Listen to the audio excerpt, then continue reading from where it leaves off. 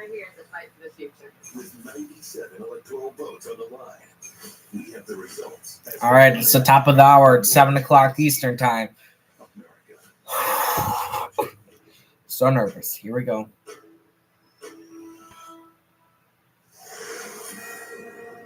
And it is 7 o'clock on the East Coast, and polls have just closed in half a dozen states. The Fox News Decision Desk is making its first calls. The most closely watched state at this hour. Oh, Trump got it. One of 7 battleground. Trump got Kentucky. That one obviously is too early to call. And we'll dig into those numbers soon. It's also too early to call Virginia, though.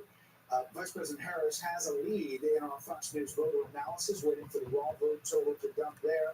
Fox News can project that former President Trump will win Indiana. How many electoral votes is that? the state of Indiana. Trump will also carry nearby Kentucky. for the third time, and it is too early to call the state of South Carolina. But former President Trump has the lead there, according to our Fox News voter analysis. Meanwhile, Vice President Harris will sail the victory in liberal Vermont. Vermont Harris As we wins. look at the race for 270 electoral votes, that's what it takes to win. Throughout the night, we will be adding up as each state is called. Right now, you see 19 electoral votes for the former president, 3 for the vice president. And we are going to be following all of this throughout the night. And that's at the bottom of the screen. You can see these races and get the raw votes over there. Yeah, and that's Mr. happening very soon.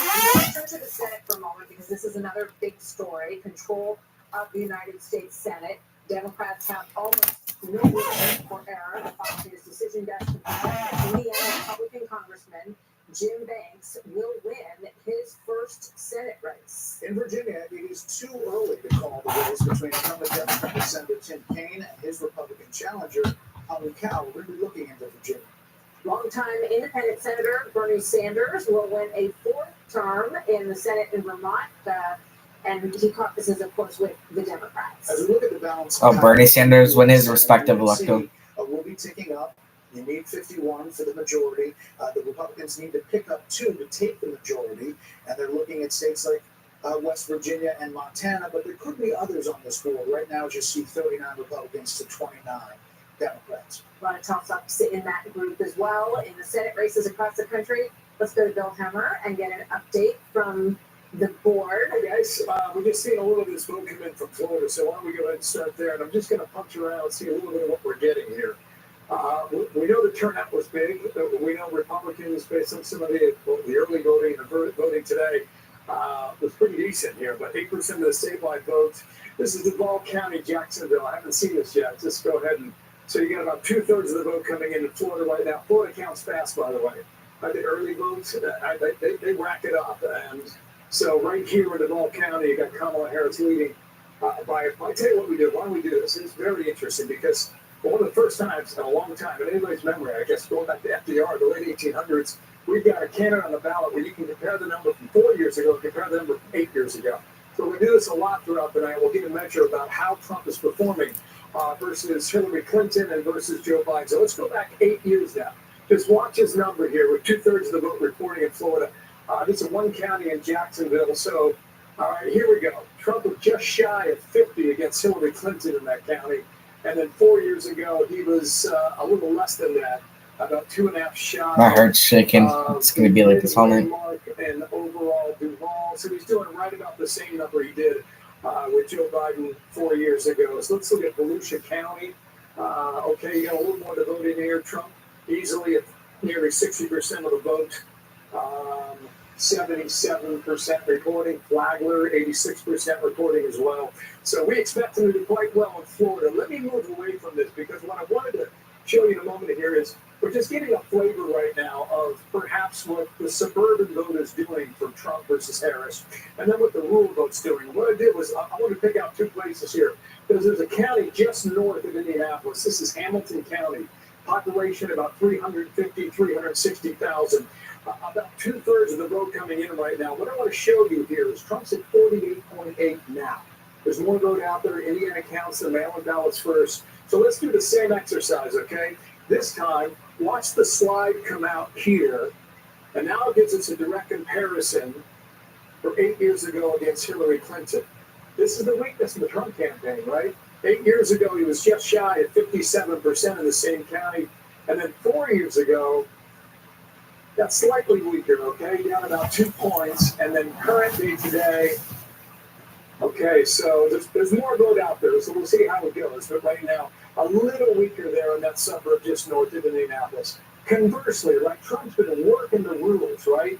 Well, this is Kentucky.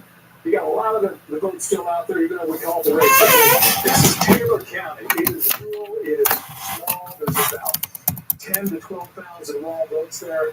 Trump's percentage of the vote is big at 77%. So let's do the same exercise again. Go back to 2016. The percentage of the vote, okay, it was lower. 4 years ago in 2020, same county now, right around 75%. And as of tonight, okay, by the way, raw vote 93.76. Hold on to that number, okay? It's important because it's doing better on a percentage basis, but the raw vote doesn't help him a ton. That may suggest, as we pop around the map throughout the night, that the turnout for this vote could be lower than 2020. It's a COVID year, a pandemic year. A lot of people vote by mail, et cetera. We'll see whether or not we're able to top that number from 2020, but it's questionable and debatable at the moment. If I've got time, I'll just show you Florida. Just one more time here, 30% in. Miami is missing. You know, we're waiting for the Hispanic vote down there in Miami, the Cuban vote as well. Broward County, 70% in. Heavily Democratic there, but about 60% of the vote right now vote for Kamala Harris. The Trump team is saying that they're getting on the radio right now. They're cautiously optimistic. They're doing a radio in Pennsylvania, Wisconsin, and Michigan, all the way at the top. And he's the former president telling people there's still time and finish strong. That's the message from Mar-a-Lago right around down here in Palm Beach. Back to you, Brett and Martha. You have time, Bill. We're going to have a lot of time. Okay, yeah. We have a lot of waiting to use You know, Georgia is really crucial. Yes. As we look at this raw vote total, and then also getting a lot that we expect to come in very fast. Madison Allworth is actually in Norcross, Georgia, with a view from the ground. Hey, Madison. Hey, Brett. Hey, Martha. So, yeah, polls have closed at a majority of locations here in Georgia, including location that I'm at. I can actually see from my vantage point that at least one person has tried to come in at 7 p.m. and they're turning them away because this poll location, like most, closed at 7. But there are a few, because of issues, that will be open at 7 p.m. So 5 locations in Fulton County, 1 here in Gwinnett County. Those 6 had issues with unsubstantiated threats. So they were closed for a certain amount of time during the day. They've been allowed to be open for that amount of time past 7. We also have 7 precincts in DeKalb. That's another area in the Atlanta metro area that had bomb threats. We're still waiting to see if those locations are going to be allowed to be extended past that 7 p.m. window. So majority results are coming in. We've talked to the Georgia Secretary of State, Brad Raffensperger, a number of times. He has reiterated he's really confident that majority results will be reported by 8 p.m. And now when it comes to how close it is here, recounts are not necessary, but if it's within 0.5%, a candidate can request it. We're going to start to get those results really any minute now, guys. I'll send it back to you. Okay, Madison, thank you. All right, let's go to Sandra Smith, who is looking at these Fox News voter analysis surveys and picking up some information on different voter groups out there. What do you learn, Sandra? This could be telling a big story right now, and this is the first time you'll see this, and the first time since the polls have now closed. You got to close there that we can break this down by candidate. Okay, first up, timing of your vote. We know so many went out for early voting. Let's see how those votes are breaking down in Georgia. Those who cast their vote early, look at this. They did not prefer a candidate if they early voted. That's what Trump wanted. He wanted an early vote. He wanted a tie at least. That's really good for him. We know race was huge. The black vote was huge for Biden when he won by just a bit in Georgia there in 2020. So let's look at how they are turning out in this election. All right, this is the first time we can break this down among black voters and their support for Kamala Harris. While strong, she is below where Biden was in 2020, 4 years ago. This number for Biden was more like 91. So she's running about 8 points behind where Biden was with the black vote in Georgia in 2020. All right, I have another data point where I'm going to combine this with gender, okay? So now you look at the black male voter in Georgia. We know both candidates have spent a lot of time courting them there. Democrats have been trying to convince them that they could be better for the economy. Trump has been trying to woo those voters. Remember, inflation's more than 20% in that state. With black men, Harris is at 73%, Trump at 25%. Let me give you perspective and context on that. Joe Biden in 2020 had this number at about 87%. Okay? So right now, she's running about 13 points with black men behind where Joe Biden was in 2020. All right, another data point there, Brett, because I know you asked. Black women as well in Georgia. We have been watching this. Here it is, strong showing, 89%. But let me give you the perspective on that. Joe Biden with black women in Georgia 4 years ago was at 95% of their support. She is also running behind with them by about 6 points. I'll leave you off with one other data point here. Again, this is the first time we were able to show you this. Education and race. Whites with no college degree in Georgia. Donald Trump, a strong showing there. He's at 77, getting 77% of their support. So we have a lot more data coming in, and we will continue to bring that to you. Right, Martha? Those are really interesting numbers. Tell the story. They start to. Yeah, so let's bring it up now and see what they think about these numbers. Brett Hume, Dana Farino, Harold Ford Jr., Carl Rose, Laura Ingram, and Robert Wolf. Laura, welcome. Great to have you here. She's underperforming, but is the headline there. Yeah, it looks like right now Harris isn't getting enough from women, at least in Georgia, that she would need to overcome what Trump is getting from men, both increase in support from black men and men overall. This is going to be the question throughout the night, because the Trump people and all their surrogate groups have tried to really mobilize men. We talked about this afternoon, Martha. I mean, from Joe Rogan to Elon Musk and all the other people down the line, they're trying to turn out that male vote. I would keep an eye on Virginia, and Carl knows this better than everyone else, but in 2020 in Virginia, Trump lost by 9.2, and in 2016 he lost by 4.9. Watch what happens in Virginia. Youngkin has been phenomenal on the ground for Trump, and even if that lead is cut by half, let's say it's 4 points, that could be a bellwether of something to come. Also in New Hampshire, where I spent 4 long winters. Yes. See what happens in New Hampshire. 2016. Robert, welcome to you as well. In the state of Georgia, Biden flipped Georgia for the first time since 1992, largely because of the black electorate. Looking at those numbers right now, it doesn't seem like she's delivering that same kind of power. Yeah, those numbers seem soft. Although I would tell you I was predicting North Carolina over Georgia for the vice president, because I think Stein will be like plus 15 versus Robinson. And I think it's the governors, and I think that may help the vice president. But these are soft numbers, and I thought with Warnock and Ossoff, 2 senators that are popular, we would have maybe seen, better turnout. So I'm hoping this is just the early voting. Yeah, not all the data obviously is in yet. Carl, what's your read on it? Well, first of all, we're looking at half of the problem. The problem is that we're looking at is what's the division of the black vote by men and women, Trump versus Harris. The other thing we need to look at is turnout.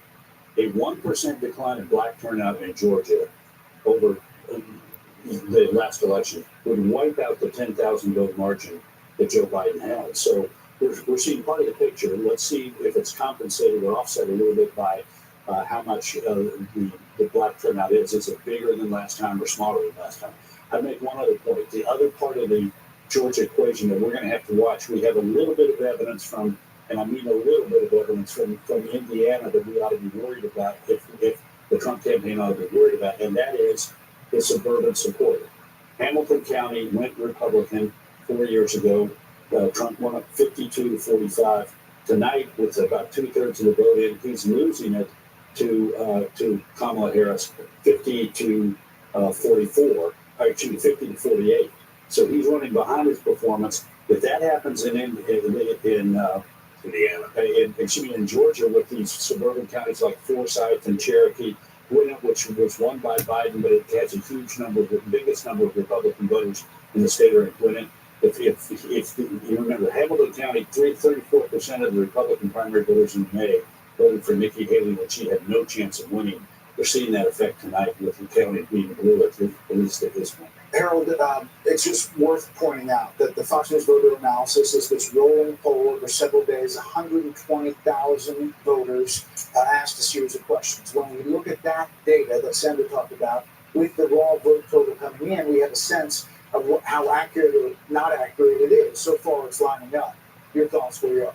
So I think Carl's point is right. I think one of the things I would love to see in Georgia is not just racial breakdown, but just breakdown of women versus men. Because if indeed he's underperforming the suburban areas in Indiana, you could extrapolate perhaps that happens in Georgia. But I would agree if these numbers hold up, if he's polling even President Trump, 25% amongst black men, that's a challenge. If you see that in the other big cities in the blue states, Detroit and Philadelphia, that could be an issue as you think about the tightness of this race. But this campaign, the Harris campaign, has always said that it's women.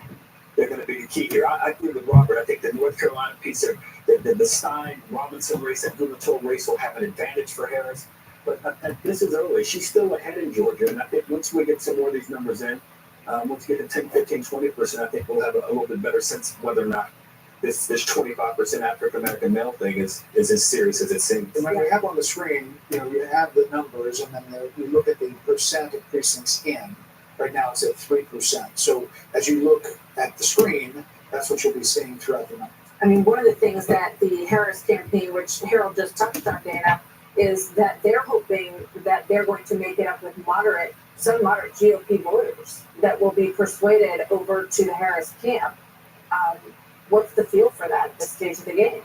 I would be skeptical that there is a lot of that kind of vote out there. So Governor Kemp had some problems with President Trump for a while, but they patched those things up, and I believe that as has been very good Governor Trump in Virginia, that Kemp has an amazing operation. He has been tireless out there for him, and I also think that we should thank doing what we need to do to help get us these results as quickly as possible, to have integrity in the vote, for people to have confidence that the system works for them, that they can get to those lines quickly, and that the rules are the rules, and that I think will help people feel confident about the results. The economy is the number one issue in Georgia by far. Is It's everywhere, but pretty much leads the way. In Hi. Fox News voter analysis, they break Trump For what? significantly on the issue of the economy. Where were you? Oh. Yeah. You downstairs. Can't think of a quickly better way to say it. Really set a great deal of store by the fact that they believe that they have reached these people and will turn them out in significant numbers. But explain who they are. They're people who didn't vote in 2020, or maybe even didn't vote in 2016. And they're the kind of people they think are largely for Trump.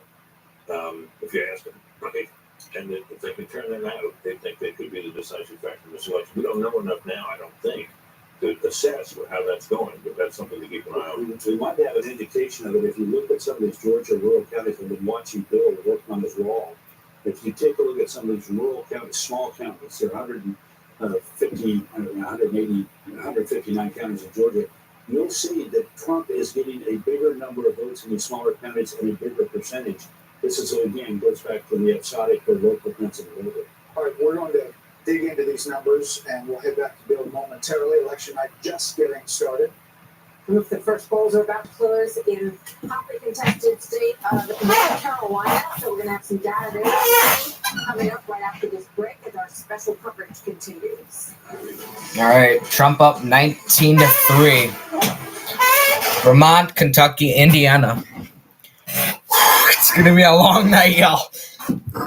We cannot let Harris in the office.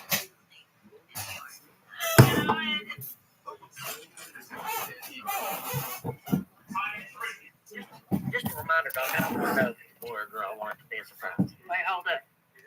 If we're all here, who's looking after the laundromat and the video store and the other establishment? Gambling room? Huh? It's okay. I lost $100 there last week. Oh, then you know we're good for the bill. I can't go in the video store, the laundromat, and the other room all at the same time. I want to work in the other room. You're not working in the other room. I I got the other one. I called Dibs on video store. Oh, I don't want a video store. Too bad. I called Dibs. Great.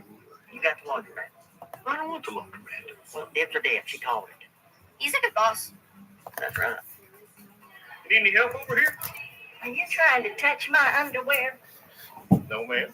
Well, then, step away. Yes, ma'am. Everything working okay for you? I heard about you. You that panty sniffer. No, there was no sniffing. Barbara, you doing it again? No, it's all like it. I'm totally into old movies. You know, Breakfast Club, Goonies, Pretty in Pink. Hey, how's it going? Fine, bye. Not much going on at the laundromat. Thought maybe I could lend you a hand. Nope, all good. Go check on Georgie. All right. So, you doing anything later? Yeah, she's going home with her father. Dad, I'm sorry, sir. I didn't know. Yeah, did you know that she's in the 7th grade? Dad, I thought she was older. Well, now you know. Beat it. Right. are you happy? He is way too old for you.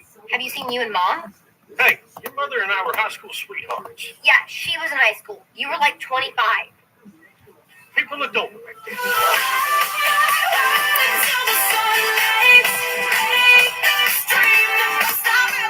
Tom Brady is 100% right because he said that there were certain places on the field that you would never want to throw the ball to as a quarterback so that your receiver did not get hurt. But that now, because defensive players can't hit receivers like they used to, quarterbacks are more and more willing to throw hospital balls. And there is no worse offender than Derek Carr. Since he literally ended Michael Thomas's career with this pass, Chris Olave just got concussed against the Panthers on a terribly thrown ball from Carr. And Bro is constantly trying to injure his teammates, since Juwan Johnson also took a shot to the head and had to be removed from the same game after this play. It's crazy just how many of his teammates Derek Carr has gotten hurt in his career, because it was so bad in his last year on the Raiders that he was trying to get his receivers to hit each other. When you look at these hits from the Chargers and Bucs games, it was the 3rd time just this year alone that Carr has set Olave up. Being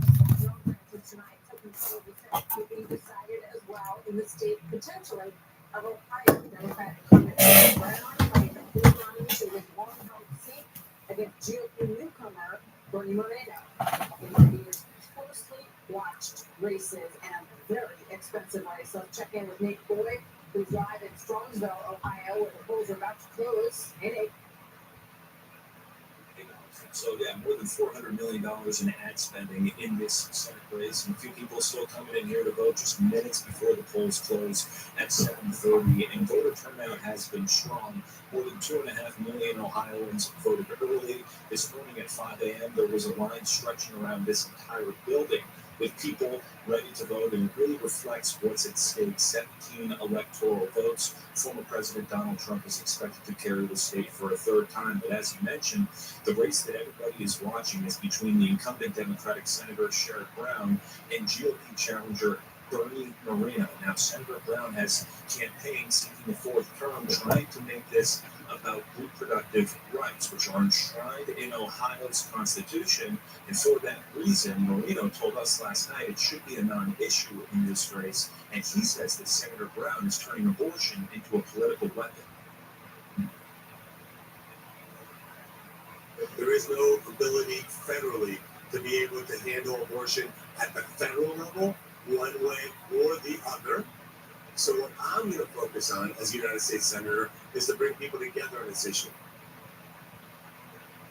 And we will see the impact that former President Donald Trump has down the ballot. Keep in mind, no Democratic senator has won an election in a state that Trump carried while Trump was on the ballot. We'll see if that changes tonight. We'll send that to you. Made for the golf course inside the pool area. That was nice. He said if there had many people, I wish you probably can't be quiet. Yeah. North Carolina also on the next batch of poll closings, a tight presidential race in a state Trump won twice. Many voters there still recovering, obviously, from Hurricane Helene. Senior correspondent Jonathan Serra is live in Raleigh. Hi, Jonathan. Yeah, good evening, Brett and Mark. Most of the polls throughout the state are going to close just minutes from now, with the exception of 2 precincts that had technical problems that delayed voting this morning. The issue in Wilson County involved a printer cable, and in Brooke County, it was a laptop that wouldn't boot up. In both instances, it involved equipment used for checking in voters, not the actual voting machines. Other than that, elections officials say things have been moving pretty smoothly, including in the western part of the state, which was heavily damaged in Hurricane Helene.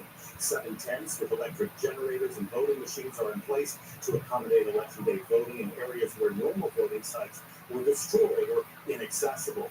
Election officials say the state's voter turnout with already early voting records is on track to meet or exceed the record set in 2020 for total ballots cast. Back to you guys.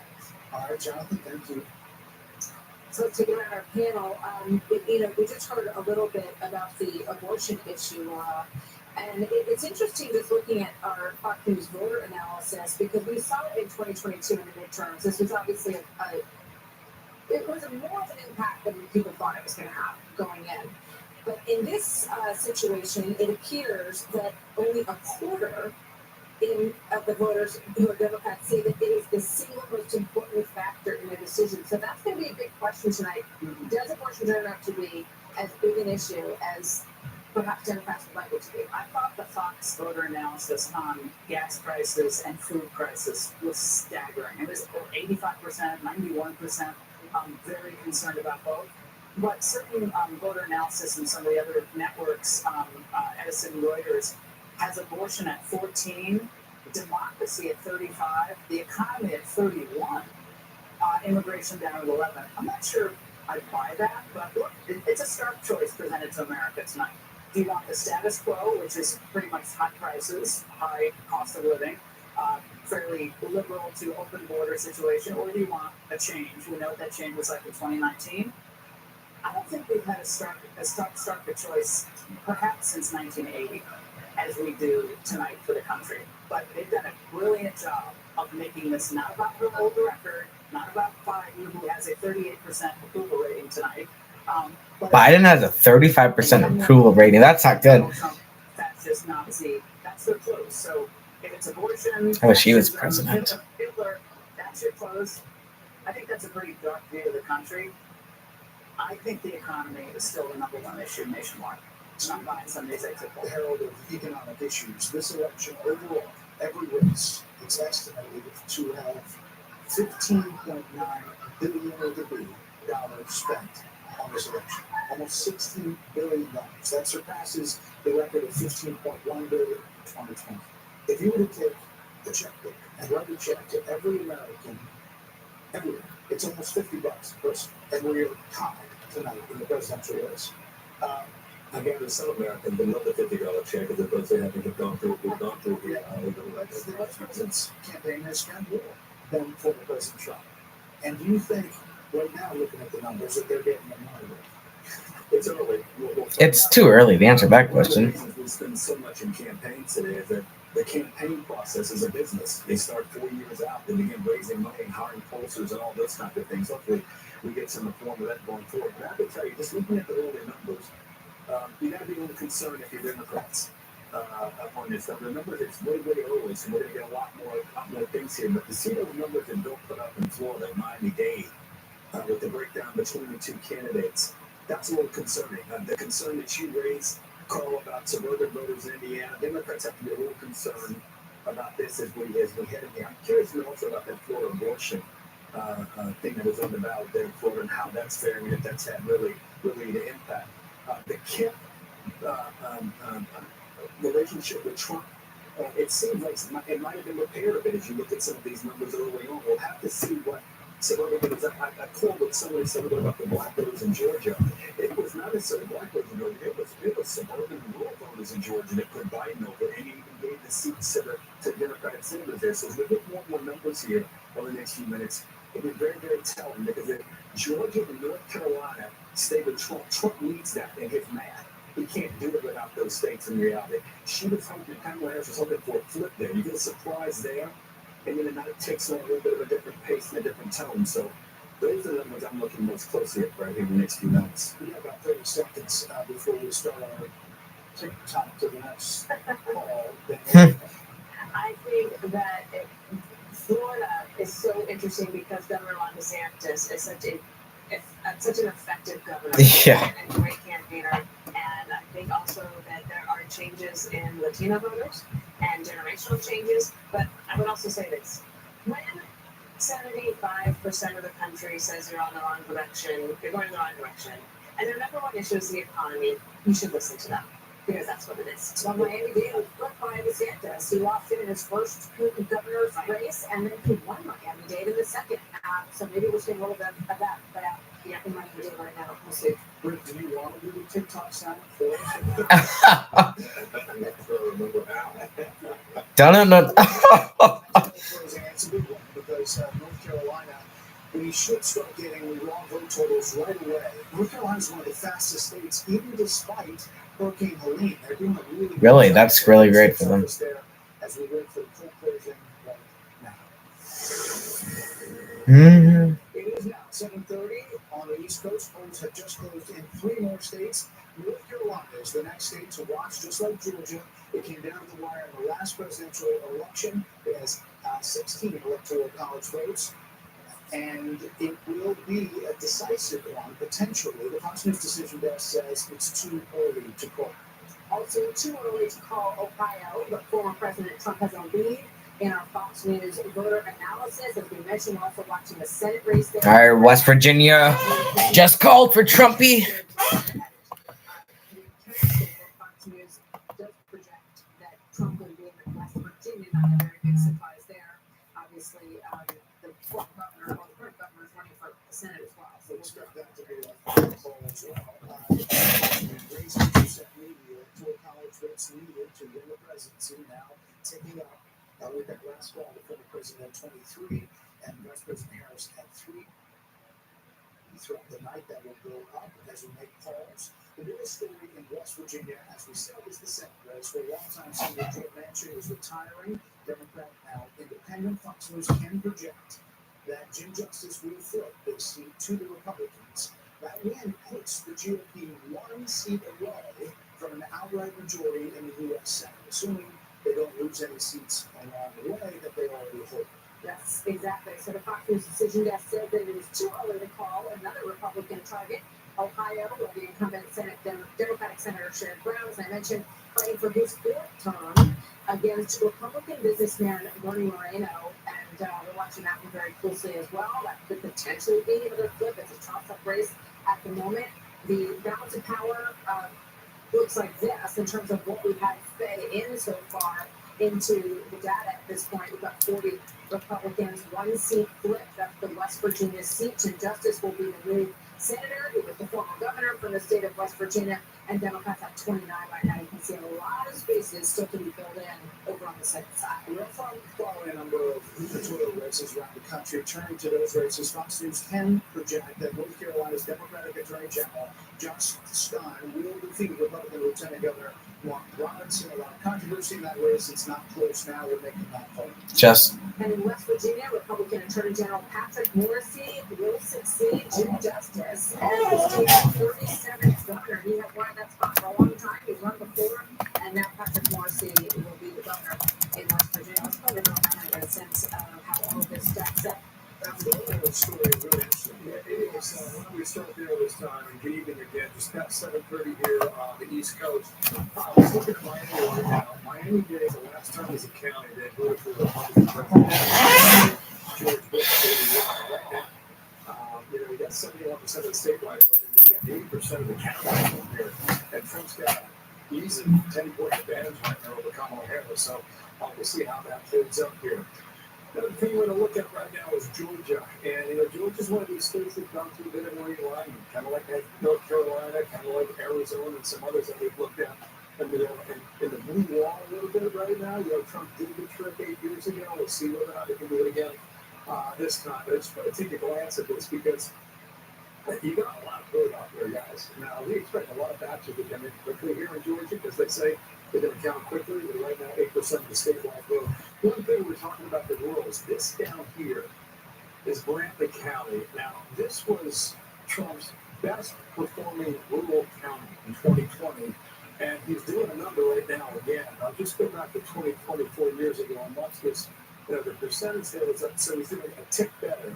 Raw vote here, 6,200 4 years ago. will all vote now in the same count of 49 numbers. And maybe that comes back to that conversation about, turnout, things like that throughout the rest of the country. But when we look at Georgia, let's look at the vote difference for Georgia. We can show you a little of the realignment that we're talking about. If you look at this, right? All this over here, this is a dominant state for the Republican Party and have it for a long time. I mean, you think about George Bush's second term, right? They won that state by 16.5 points. That wasn't even on the map in terms of consideration. But slowly Georgia changed. And a lot of it changed for the metro area, the 26 counties that make up Atlanta. It was Trump in 2016. I can give it to him, right? 5 points 8 years ago. But things seem to change in 2020. It changes. This seems like kind of a fast election, and since like a month ago, it felt really fast. And 79, all right? So this is where we are now. Just, with a lot of that vote out there. Trump's got a lead of 22 points, and it's going to change throughout the night. We just want to let you know what's happening there. Let's look at the vote difference for North Carolina. A similar story, maybe less of an advantage for the Republicans, but this is all there. This is all there. You look at what Bush and Kerry did in 2004. That was easy. That wasn't a battleground at all.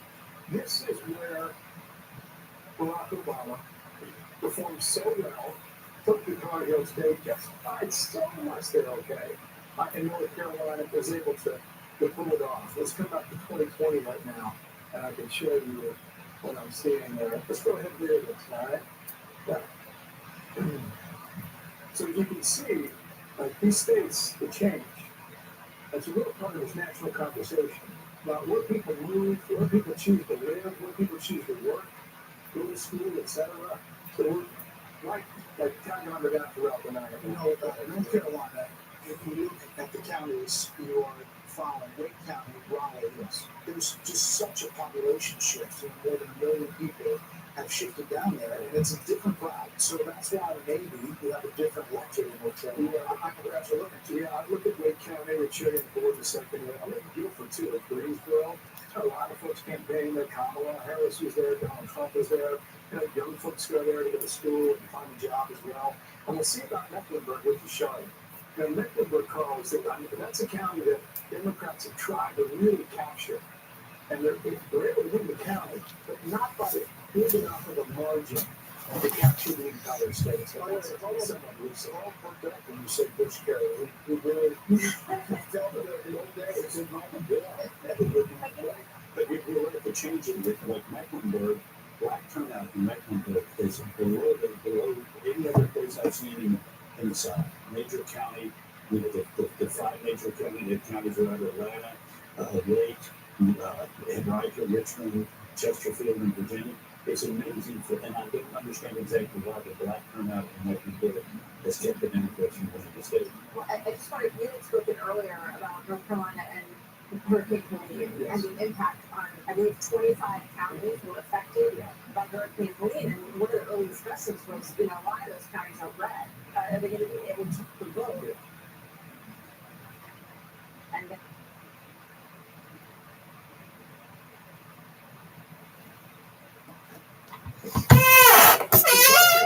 everyone felt like it was going to be okay. Cheaper, See Martha here, and I don't know how much of that vote we got in, but we're looking at this with virgin eyes here. Okay, you're 2% statewide. But what you're talking about, Mark, let me go ahead and draw this up here. All those 25 counties are west of Mecklenburg that we're talking about. The rest of Charlotte, okay? This is the blue dot in the western part of North Carolina. It's Buncombe County, that's Asheville, and that helped Joe Biden erase about a 43,000 net gain on behalf of Donald Trump.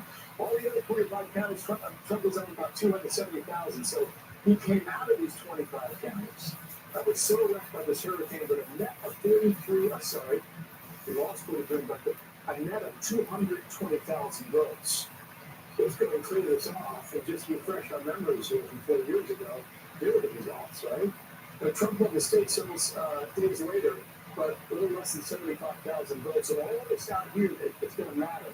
And what the Democratic Governor Roy Cooper said is that we're going to put these mobile voting bans in Western North Carolina to make sure that nobody gets ripped off from guessing voting on behalf of women. Laura, the Harris campaign is pointing to schools like Appalachian State, the polling place.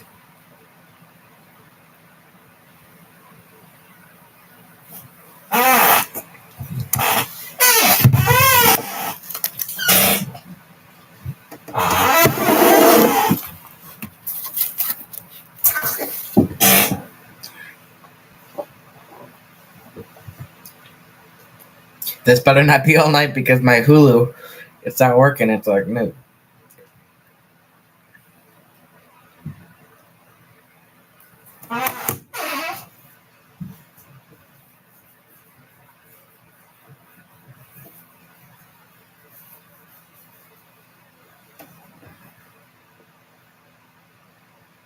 We'll see. So, as you know, when we were all at the convention together, I said that Kamala Harris was the underdog and that Trump would win. And I didn't shift until maybe with Martha like 2 weeks ago. And the reason was the following. One, on the economy, yes, it's number one. But it went from Trump plus 15 to Trump plus 8. And so that was a big difference. Some polls had it even tighter. And some, I think Fox ended up at 6. And then the second thing was the money. Harris campaign raised $1 to $2 billion. All of a sudden, it wasn't just the blue wall. Arizona, Nevada, Georgia, North Carolina come into play. And Martha and I have spoken about it, not to make this a gender issue, but Arizona and Nevada do have reproductive rights on the line. So that makes a big difference on the gender vote. So listen, I'm not going to say I went from optimistic to nauseously optimistic. I'm going to stay optimistic, but we're going to have to see what happens in Atlanta and Charlotte and some of the big cities that, we're depending huge votes for Harris. But it doesn't feel as good yet. But we have a lot of vote that is still outstanding, right, Carl? Well, absolutely. I mean, some of the smaller counties, really in Georgia and North Carolina, will come in quickly, but the bigger counties where this will be settled, will take a little while to get them back. But you'll be looking not only at how she's doing versus Biden, but how he's doing against himself, 2020 and 2016. And my suspicion is that we will see a pattern of he's doing better in rural areas, and he's doing slightly worse in urban and suburban areas.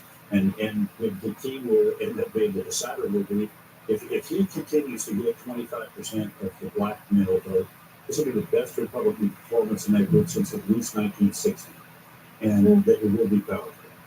Okay, that's one to watch. Thank you, panel. The countdown is on to a slew of poll closings across the country, including the big Kahuna, Pennsylvania, one of the biggest battleground prizes of the night. Our special coverage continues here on Fox now.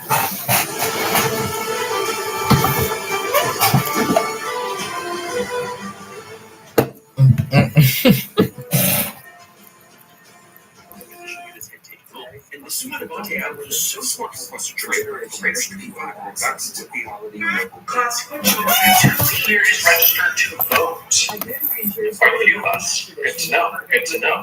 Well, a reminder that today is Election Day. It is your last chance to vote, and you have not done so already. So please, please, please make sure you participate in this election. Okay, it's it's not unlike what we do in here if you think about it. Formulating your beliefs and then using your voice to stand up for them. It's exciting stuff. I remember my first election. It feels like ages ago. But, it's important to stand up for what you believe in. Okay, there's a lot on the ballot this year, and I'm aware this is English class and not government, so I'm not here to sway you in any which way, but, just a reminder to be mindful of each other and mindful of our future. Okay, what does the world you want to live in look like? In fact, that's an amazing essay prompt, so stay tuned for that. But in the meantime, please, please, please make sure to participate in our democracy. Exercise your right to vote, okay? I'll see you at the polls. Okay. Class, quick show of hands.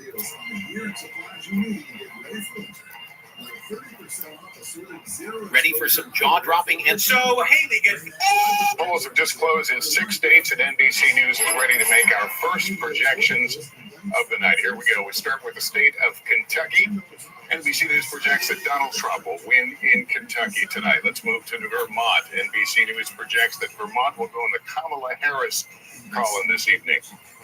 This is where it brings us on the road to 270 right now. The early start. Donald Trump out in front with Pacer. Mike Williams with English Bulldog. Sir. Polls have just closed in 6 states, and NBC News is ready to make our first projections. Sir, Mike Williams.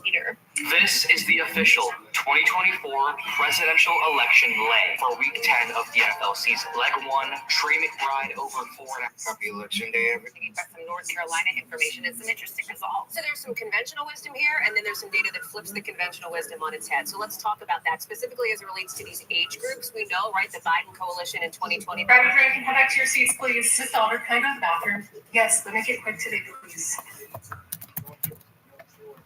His companions were graceful divers. Miss Bunker, does Susie ever come back from the bathroom? No, not yet. This is getting ridiculous. It's every day. I'll go check on her. Thank you. Tacky like to do splashy cannonballs. Goodly, lovely, angel, neatly, and perfect, always sang pretty songs like Sunrise on the Iceberg. Tacky always sang songs like How Many... Can I talk to you really quick? Sit tight, kids. What's up? Was she okay? Yeah, but I don't know if I'll be. It's a terrible thing to have eyes, I'll tell you that. Okay, what's the problem? Is there a mess in there? Did she make a mess? Did you know that when Susie goes number 2, she strips down completely naked? Thump and all. Some of the picture as we look at Fox's voter analysis and what the vote totals coming in. By the way, on your screen you'll see everything that we have coming in, every race that you may be following on the bottom of the screen, sometimes on the side. It also depends on whether they're starting to count with vote that came in early, and then what the sequence they start to get will shift as they start to do the day of vote in these states as well. So you're going to see a lot of very big shifts, no doubt. Every state has their own which makes it really interesting to cover.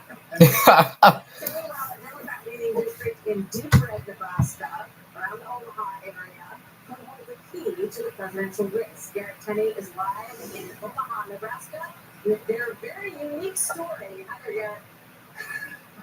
Hey, Mark and Brett. Polls closing in just very quickly. Things are heading here in the same congressional district. Remember, Nebraska is not a winner-take-all state, and here in Omaha, it's known as the blue dot in this deep red state because Democrats won this district single electoral in both 2008 and 2020. This time around, they have spent billions of dollars trying to get that happen again. Given how close this race is going to be, that single electoral vote could be a difference maker for Kamala Harris's campaign. Here in Douglas County, it's where to watch. Election officials will announce the first results at 8 What? What? Okay. I like your hat. Thank you. You're on stream. I know. What? You touched me. Democrats have spent a lot of time and effort this time around to change that. We'll have to see here in the next hour if it pays off. Very much. Harris Farmer is getting real-time reaction from real voters as results unfold with voters' voices. We'll be talking about issues that drove them to the polls. That was great to see you.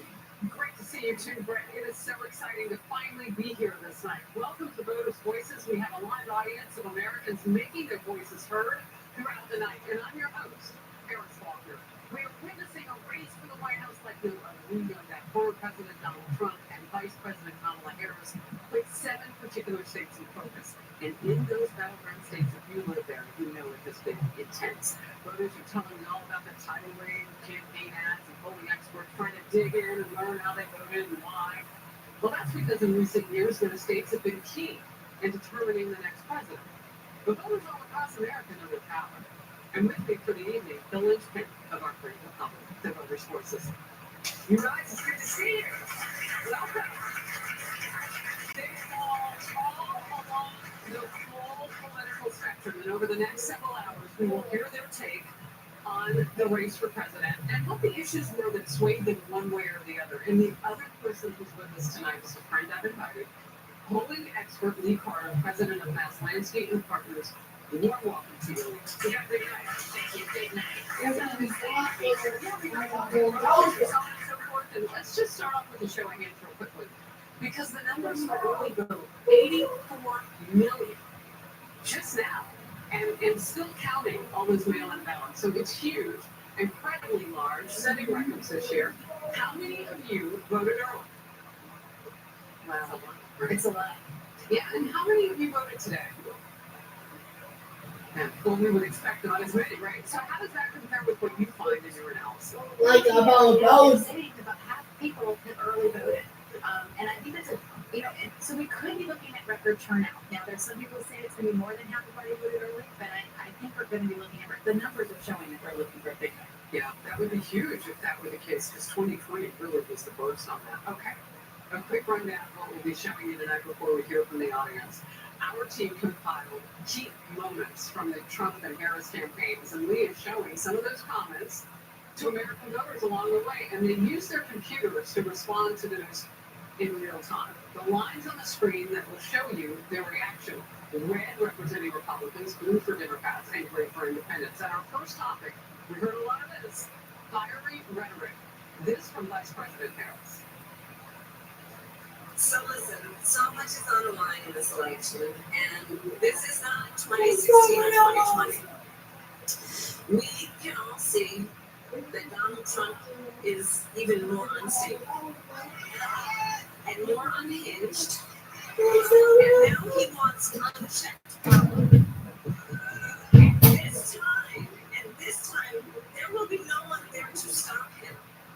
Not even the Supreme Court, which months ago told the former president that he is essentially immune no matter what he would do in the White House.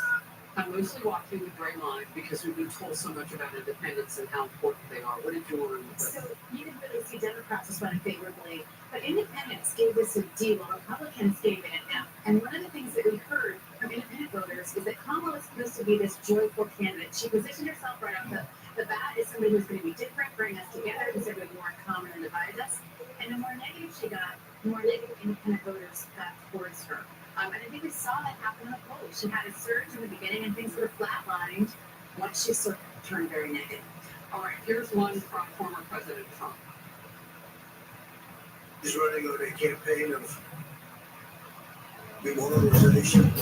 It's a campaign of hate. Their lies and their slanders are very shameful and really inexcusable. Today we're going to talk about the real character of Kamala, and a person who has no remorse for the anguish she's inflicted upon families all across America. Kamala intends to inflict and keep this misery going, and she's going to keep it going as long as she can, because it's the only way she can get elected. And I think it's a very different reaction here than we had with the other voters. The Democrats, not surprisingly, gave us an F. Independents kind of flatlined it, gave us C. Republicans gave it an A. I think this kind of rhetoric is priced into Donald Trump. They want to see him be tough. They want to see him be a fighter. A lot of the things that we talked about were things that people agreed with. So I think people can have more of a pass on the tough rhetoric than they do. All right, let's talk to some voters. I can't wait for this part. Okay, so Steve, you are a Democrat, and I understand you voted for Trump, and you live in the all-important battleground of Pennsylvania. So tell me about your journey and what it's been like and why you made that decision as a Democrat. Well, Harris, for me, it was very simple. The issues for me are fighting anti-Semitism, being strong on our greatest ally, Israel, economic strength, fighting the border, and peace through strength. And Donald Trump, we have a 4-year history of Donald Trump as president, and he demonstrated all of that. And it was a no-brainer. It was a very interesting reaction for people to see me demonstrably promote my report for Donald Trump, but I also have supported David McCormick. So that was sort of a double-edged win for me, but it was a no-brainer. And supporting Donald Trump is an easy decision. Yeah, as a Democrat, you said people will react to that. I appreciate your answer. I appreciate everybody's time. We will hear more from our voters' voices throughout the night. Let's go back to Brett and Martha. So the clock is ticking down to one of the biggest poll closings of the night. Pennsylvania is about to finish the voting process. Our special coverage continues with Jesse Waters and Sean Hannity coming up.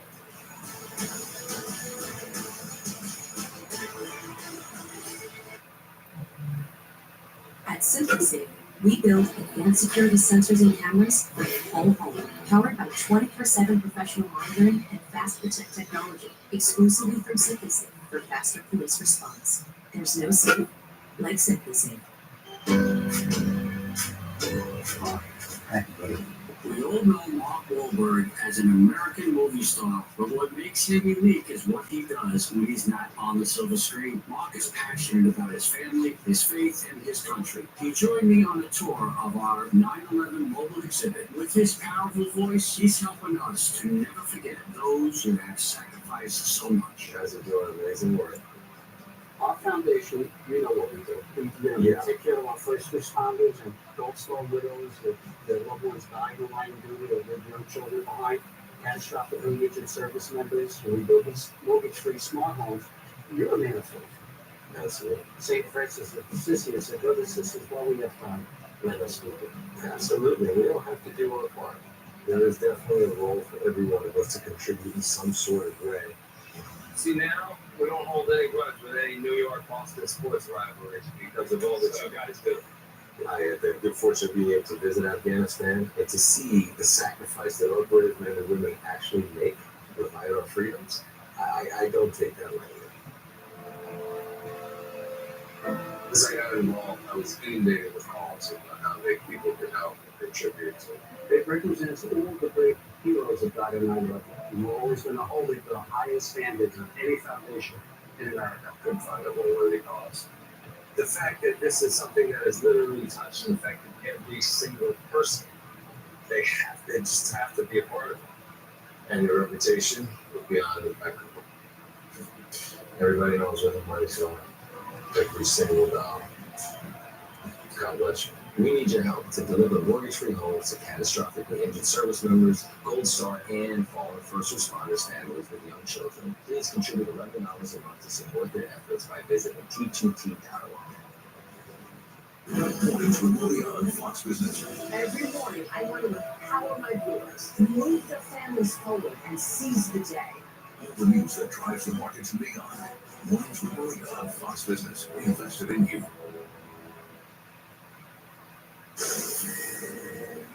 Welcome back. We do have a call to make. The Fox News Decision Desk can now project that former President Trump will win the state of South Carolina. So we are counting down the minutes to the next poll closing, and there you see the race to 270 ticking up on the former president's side at 32-3 for Vice President Harris as the states are called. We will continue to see that, and obviously 270 is the magic number. We are ready to go. A lot of filling in of this board and these states, but some places are getting very interesting as we get closer to our next round of board closings, which are coming up in just a little while. And that will include Florida, where the Trump campaign is watching the results tonight. Let's go to Steve Harrigan. He is at Senator Rick Scott's campaign headquarters in Bonita Springs, Florida, which has technically a bit, that place has gotten interesting. Steve?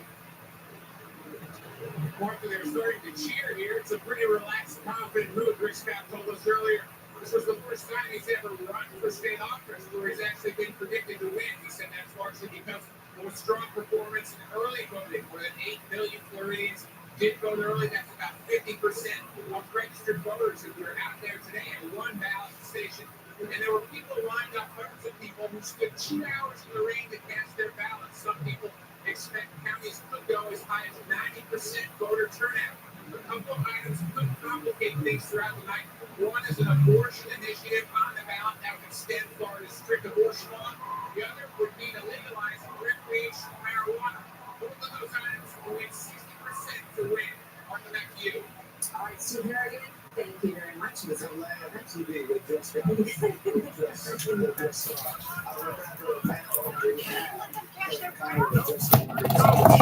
It's Liz.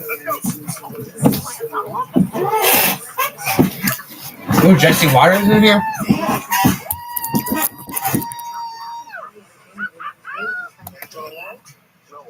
Not real aspirations. I know what they are, Wayne. You guys are doing great!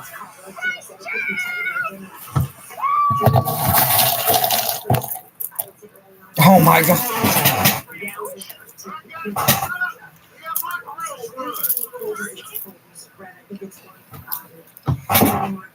This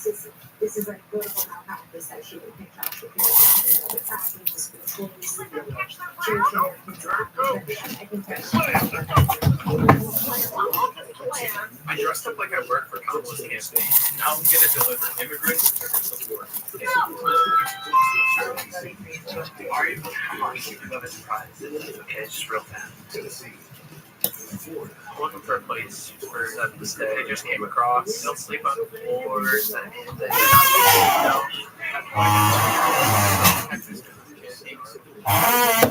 Sleep on your lawn. They just came across. Oh, that's fine. After dating a teenager, I don't pick up. So they don't have paper. Order situation, we're just trying to get them a floor to sleep on. You guys want COVID? They said they could survive it. We work with her, so we know how to say her name. Kamala. She pronounces her name as Kamala. You got cars, we redo it, just came across the border. We're trying to find them a home. Just say I'm voting for Donald Trump without saying it, okay? So you're voting Kamala? I dressed up like I work. Who are you voting for? Trump. Kamala Harris. Trump. Oh, wait. Change. So once that changes, we'll know. Good morning, Miss Wilder.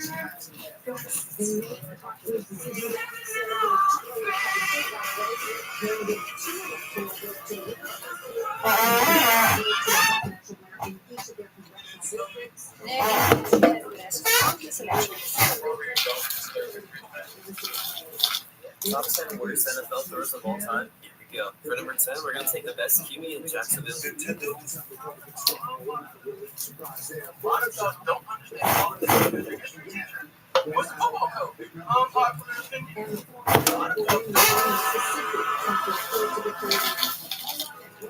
Zach. Zach. 13. Baker's dozen. What do you say we pack up and get out of here? No, we have to wait for Channel 7 news. Channel 7? Yes. I told them to find the photo notes of human interest story at the supermarket. What story? Classic Americano. Little guy versus corporate greed. Channel 7 is not coming. Howdy, Vice President. Howdy, Vice President. What is your comment to the school? Let me just get the you're in college right now. Check this out. Dobbins for America. Most of my husband and I Since the presidential election is on Tuesday, here's a fun and simple idea to use in your classroom. We decided to read the story Duck for President. Mine is great for introductions on presidents and voting. We even added in a little bit of writing about the president and made it cute craft. I believe go big or go home, so we decided to make our own little mock election for Doug or Farmer Brown. We even made ballot boxes, which is so simple and so fun. The kids got to make their vote like they would in a real election, and then they even got to put it in the ballot box. Doug ended up winning our election. They were so excited. Since the president. I am.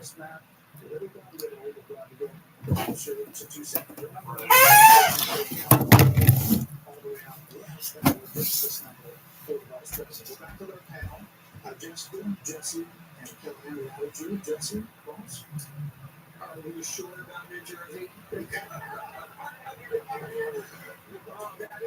So guy this morning wearing a garbage bag. So I thought the state was a lot. I guess I was wrong about that.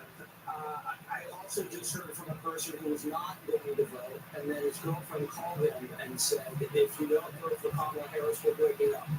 So he just drove 2 hours to the polling station and waited 2 hours in line. So I still don't understand people. And I'm not going to give you the county by county because I don't have that in my wheelhouse. But I will say I was just watching something interesting in Georgia where she's not performing as well with black voters as Joe Biden. And Trump has All right. So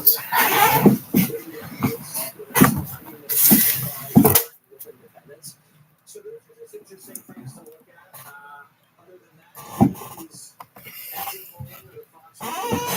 You think this would be a Trump victory? I don't understand. You might not have thought about the first one itself, especially when they're having big parties and stuff, which happens. It's a private party. They have to pay for all those guests. And they have to pay for all the servers and all of the chefs. And now the election is tomorrow. By now,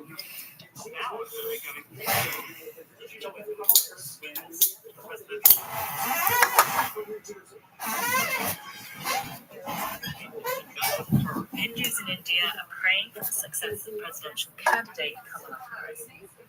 Not surprised by New Jersey, and I'm sorry for you. I've been bragging about that one for months. It's been interesting to see, obviously, what's going on in the suburbs. If this is a harbinger of a good night for Kamala Harris, that's where it's going to happen. Obviously, you need the urban turnout to be fierce, and I think Philadelphia was a big story this day. Already in the first hour of election day polling, that they were smashing records, and we'll see where that all turns out. But what I'm really focused on is seeing once all the exits are out, what ended up being the 1, 2, and 3 most important issues. Because in Ann Selzer's final poll of Iowa, she had preserving democracy as number 1. That also showed up in the Marist polling. And if it is preserving democracy, then that bodes very well for Kamala Harris this evening.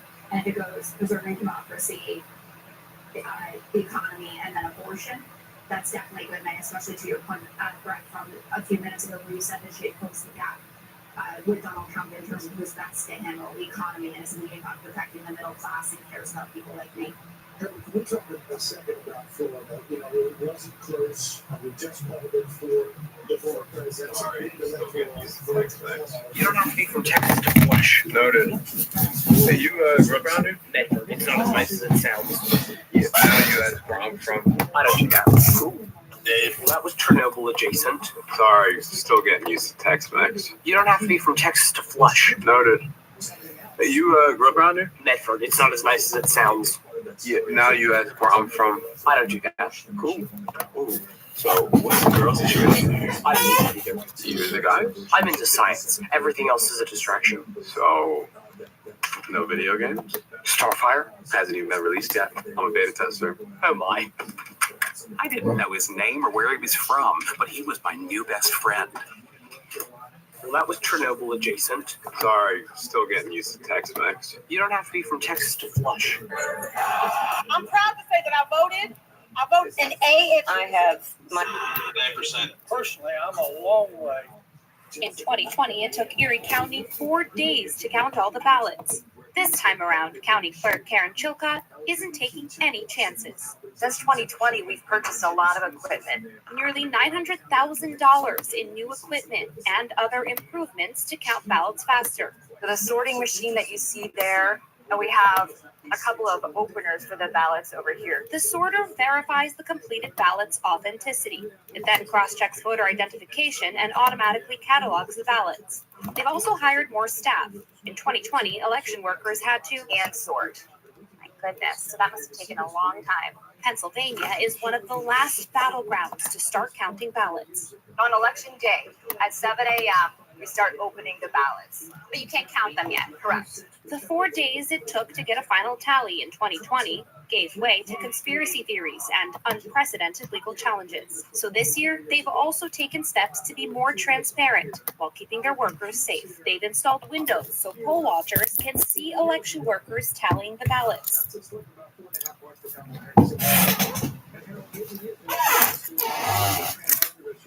The Trump team pushed so much during this campaign. Maybe that's having an impact on that. But let's move away from Virginia. There are a couple of interesting stories that I just want to bring our viewers up to. Just punching around this map here. You can find a little good news for Kamala Harris. You can find good news for Donald Trump. And I'm going to show you why here. Down in Florida, just look at Duval County and Jacksonville, okay? This is advantage Trump from where he was 4 years ago in Duval County. You see that? You see that swap? Flipped it by 5 points there. And all I do here, and in the rurals, east of Atlanta, to the south, where the Fox Insight here, okay? That's Baldwin County. The county seat in Baldwin County is Milledgeville. It was the Confederate capital of Georgia during the Civil War. Now, our Fox Insight tells us right now, look at this, okay? It has 2 colleges in this county. The African American population is about 44% countywide. Trump right now, at this moment, with 84% of the vote reported in Baldwin County, is up 7.5 points from where he was in 2020. You know, Trump team's going to take that. Likewise, okay, the metro area of Atlanta, when you pop out here, you got 26 counties to concentrate on. But the Harris folks are telling us in Douglas County is that she's performing better than Biden did 4 years ago. Okay, these are suburban voters all over the Atlanta metro area. So she's a net gain of 18,267 right now. All right, you got about a quarter of the vote still out there. Biden finished in Douglas County with a net gain of 17,360. That would be good news for the Harris campaign if this number holds there in Douglas County. Let me pop out here a moment. It should be something here that we were looking at. Georgia, for 1 second, I can. Just before we leave, the Fox News voter analysis and the network's exit polls, we're being told, show the former president doubling his percentage of black men in Georgia. He was at 11% in 2020, and now at 25%, according to these two surveys. So that may sync up with what that's starting to match the raw vote. That may sync up with what we're seeing now in Fulton County. And you got almost half the votes still out there, okay? 52% is the estimated number of votes that are in at the moment, okay? So roughly 48% out there. This is Fulton County. This is Kamala Harris. She's going to win the county, okay? But look at the raw vote total here. It's impressive, 129,000. But look what Joe Biden did in the same county, okay? 242,000. Well, that's kind of stupid because there's only 52% of the county. You know where the rest of the remaining vote comes from? And maybe we take a look at that in a moment here. But that would be, you're one of 159 in terms of population. So maybe what you're saying, Brett, about the African American male vote there is true in places like Fulton County, Georgia. Just want to caution you, there's still a lot of vote out there. But we're going to keep a very close eye on Fulton County starting right now into the night here in Georgia. And Bill, do you have any indication that turnout is a bit lower than 2020? Because that would affect some of what you're doing in these comparisons as well. I can tell you this, Martha. Before Election Day, Brad Raffensperger, the Secretary of State, set up an awesome website. And just county by county with the early vote. I was on there every hour of every day just trying to analyze.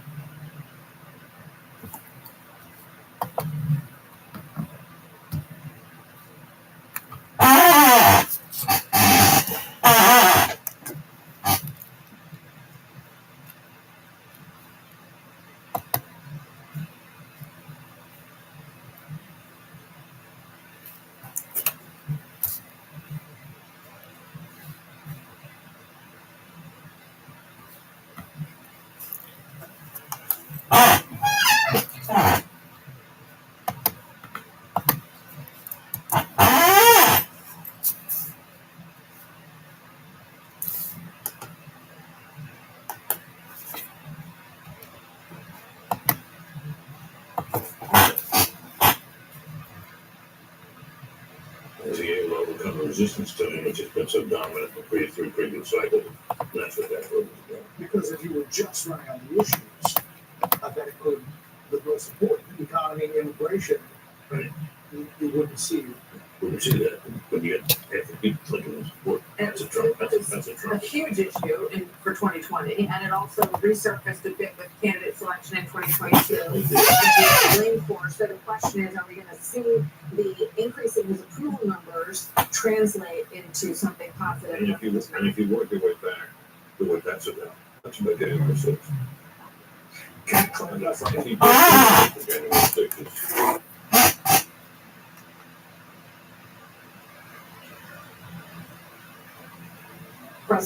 By current President Biden, the Dutch democracy was really on his lips pretty much every minute. And Vice President Harris didn't take that role for a while, but she did come back to it towards the end of the campaign. The other thing about it, I think it's striking, is it shows you the power of the media. Because in many ways, it's a BS issue. When you think about it, go back to January 6th, which was supposed to be the moment when we all thought we should fear this, that our democracy was fragile. It was the premise of the January 6th special committee that we, as the co-chairman of the committee, but we came critically close to losing our democracy.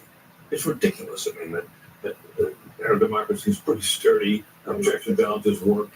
The thing was over in a matter of hours, and yet here we are. It's still a fact. And here we are with a political rise from January 7th, 2021, to a candidate who is at least tied and in a good position and has a path to 270 to win the White House.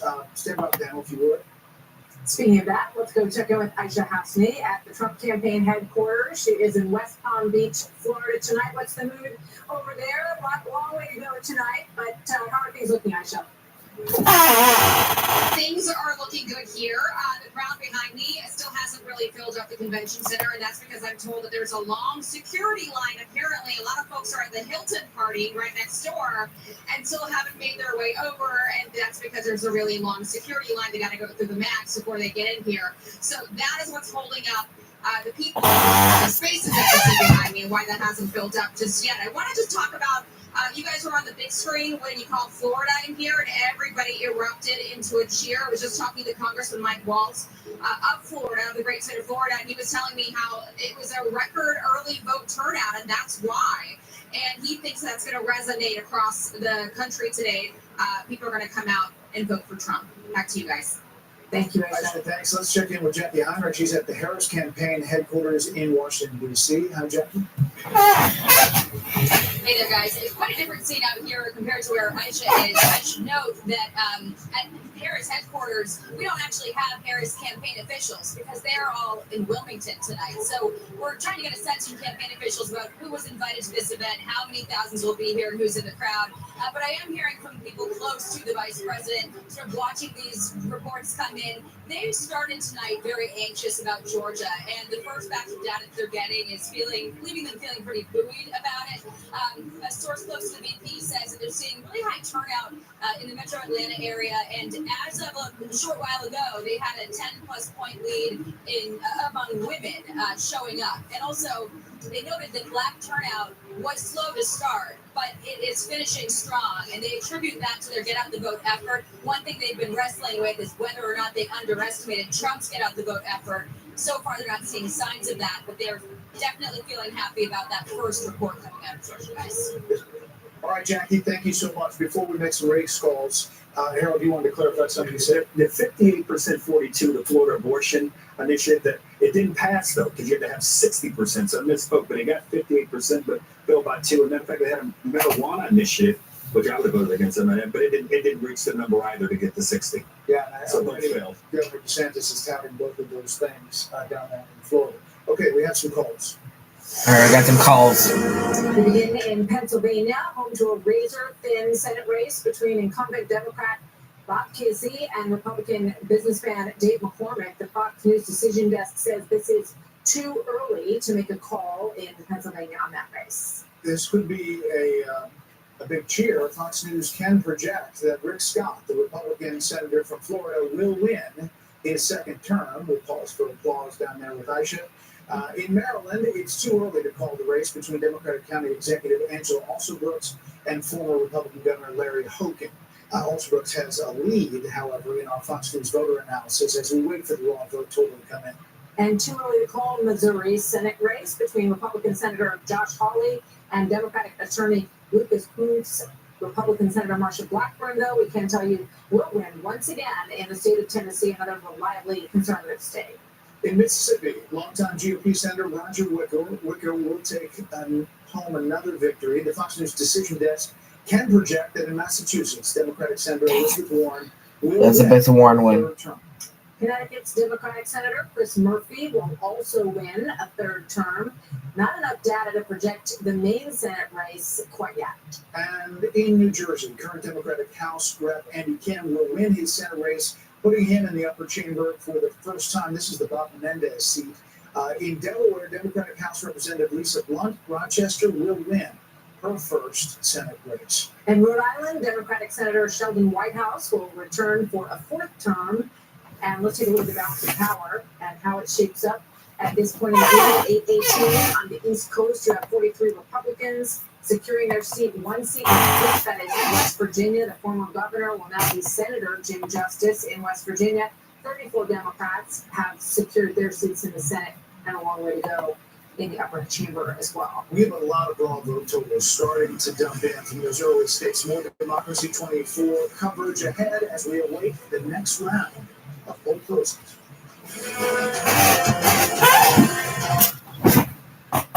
It's 2020. It took Erie County. Hey, would you pray with me for president? No, I've seen the videos. Yeah. Hi, Michelle. How are you doing? Hi, I'm doing great. I wanted to ask you, Why, what are you doing? Welcome, President. I cannot let you ride in that parade. Gee, it's just hi, buddy. It's PM. I have voted twice in my life so far. First for Hillary Clinton, second for Joe Biden, and today I'll be voting for Kamala Harris. You're almost there. Almost. Have you decided? No, you still haven't decided. Still have not decided. No. What is keeping you in the balance here? I'm just trying to think of what's going to be the best decision for me and my daughters. What is it about Trump? What is it about Harris? So right now, the biggest for me, like I said, is the abortion and where they both stand on it, because that's a big key for women. And so that does push me towards Harris. But it's like, my thing is, I guess with her is, you've been in the office for 4 years, what have you done? You haven't done anything to benefit. And that's kind of where I'm just not struggle, but I'm just not a Trump fan. What makes you want to vote for him? We know why, you say she's been in office for 4 years. What is it? I do feel like when he was president, he did good. Our unemployment was down, businesses were booming, everything was looking good. I feel like we're in that upward trend.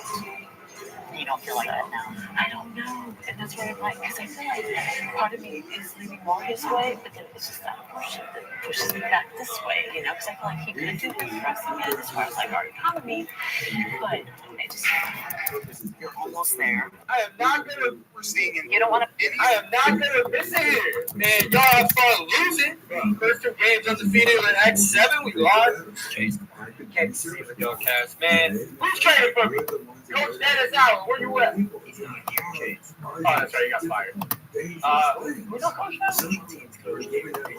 Sure. Yeah. Hey, coach, who's trading for me? Chase. Man, this coach is a jokester. I wish I got to play for him. Seriously, though, who's trading for me? Everybody's talking about getting traded. Where am I going? 49ers, Ravens, Eagles, what? Chase, you're not getting traded. You're staying here. Huh? You're not going anywhere. You're kidding. No, I'm not. Okay. Well, fellas, listen. We can still win, right? We can turn this season around. We just all gotta give each other, right? Hey, shut up! I'm talking, Chase. Fair enough.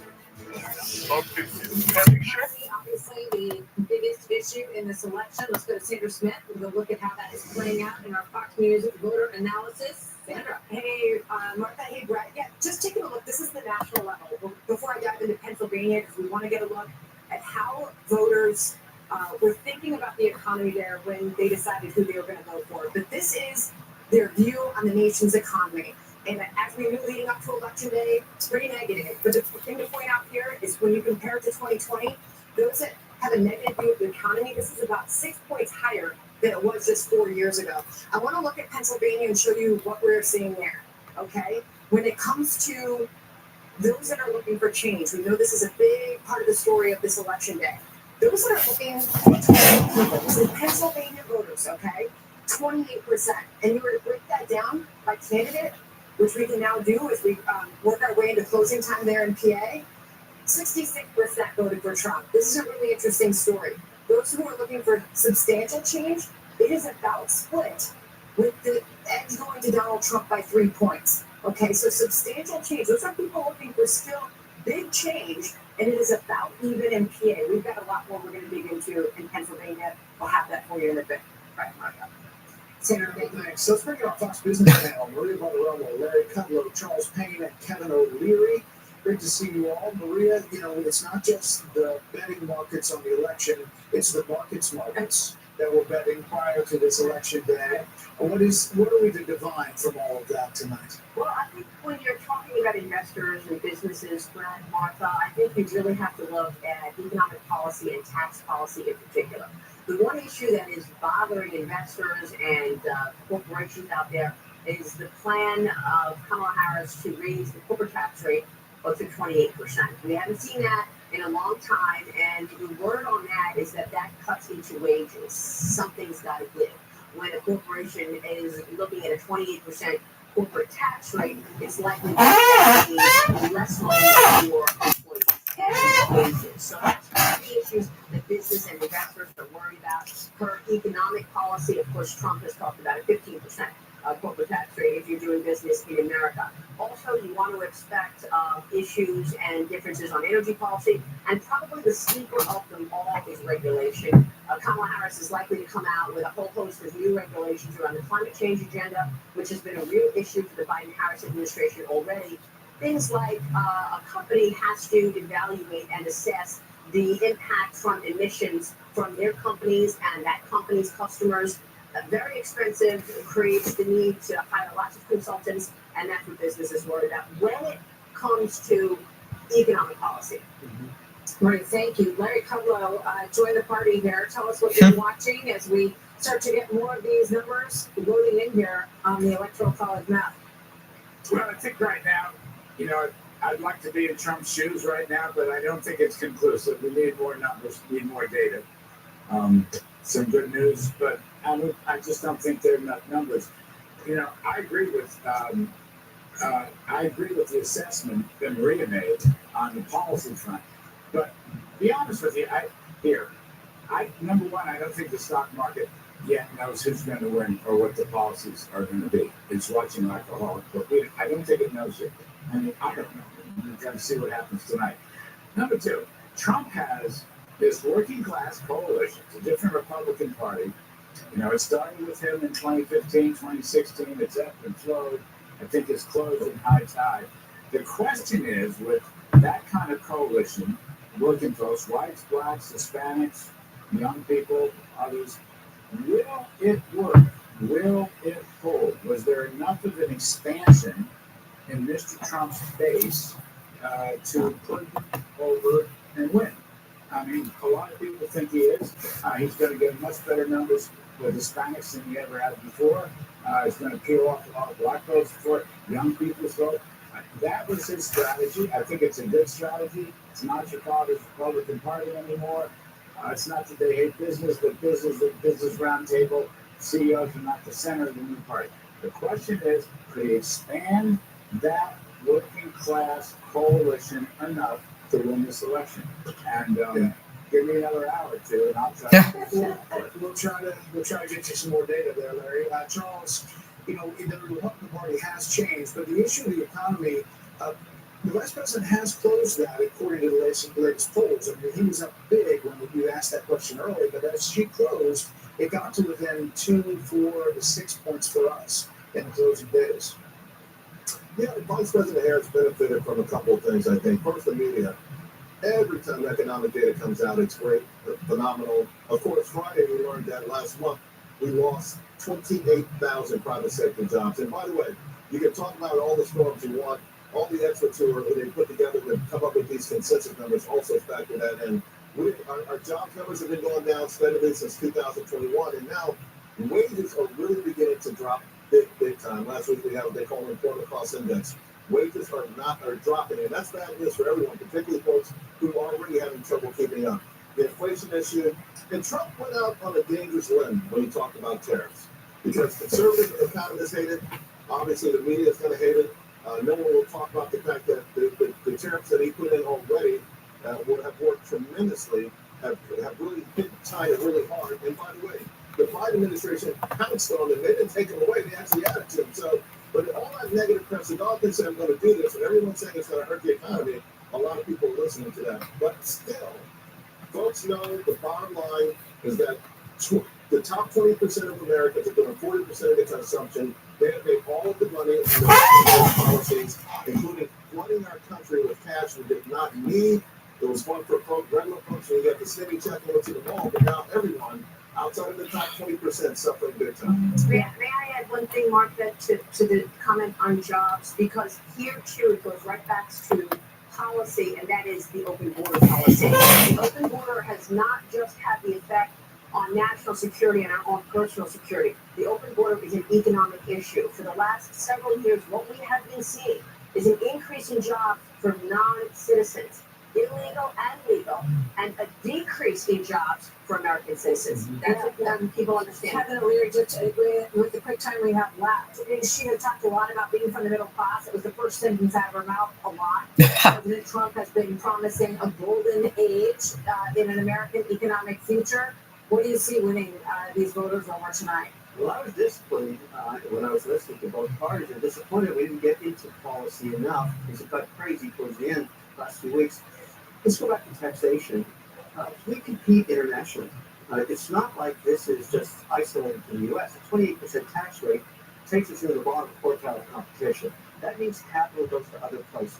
That's not a good outcome. So I would like to talk more about that. The idea of taxing unrealized capital gains is beyond insane. Nobody ever discussed that in the last 2 weeks. I look at that. I have to invest more money no matter what happens.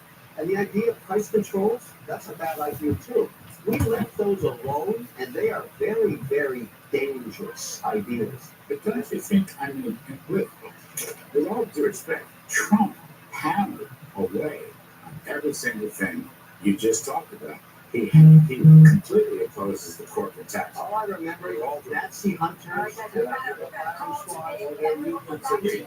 You need to read the story. You guys continue the Larry, Maria, Charles, Mr. Wonderful, continue to talk. We're going to make some calls. All right, let's see. Arkansas, Trump wins Arkansas. Former President Trump will win Arkansas. The state hasn't voted for a Democratic presidential candidate since Bill Clinton. And as you look at the race to 270, as it tips up, 111 for former President Trump, 72 for Vice President Harris. That'll be on your screen all night in the ticker there on the bottom. And then we'll scroll through the races by state. We'll look at Senate races, some House races, and governor's races as well. We're back with our panel here in studio. I think, Britt, they're still talking about the economy in another studio.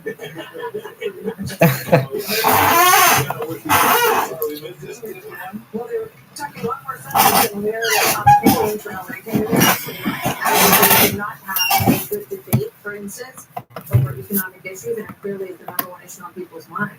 Well, we didn't go into policy. I'm keeping an eye here on what are called the non-MAGA Republican voters. Yes. And there's been a lot of discussion over the past several years about whether the non-Trump Republican, the Never Trump movement, would end up mattering. Our voter analysis memos tells us that if she wins, that will be an decisive factor. I'm not quite sure I buy that, but it's interesting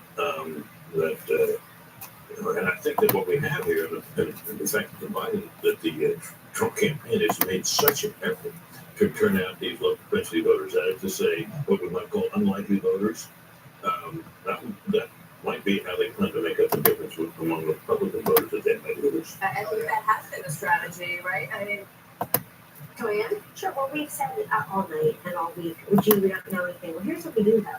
That the two parties had a primary season and only one party participated in it, the Republicans. We had a lot of strong men, and I think at least one woman running in the Republican primary. One candidate in the super PAC spent $250 million to get 9 electoral votes. Another woman, 97 electoral votes, they spent over $100 million. I like them all very much. I'm glad they're part of the party. Donald Trump has expanded this party. The kids expand their party demographically, geographically. Florida, Iowa, Ohio, these are states President Obama won twice with well over 50% of the vote. We didn't even talk about the swing states anymore. He's going to get 1 million extra votes in Florida potentially tonight. So I have to push back a little bit about, is it this affect the Republican? Every time there's a Republican of note, of name out there that supports Kamala Harris, Liz Cheney and John Kelly, and this, everybody just has to cover, the mainstream has to cover it. They're missing the big story, which is the millions, maybe tens of millions of what could have been Democrats voting for Donald Trump. They're rank and file people. They don't have big names. They're not going to go on MSNBC and Pro and go campaign with Kamala Harris. They're showing up today, and they're showing up early. And the fact that he's converted this into the party of the worker, and he has told Americans that everybody has to be sucked into a 4-year college degree, that the welders, the steel workers in Pennsylvania, the coal miners, they've got a seat at the table. They can work again. It's a big deal. Yeah. And she's not doing that. She's not winning black men votes. Barack Obama did not help her bridge this gap, at least in Georgia so far. We'll see in Michigan. Yes, we won't see that because that blue wall will really tell us something. But it is changing. The party's changing. There's a lot of Reagan Democrats in this coalition. One of the things to note right now at this hour, we have not called the state, the Commonwealth of Virginia. Right. It is a lot closer than people thought it would be. The Trump campaign did been stopped in Virginia. They thought it was closing. We're not calling it yet. No, not yet. And we'll see when that happens. My expectation is still that Kamala Harris will win it, but I understand that President Trump ran an unorthodox campaign in terms of where he went and certainly the things that he was saying. And that's really what I'm paying attention to, what's gone on in Florida. Now, that's great for him, a feather in his cap. Ron DeSantis has done incredible work to make Florida a place that a lot of my own liberal friends are happy to be living. But that is an inefficient vote when you are trying to become president. And Trump went to a lot of places, like having a rally here in Madison Square Garden, going to Coachella to give a rally, spending time in New Mexico, which he lost twice. And I think that if Kamala Harris is victorious tonight, there should be some examination of why those campaign stops happened and if his time would have been better spent parked in North Carolina, in Georgia, in Arizona, and one of the blue wall states that he has to pick up Pennsylvania for sure. Yeah, we'll see how that inefficient vote is. It's a real issue, and we have to see whether or not it actually pans out. And one of the reasons he went to New York and New Mexico, and it were these house races. I mean, there are house races in all of those places. So, and she did the same thing. Hold on. We're going to take a quick break. We're going to be right back at the panel, and we're going to dig into a lot of these numbers. Major poll closings coming up. We'll get our first look at Arizona. Remember Arizona, Michigan, Wisconsin? This is Fox News Democracy 24. Watch this on. All right. Trump right now around 101 to 52, according to all these maps I'm seeing here. I'm gonna be saying the Google News map. I think they're a little bit slower with it, so that's how I'm relying off. But I trust Fox News. So according to the Fox News, he's up 111 to 72. Yep.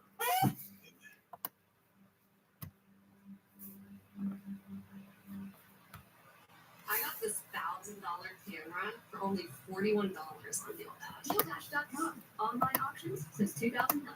This PlayStation 5 sold for only 50 cents. This iPad Pro sold for less than $34. And this Nintendo Switch sold for less than $20. I got this KitchenAid stand mixer for only $56. I got this barbecue smoker for $20. And I will be really watching this Ted Cruz race here. And when we get to the top of the hour, we'll be watching the Eric Hovde and obviously the Eric Hovde and Tammy Baldwin race.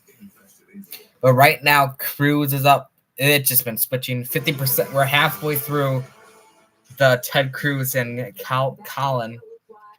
Ted and Colin. 50% reporting, 49.3%. Ted Cruz is up to 40.8.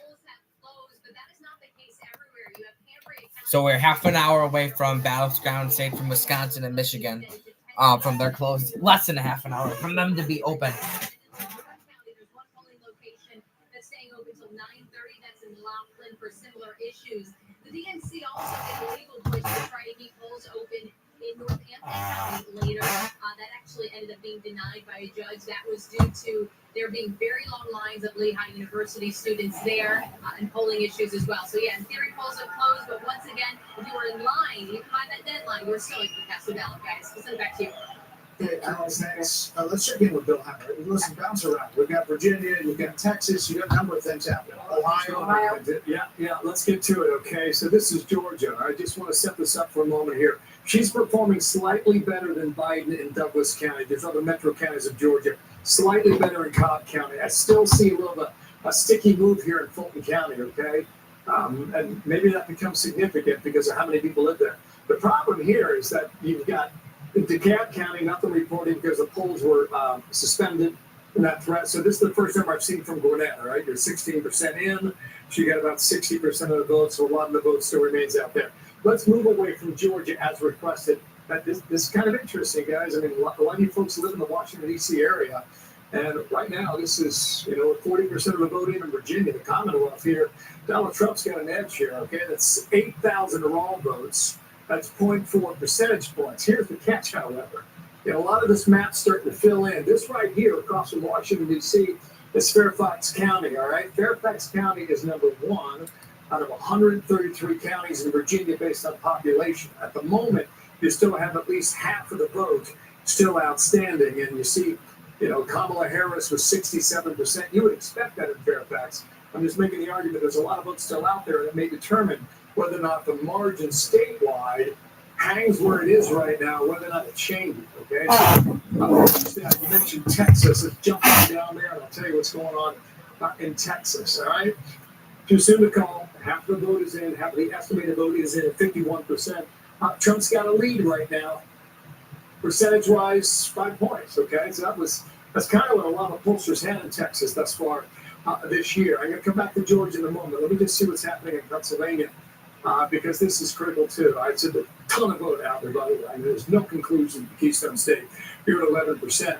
I would keep an eye on Pittsburgh. I'd keep an eye on Philadelphia. In fact, if we can, do we have a moment here? Why don't we go ahead and do the vote? Let's go ahead and do that, right? Let's do the vote margin for Pennsylvania, and let's see what's happening here.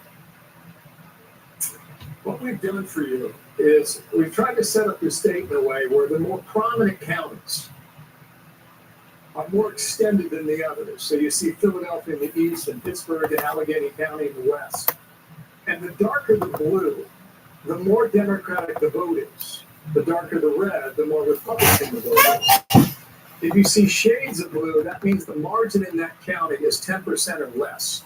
If you see a shade of red, like a rosé, it's happy hour somewhere. If you see a shade of rosé, that's 10% or less too. So those are counties that we want to watch. Let's look at the vote margin now for Georgia. This is interesting, right? So we just went over there on the board and we showed you the metro counties throughout Atlanta. Let's find out where the outstanding vote for Georgia is at the moment. So what we want to do here, the deeper the purple, the more outstanding votes. So you can go to the more populated counties, perhaps like DeKalb County. You can look at DeKalb on the map, 0% on the upper right-hand corner. Can't know anything in DeKalb. What about Fulton? Fulton. You see, Fulton, 70% of that vote is now in. So that's certainly one to watch. What about Gwinnett? All right, still at 16%. Kevin, go ahead and arm up. We'll look at Cobb County, just to the northwest of Atlanta there. This is Newt Gingrich's old district, heavily Republican for decades, and around 2016 it flipped toward the Democrats, and right now a little more than 50% of the vote in. So Kevin, come on back down here a moment. One county I haven't checked in on, when you look at the African-American turnout, look at Chatham. Chatham is where Savannah is, down there along the coast. You only have 5% of the vote reported. Chatham was one of these counties in 2020 that took forever to get the vote in. I don't know if that's going to be the same way again this year, but we're waiting to see about African-American turnout, as we suggested a moment ago, about African-American men supporting Donald Trump. Let's go ahead and look at the vote margin rather for Georgia. The vote margin for Georgia right now, let's go statewide. So we move away from Chatham. We go statewide in Georgia. So Chatham's still at 5%, and for statewide, you're at 44%. So a lot of vote out for Peach State. Go ahead and clear this, and we'll get back to this in a moment in Georgia and elsewhere. So, I think that's really interesting about what's coming in. I think that these states, as these numbers come in, Democrats have high hopes about someplace like Texas, about something like Ohio, where they look at the Ann Seltzer poll from Des Moines and say, is this indicative of the Midwest? But we're not seeing that, Fox News voter analysis match. Yeah, go ahead. Come on over here. I haven't checked Ohio yet. It's a good state here to examine because Trump won it twice by 8 points. Let's measure his strength right now in 2020, or about halfway in, okay? Kamala Harris doing better on the margins here, okay? Now 3.5 points statewide, still some vote out there. But Trump has proven to be pretty strong here in Ohio the last 2 times around. We'll see whether or not he can hold. Big Senate race in Ohio as well. Brady Moreno.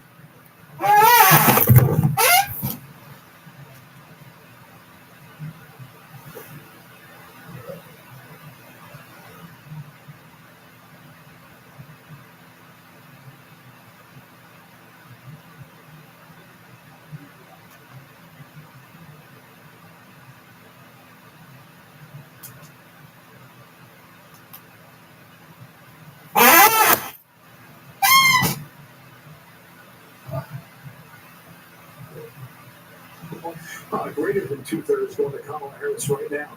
In 2020, the final vote in Franklin County, which is Columbus, you had 65% of the vote for Joe Biden there. So a little bit of vote still out there, but she is overperforming Biden's number from 4 years ago. And this, I'll just finish up here, guys. Cuyahoga, check this. Heavily Democratic, 3-1 Democratic votes in Cleveland, Ohio. Cuyahoga, just about a third of the vote right now is in Kamala Harris. It was closer than it's been the last 2 times. One of the things I think is pretty interesting is especially when you're looking at or considering the political realignment that we're living in and also the population changes, right? So post-COVID, people leaving the north and the Midwest and going south. That's one of the things that, as somebody from Colorado will say, all these people moved in from California, and Colorado was reliably red. When I was a kid, it is now reliably blue. And so you get South Park making fun of California all the time and being very frustrated that they moved there. So we got 14:30 left till battleground states like Wisconsin, Michigan. They're pulling real close, and then we'll see the Tammy Baldwin and Eric Tubby race. What? Can I put this in your hair? What? Show me where it itches the most. Yeah. Where? Here.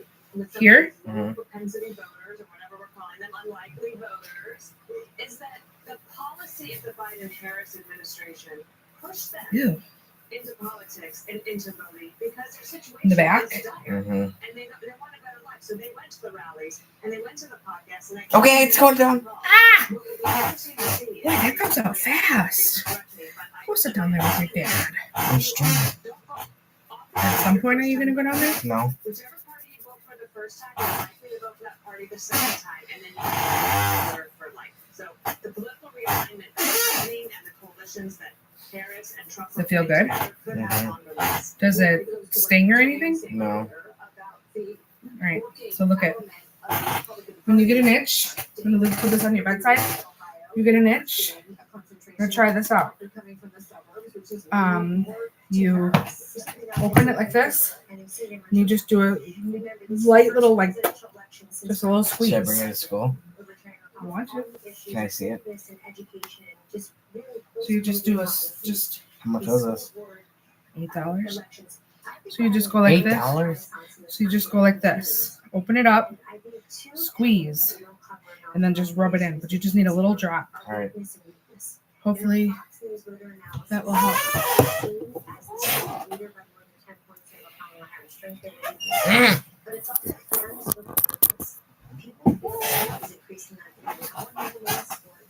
They don't want to think their kids are stuck in school based on their zip code. They don't want the pipe fitters and plumbers to pay for student loans of doctors and lawyers. And they don't want 10 million people to come here, including in all the states we're seeing, and get cash and cell phones and clothing and hotel rooms. They just say it's unfair. But wokeness is on the ballot, whether we feel it or not. I'll never understand how Kamala Harris chose someone in Tim Walz who is to the left of her on the woke agenda. Harold, quickly. So you look at, we talked about early surprises. Just said I love sports, so do you, Brett. When you get a quick touchdown in the game against somebody you're not supposed to beat. If he wins Virginia, this is a big thing. This is one of those early things that could go your way. More interesting to me. I did not think, we talked about the Seltzer poll, and Jessica and I talked about this before we got on. That number suggests that's what she was suggesting. It could close there. We'll see as the night goes on. But Georgia and North Carolina still the states that she's got to perform well in, maybe win one. And if he can win Virginia, we thought we would have a long night. Is Virginia a Democratic state, or is that usually Trump? Virginia? Yeah. Virginia is usually a Democratic state. Oh.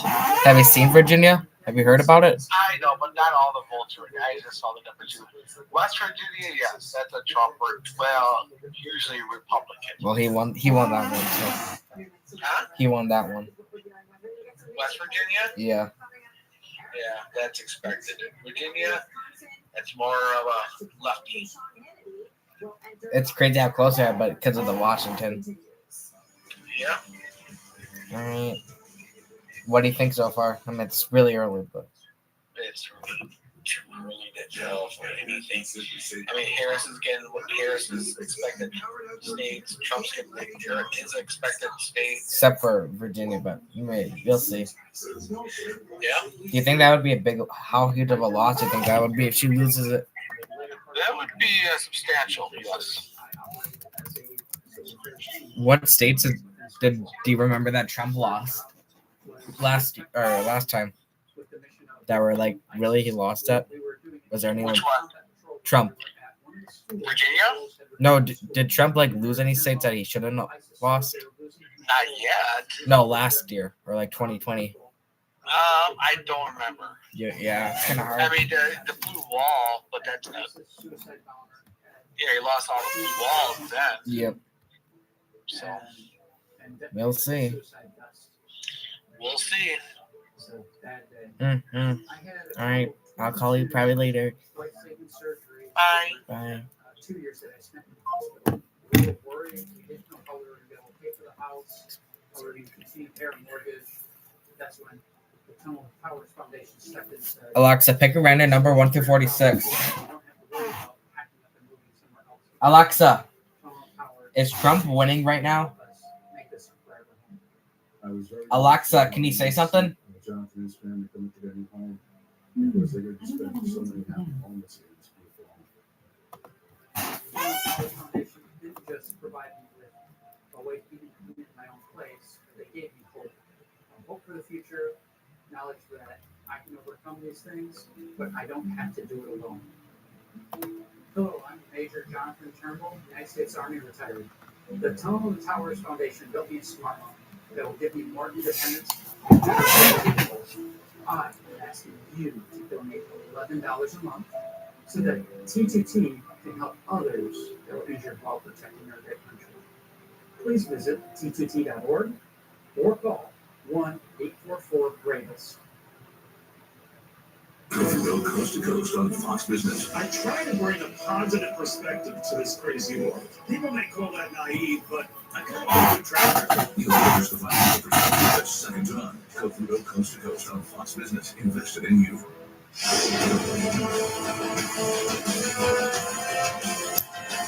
8 minutes away from the top of the hour. Michigan and Wisconsin, all obviously battleground states, all very hotly contested, and those closes are just minutes away. So meanwhile, let's check back in with Harris Faulkner, who is speaking with voters and hearing their voices. Hi, Harris. And watching everything you guys are doing, Martha. Thank you. This is Voters' Voices, and I'm Harris Faulkner. Here with me, polling expert Lee Carter. And we have a fabulous audience of voters talking with us about the top issues in the race for the White House. Most polls show the economy is the voters' top issue. Now a clip from Vice President Kamala Harris. The lines on the screen show how voters reacted to the comment in real time. That's what you've gathered. And the red lines represent Republicans, the blue Democrats, the gray are independents. Here it is. While inflation is down and wages are up, prices are still too high. You know it and I know it.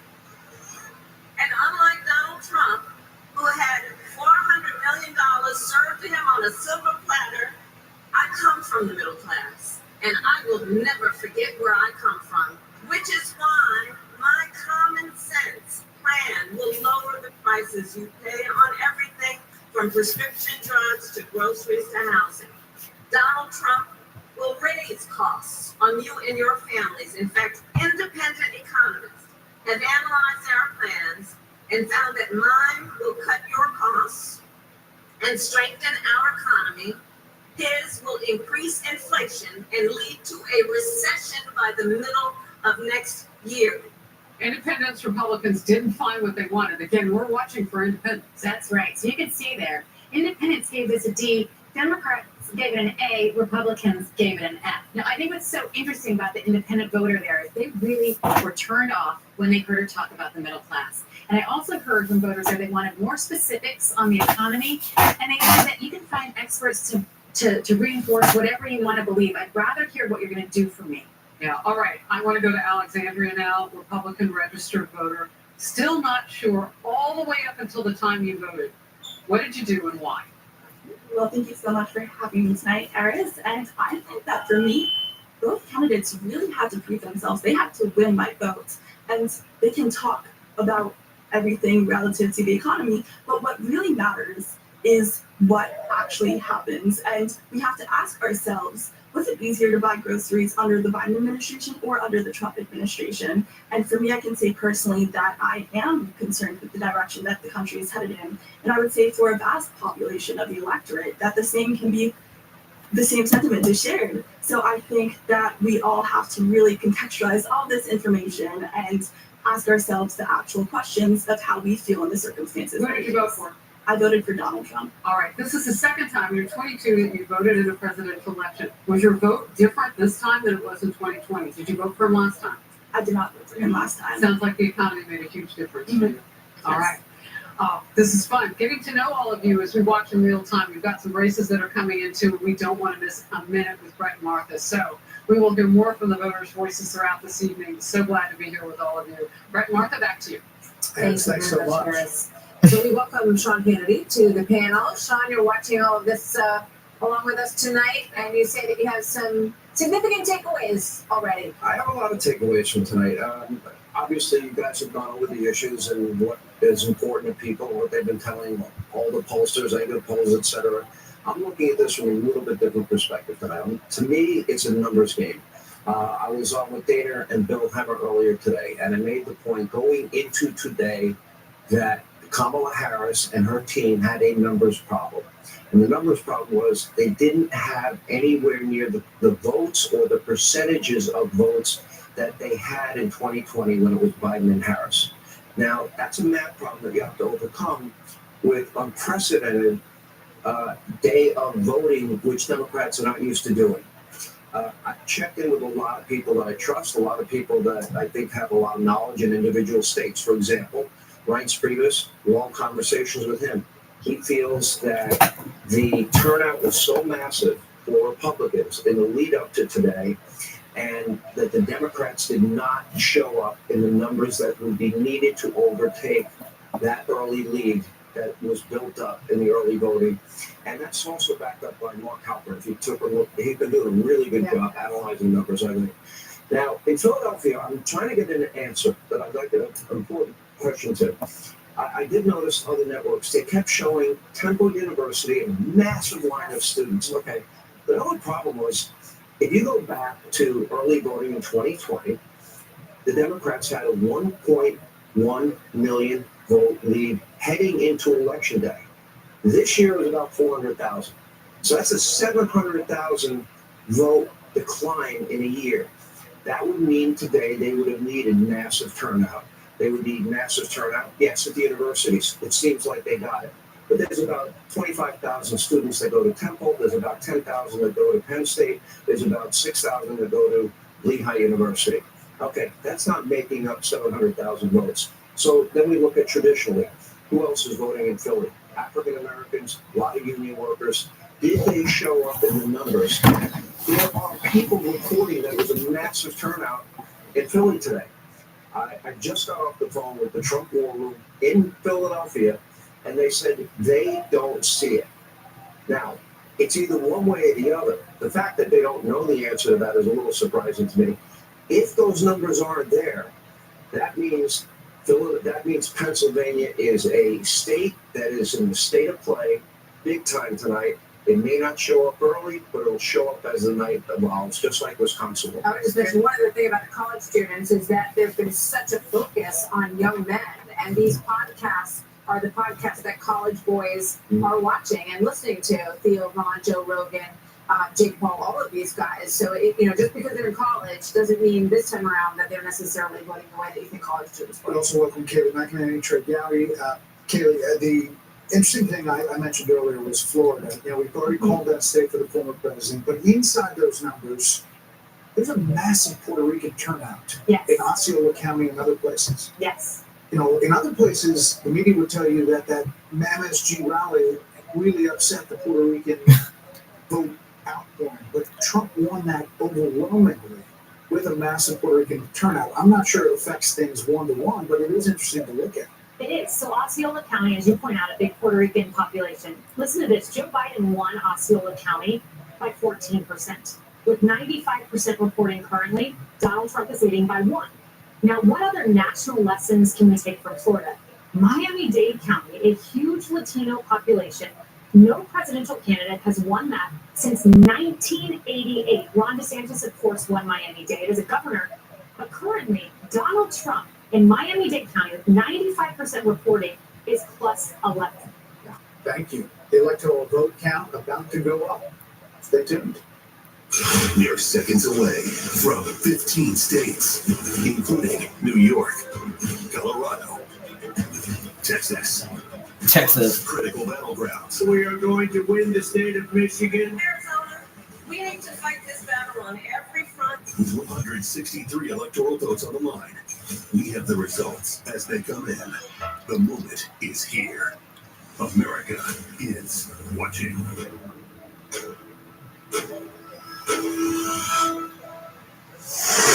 All right, let's see.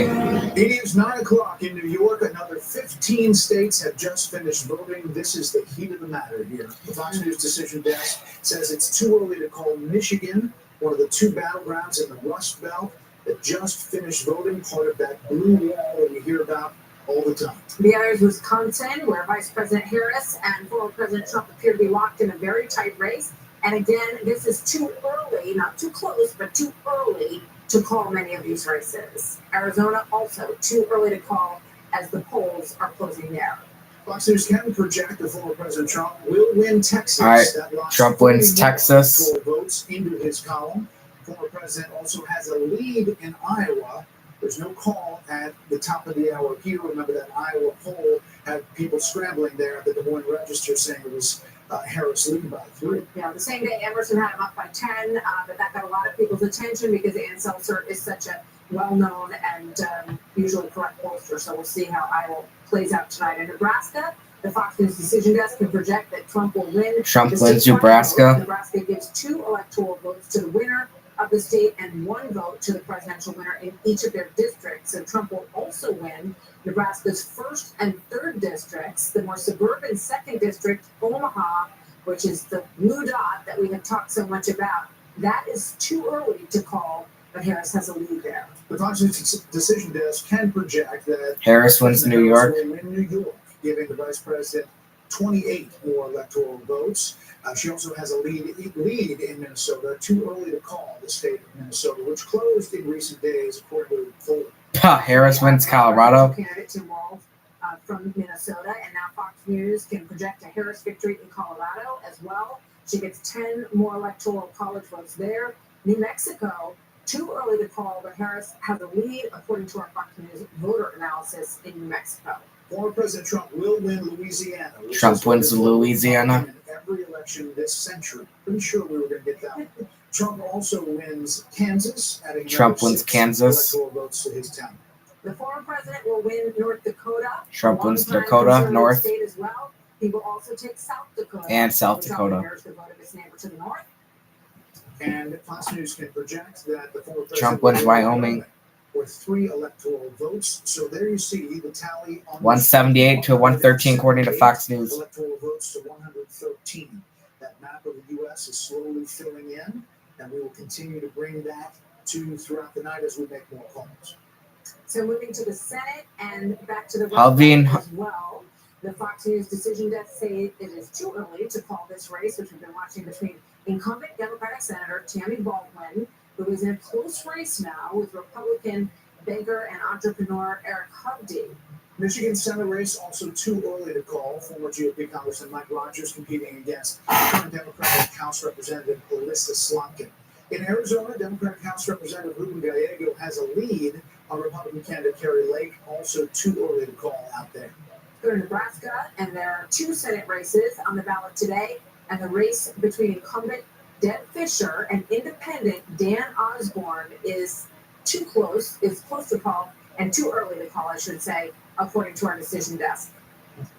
Fox News can project that Republican Pete Ricketts will continue to serve as a Nebraska senator. In Texas, 2-term Senator Ted Cruz is locked in a close race against current Democratic Congressman Colin Allred. Too early to call that race, according to the decision desk, but they can project that Minnesota's Democratic Senator Amy Klobuchar will sail to a 4th term. New York Democratic Senator Kristen Gillibrand will win another term in the Empire State, and Democrats will hold their seat in New Mexico, where Senator Martin Heinrich defeats Republican Nella Domenici. Daughter of the late Senator Domenici. North Dakota's GOP Senator Kevin Cramer will easily win a second term, and in Wyoming, Senator John Barrasso will also win re-election as he serves as the chair of the Senate Republican Conference. So let's take a look at how the Senate is stacking up at this hour, 9:04 on the East Coast, and we have 46 Republicans. The one flip, which we have mentioned, is West Virginia, waiting for other states that are on the bubble and early at this point in the night. 37 Democrats are hanging on to their seats in the United States Senate. I think this is like where everything starts Yes, to gel. And we start to get more of the hard numbers. Let's get the bill at the I'm sorry, Texas went to the Republicans. No, I just think the numbers. I'm only looking at some of the public vote numbers and how the candidates performing with minority. I know. Okay, so a couple things here. We'll be in Ohio tomorrow. Okay, just want to show you this. I mean, this is got to be your target right now. Fulton County, heavily populated, and a ton of votes there. Okay, they haven't really moved. So the estimated number of votes still out is about 30%. And Kamala Harris hanging in there with 700. She's going to win the county. Okay, question is the margin. The question is whether or not Trump is chewing in this African American male vote that we were talking about. Because I want to come up to North Carolina. Okay, this is rural, and it's also African American. 47% African American. It's a small county here. It's called Anson. All right, Trump's winning. Okay, what's that mean? Okay, well, this is Biden 4 years ago by 4 points. Okay, with Trump right now flipping that county. Is there a minority vote out there that is helping to buoy his campaign? It's something we got to consider. Another thing I want to point out just while I got you here, okay, guys. This is the part of the state that was wrapped by that hurricane. All right, this is Trump territory. All right. 61%, 68%, 81%. But coming here for a little bit, this is Buncombe, all right? This is Asheville. You'd expect this to go blue. Indeed, it has right now about 2/3 of the vote. No, sorry, 60% of the vote, and she's got 2/3 of the vote right now. But these counties here, I just wonder if there's an effect here, all right? Because 53. This is Transylvania. I was checking this out a short time ago. This is Rutherford, 72. A lot of that vote's still out there. Why am I showing you this? Because your comparison for percentage is that you expect Trump to do well out here. 72, Henderson, 58, Haywood, 62. So we're going to see through the night whether or not that storm damage had an effect on the vote turnout in North Carolina. Just keep that in mind as we move through the night. Also, we're just poking through here in Ohio. We saw this a moment ago based on the percentage spreads. It seems like Trump is upping his number. Remember, I made the point that he won the state by 8 points in 2016, 8 points in 2020. And he was trailing there the last time we checked out the Buckeye State. But right now, the number has improved tremendously for Trump. So he's starting to track a little more toward that 8 points. And you were making the observation earlier about the Iowa poll over the weekend. Do folks in Ohio vote like the folks in Iowa? If Ann Seltzer's poll that won registered had Kamala Harris win in Iowa by 3 points, a lot of people dismiss that. And if you're going to draw that comparison with Ohio, I think right now you could say that maybe Iowa's not going to go that way. We'll see throughout the course of the night. So I think we should get a cut from the Des Moines Register. We've mentioned it like 5 times. And this evening, maybe Just because I popped up, guys, look at the first time here. You're right about that, right? A little something on the side, a little back sheets, right? Okay, so this is Michigan. It's the first time I've looked at it, all right? You got 10% in, all right? Look at this. Robert Kennedy can make a difference in Michigan. He is on the ballot. They tried to get him off the ballot. The court said, no, you got to be on the ballot. He's drawing 2,455 raw votes. Okay, now, They're just stupid. It's just something that we're going to have to watch throughout the night to see whether or not this is some sort of spoiler for the red team and whether or not it helps out Team Blue in Michigan so far. So that's for you, by the way. Let's interact with the panel here. Trey Gowdy's here. What about that point about third party RFK Jr. tries, first of all, the Democrats try to prevent him from getting on the ballot. And then the Democrats try to prevent him from getting off the ballot. And he's on the ballot in Michigan and Wisconsin, also Minnesota. But Michigan and Wisconsin, obviously, if it comes down to really tight, that could make a difference. Well, why would anyone vote for someone who doesn't want to be the president and is asking not to? That's what I'm trying to figure out. Who are these 0.4% that are voting for someone who has begged you not to vote for him? If you want to see him in Washington, don't vote for him. But it reminds me of Jill Stein. I mean, I think Jill Stein cost Hillary Clinton a state. I know that Ross Perot cost Bush a presidential election. I was in the green room, Brett, doing what I did in high school, which is finding the two smartest kids in the class and sitting in between them and looking on their papers. That's McCarthy and Rove. There may be a 269 tie. I know nobody wants to hear that, but there is a scenario under which there may be a topic of discussion. So you want to move on? Yeah, I think we can move on from that. I think everyone really wants that. But actually, I would accept that because that would end up in the House of Representatives, and I'd say our Republican odds at that point would be pretty good. It is a very dysfunctional House, but I think they could coalesce around that, yes. I think they would. What do you think, Matt? Well, 8 years ago, you may remember, it was a while before we sensed that the Trump upset was happening. And one of the earliest indicators we got was from the betting odds, which I was at a farther point on the panel that night. And by the time you got to me, about everything smart had been said. So I started talking about the betting odds. Well, I followed them ever since. Tonight, as we started the broadcast, stood at 58% chance for the betting odds for winning the election. As I read this off the screen now, 69.2%.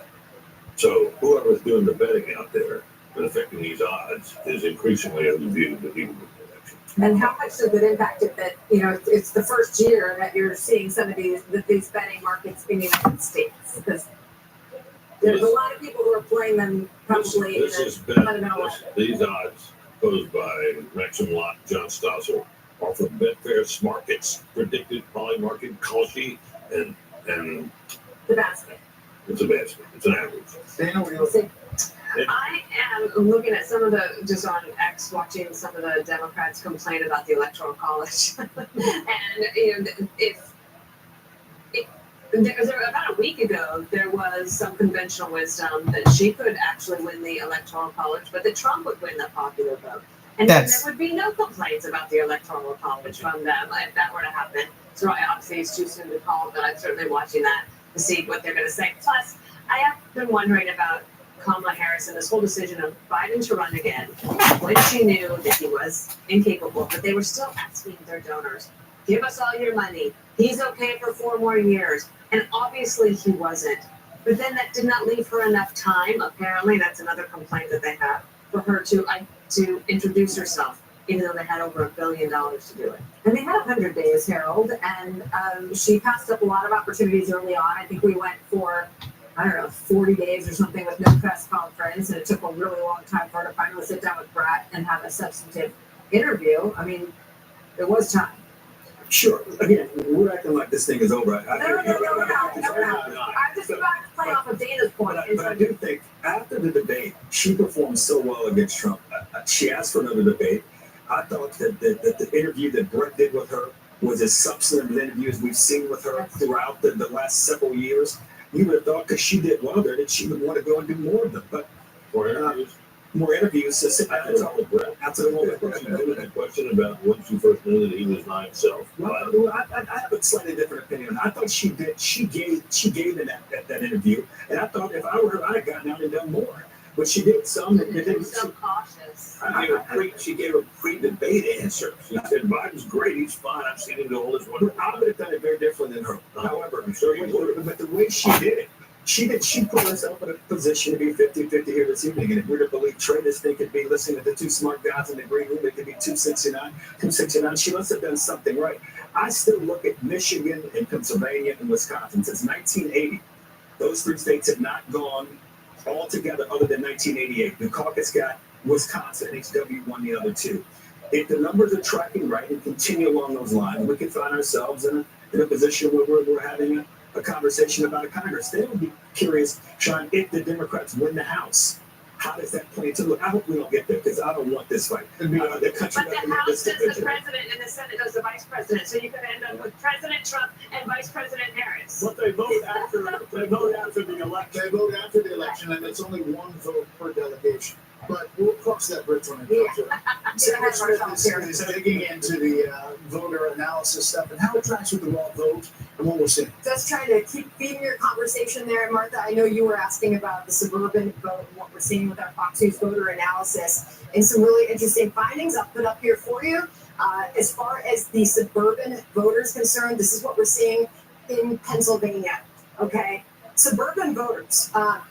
Kamala Harris right now has the lead, okay? But this is about a 6-point difference. And if you were to put this in perspective with what we saw in 2020, Biden was leading with this group, suburban voters in Pennsylvania, by 10 percentage points. This is a 6-point margin by which she's leading. So she is not leading with the suburban voter in Pennsylvania by the same margin as Joe Biden in 2020. All right, if I were to break that out by gender, this is also telling another story, okay? Suburban women, Marty, you were asking about this. This is what we're seeing in Pennsylvania.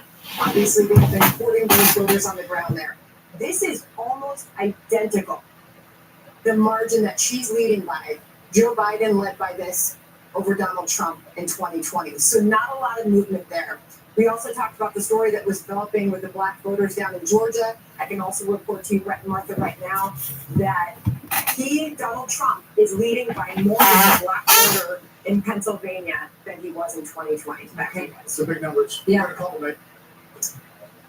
All right, we got some calls coming up. We can now project that Trump Donald wins Trump will Ohio. win the state of Ohio, 54.2% to 45%. So obviously that was what was anticipated in early polling. He was ahead by about 8 points. This is a 9-point stretch, so a little bit higher than the most recent polling was showing in the state of Ohio, but a solid win for him in what used to be a swing state, but hasn't been for quite some time.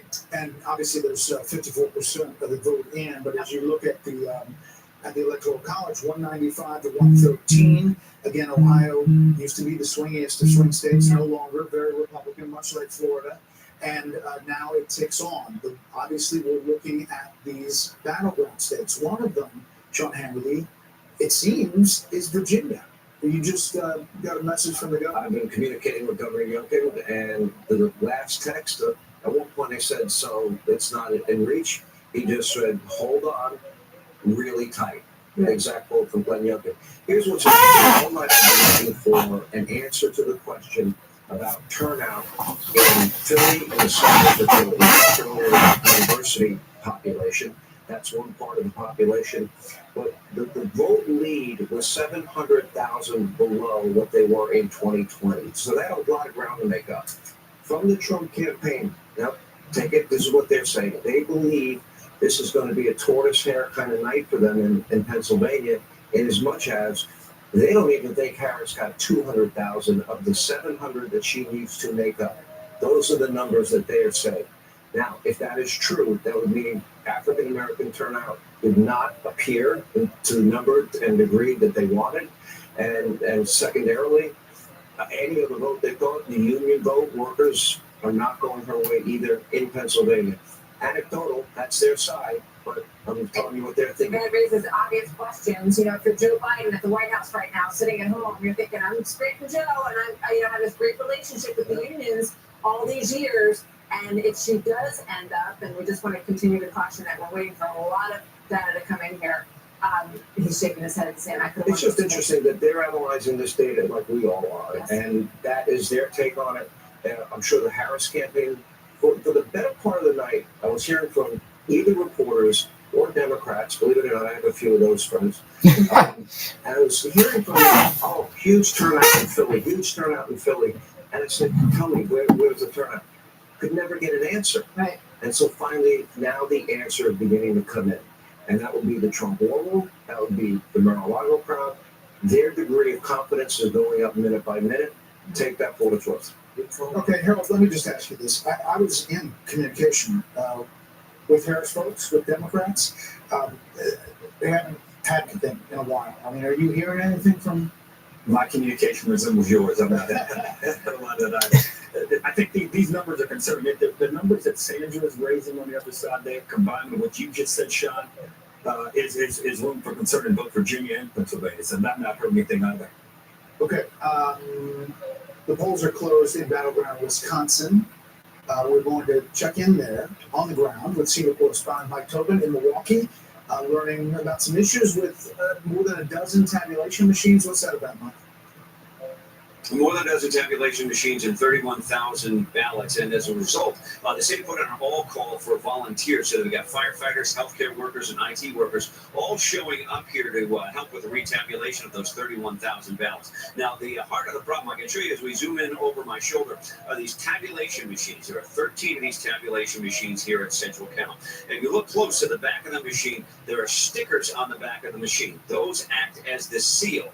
The seals were in place, according to city officials and election commission officials, but there's a locking mechanism there as well. A Republican observer noted that the locking mechanisms had not been engaged. First, we were told on one machine, then some of the machines, then all 13 machines. 31,000 ballots in question. The city says they believe the integrity of those votes was never compromised. Still, out of 107,000 ballots, those now need to be retabulated. So 43,000 ballots have been counted here as of this point, but they've got these additional volunteers to try to speed up the process. We expected to get final numbers somewhere around 1 or 2 a.m.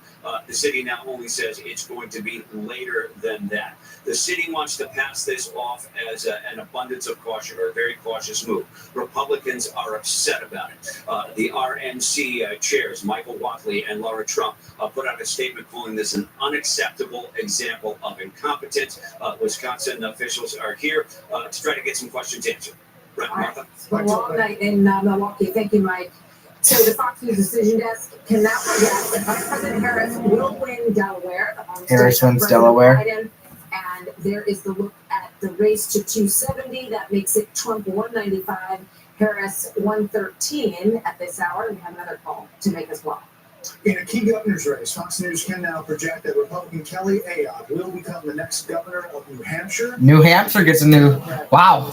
Greg, and that was a close race for a while, but Kelly Ayotte will win there. Here are a couple of other results we're getting as our Democracy 24 coverage continues. It'll be on the screen all night long. All right, so let's take a look at these key down. All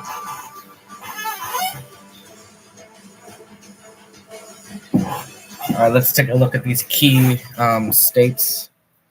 According to Google News or whatever it is, I look up Trump Harris from the Association Press AP. They have 177.99 Trumpy.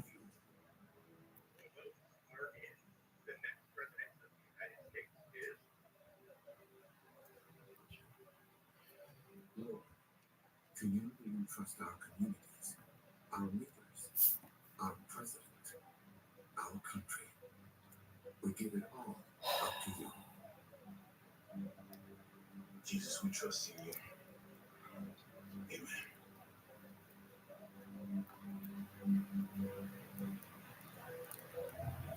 At SimpliSafe, your safety is the only thing that matters. We designed smarter ways to detect motion for fast emergency response. We create HD cameras so you can see what's happening in your home from anywhere. All powered by Fast Protect technology. Exclusively from SimpliSafe for faster police response. Get SimpliSafe today with no contracts or cancellation fees, so you're never locked in. There's no safe. SimpliSafe. Pause for the facts. The classic first-timers. They don't know that nearly half of all these cars have been in an accident, but Carfax shows how accidents impact price, so they don't have to overpay. Pause. Accidents. Shop the all-new Carfax.com. What is the dumbest thing you've ever wasted money on? I was paying for 2 Netflix accounts over like 3 years. How'd you figure that out? It's on app that shows me all the monthly subscriptions you have and how much you're paying.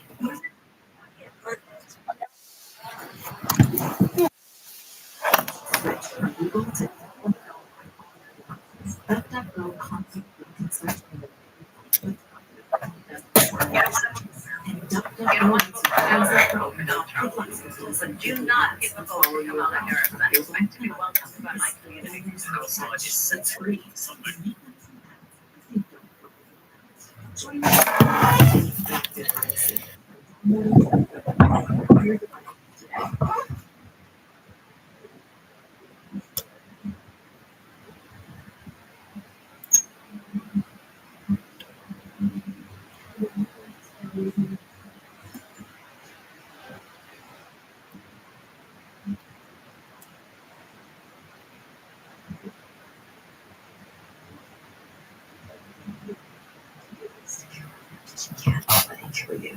Yellowstone.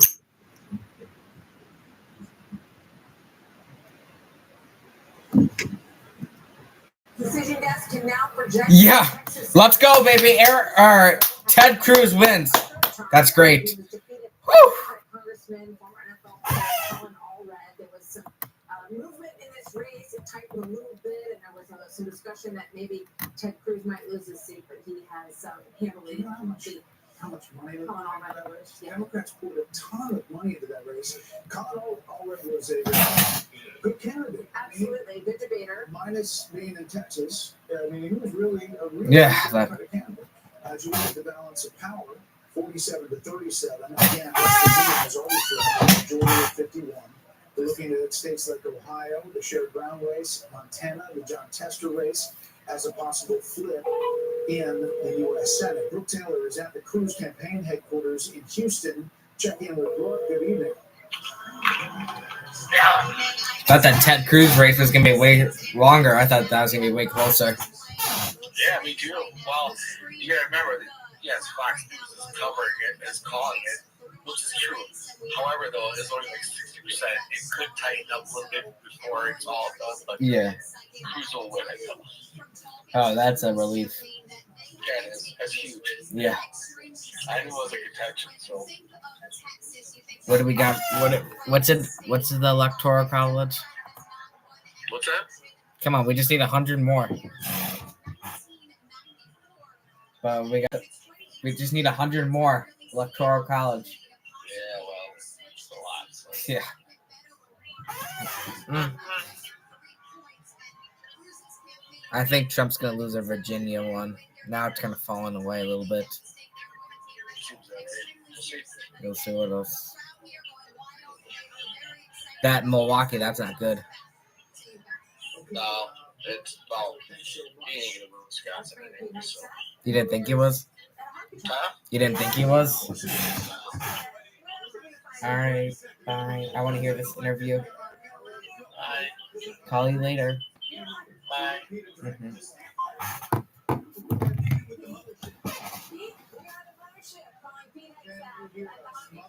Are we getting a Ted Cruz interview? I'm sorry, Brett and Martha. We're at Kid Rock's Honky Tonk in Nashville. I can't hear a thing. I can't hear myself think. And the crowd here is psyched because you're now on the TVs here in the bar as well. I'm here with Ray Travis, Morgan Ortegas, Tommy Leonard. We just had Kid Rock himself.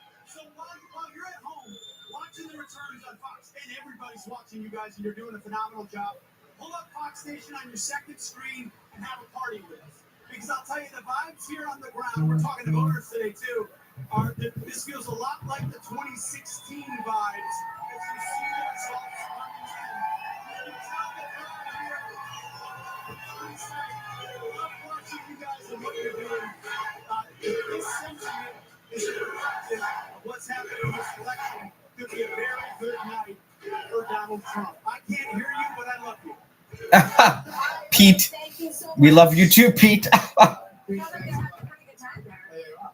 on the panel.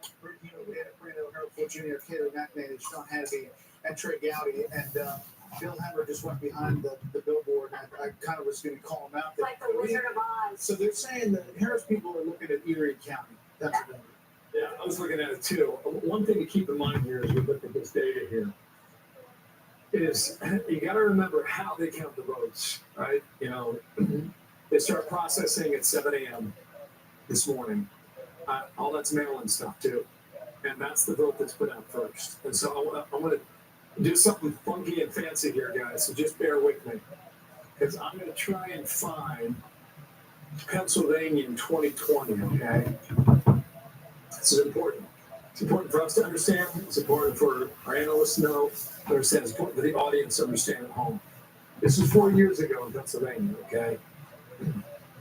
This is just a 24-hour span from November 3rd into November 4th, from 8 p.m. to 8 p.m. the following day. And the vote count that came in here, right, heavily blue, well over 70%. And then around 11 p.m., we get across the line, and that's where the Republican vote started coming in for Trump.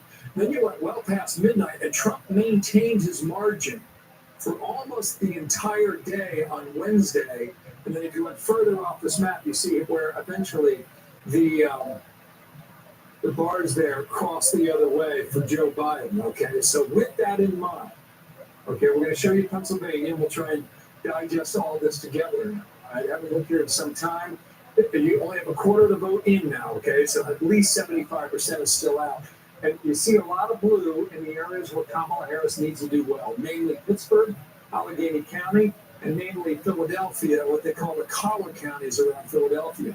But the argument for this hour is that there's a strong Democratic vote in that batch that's now been counted, okay? There's 2 counties in Pennsylvania that you watch because they are bellwethers and they are flippers too, okay? One is Erie along the border here with New Jersey.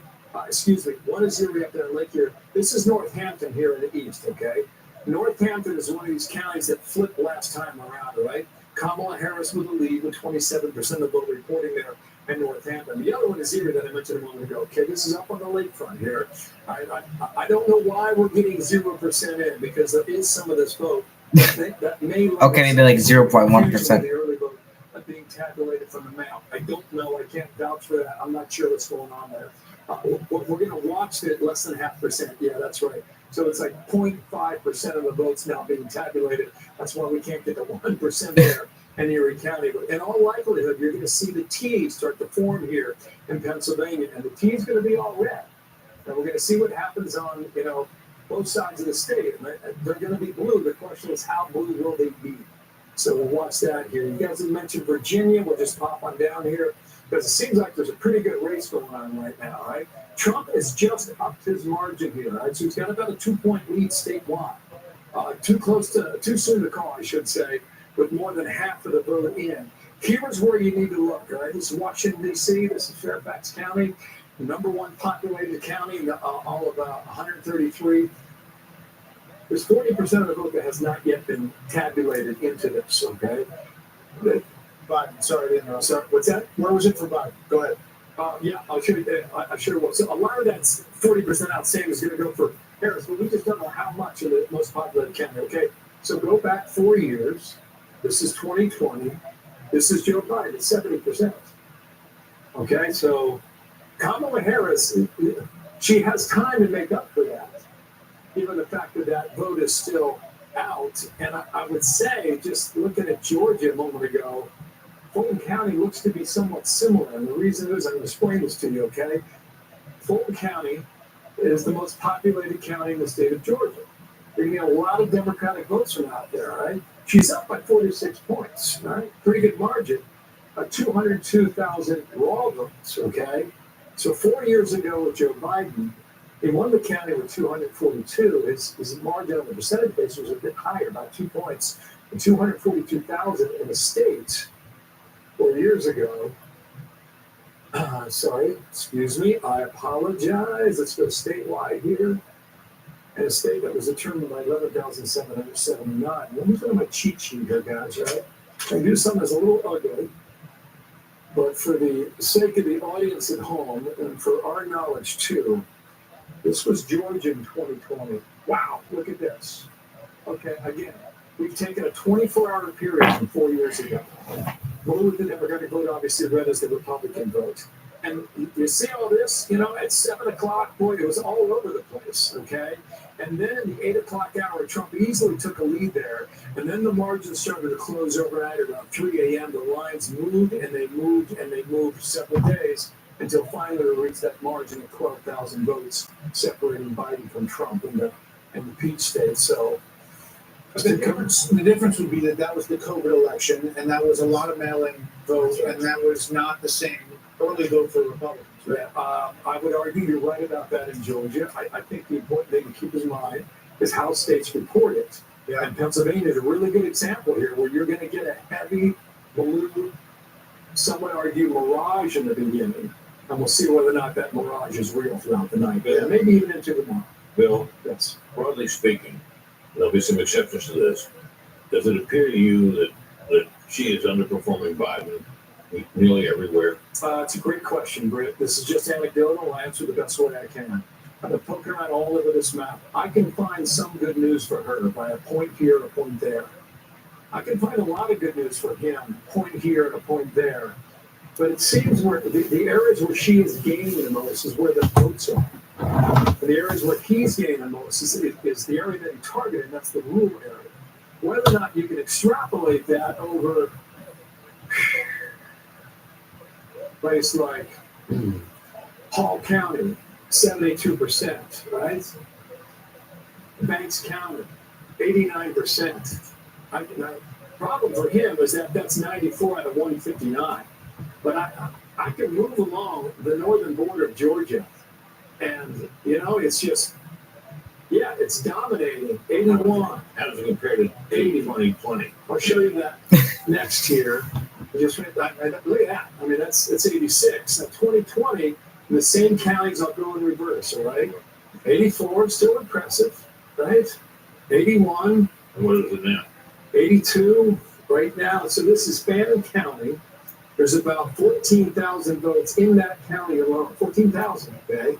Now, if you take that extrapolate over 159 counties, it can certainly add up. So to answer your question, Britt, 4 years ago, Fannin County was 82, and this year he's at 80. So 25% of the votes go out, so he's got a chance to do a point or two better.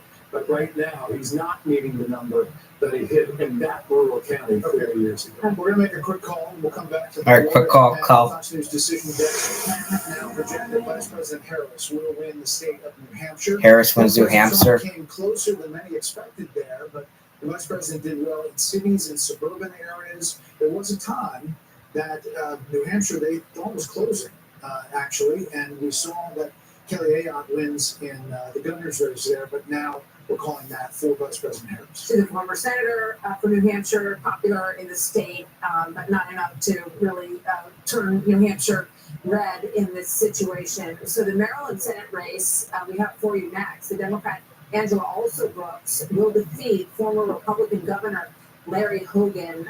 He never really was able to move past her. It was obviously a difficult race for the former governor as he tried to become a senator. So that sticks as far as the U.S. Senate goes. We'll still on track. There's a one pickup for Republicans, and again, they're looking to Ohio and West Virginia.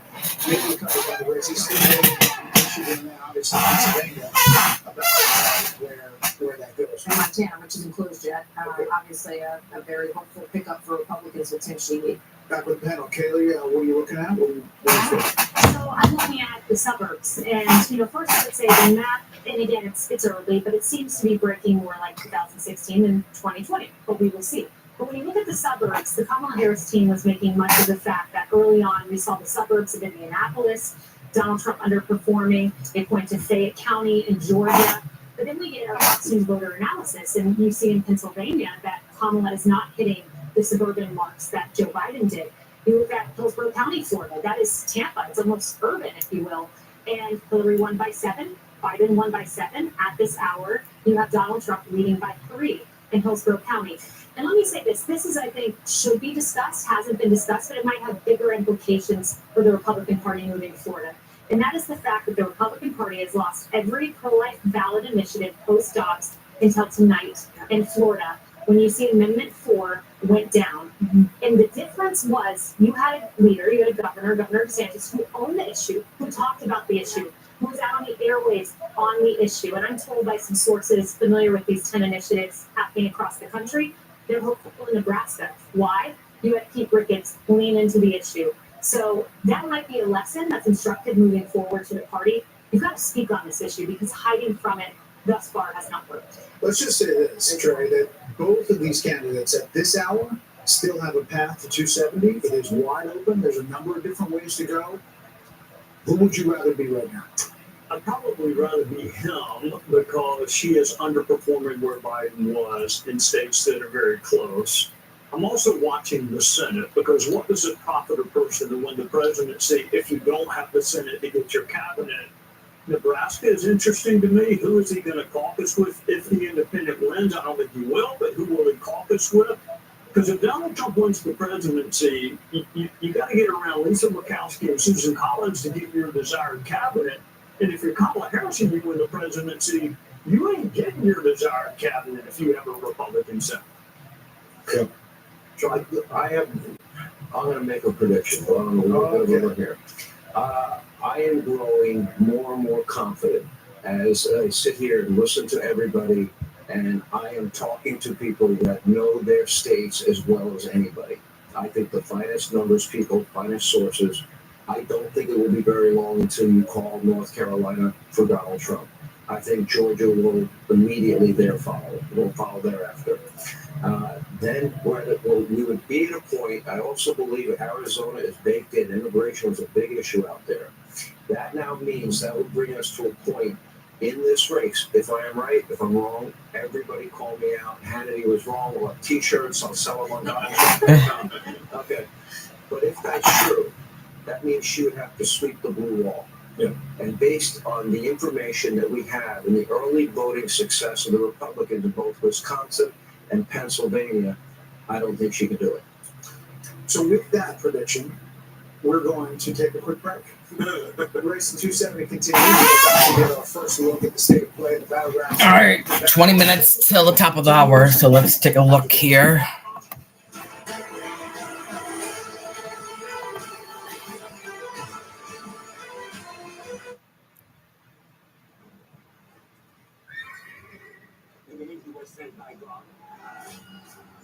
Yes.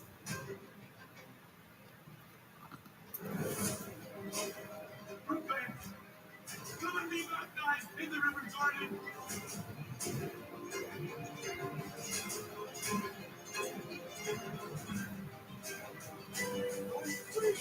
In the name of the one true God.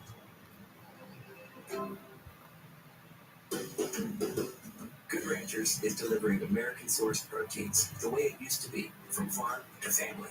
Over 30% of the food sold in grocery stores goes to waste, and many of us don't give it a second thought.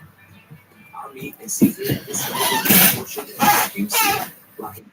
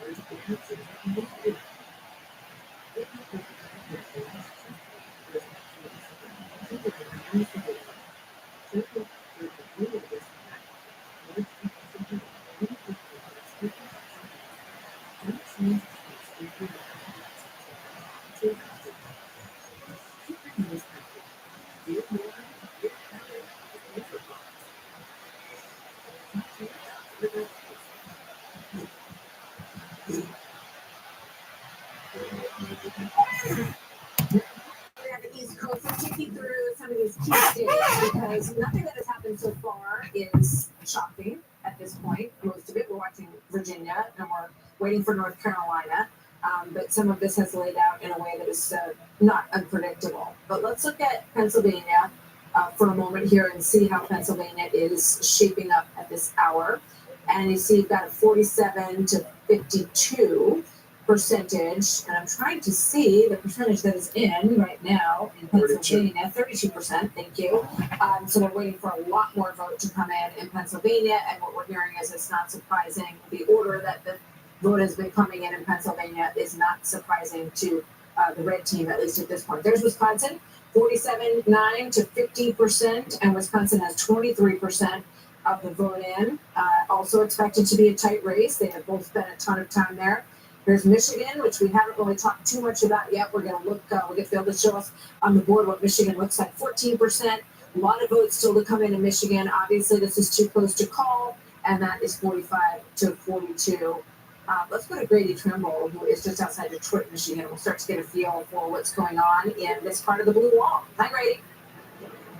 Hey, Martha. Yeah, so we're expecting an update from Michigan's top elections official very shortly. But what we know from her updates throughout the day so far is that turnout on election day has been very strong here in the Wolverine state. And when combined with early voting, it's quite possible that it sets a new record, the previous record set in the last presidential election in 2020. And like most of the battleground states, this is going to be a story of rural turnout versus urban turnout. But there's an interesting storyline playing out in the Detroit suburbs, particularly in the Dearborn area, in the Arab American community. The Trump campaign has really been targeting that community, trying to get them to either vote for former President Trump, but they don't actually need that. In some cases, we've talked to Arab Americans who are casting their ballots for Green Party candidate Jill Stein, somebody you probably haven't heard mentioned much, but who could be a spoiler candidate.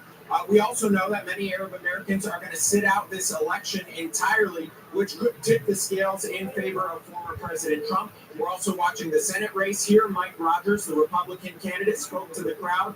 He says it's going to be a nail-biter and probably a very late night. Brett, Martha, back to you. Okay, great. Grady, thank you very much. There's some Democrats saying North Carolina is on the edge. I don't think they're fully agreeing with Sean. And they still may make T-shirts, but I'm not going to say North Carolina. I am saying North Carolina and Georgia will go Donald Trump tonight, and I am as confident in that prediction as any I've ever made. Wow. Okay. Bill Hemmer tracking that. Are we backing that up on the wall? I tell you what, Sean, if in the end you're right about that here in North Carolina, I showed you this county last hour, right? This is Anson County. Up to 47% African American population. Sometimes in these elections where you see an outcome, you're like, that hasn't happened in 100 years. Well, something just happened for the first time since 1876 in North Carolina, and a Republican won this county for the second time since the 1870s. So I just something to stick in the back of your head and think about, well, that was a data point along the way. You guys mentioned the blue wall. Let's go ahead. We're moving toward the central time zone. We're talking about Wisconsin, Michigan, and Pennsylvania. I can show you a lot of stuff right now, okay? But this is anecdotal stuff. It's just the data points that I'm seeing on the map, okay? When you go to Wisconsin, or you have to look at Dane County, University of Wisconsin. In the midterms, they had more than 85% voter turnout in one county, okay? You're going to get a ton of Democratic votes out of here, okay? You're just about halfway into it right now, and you see the margins. But I was spoken through this and looking at Milwaukee.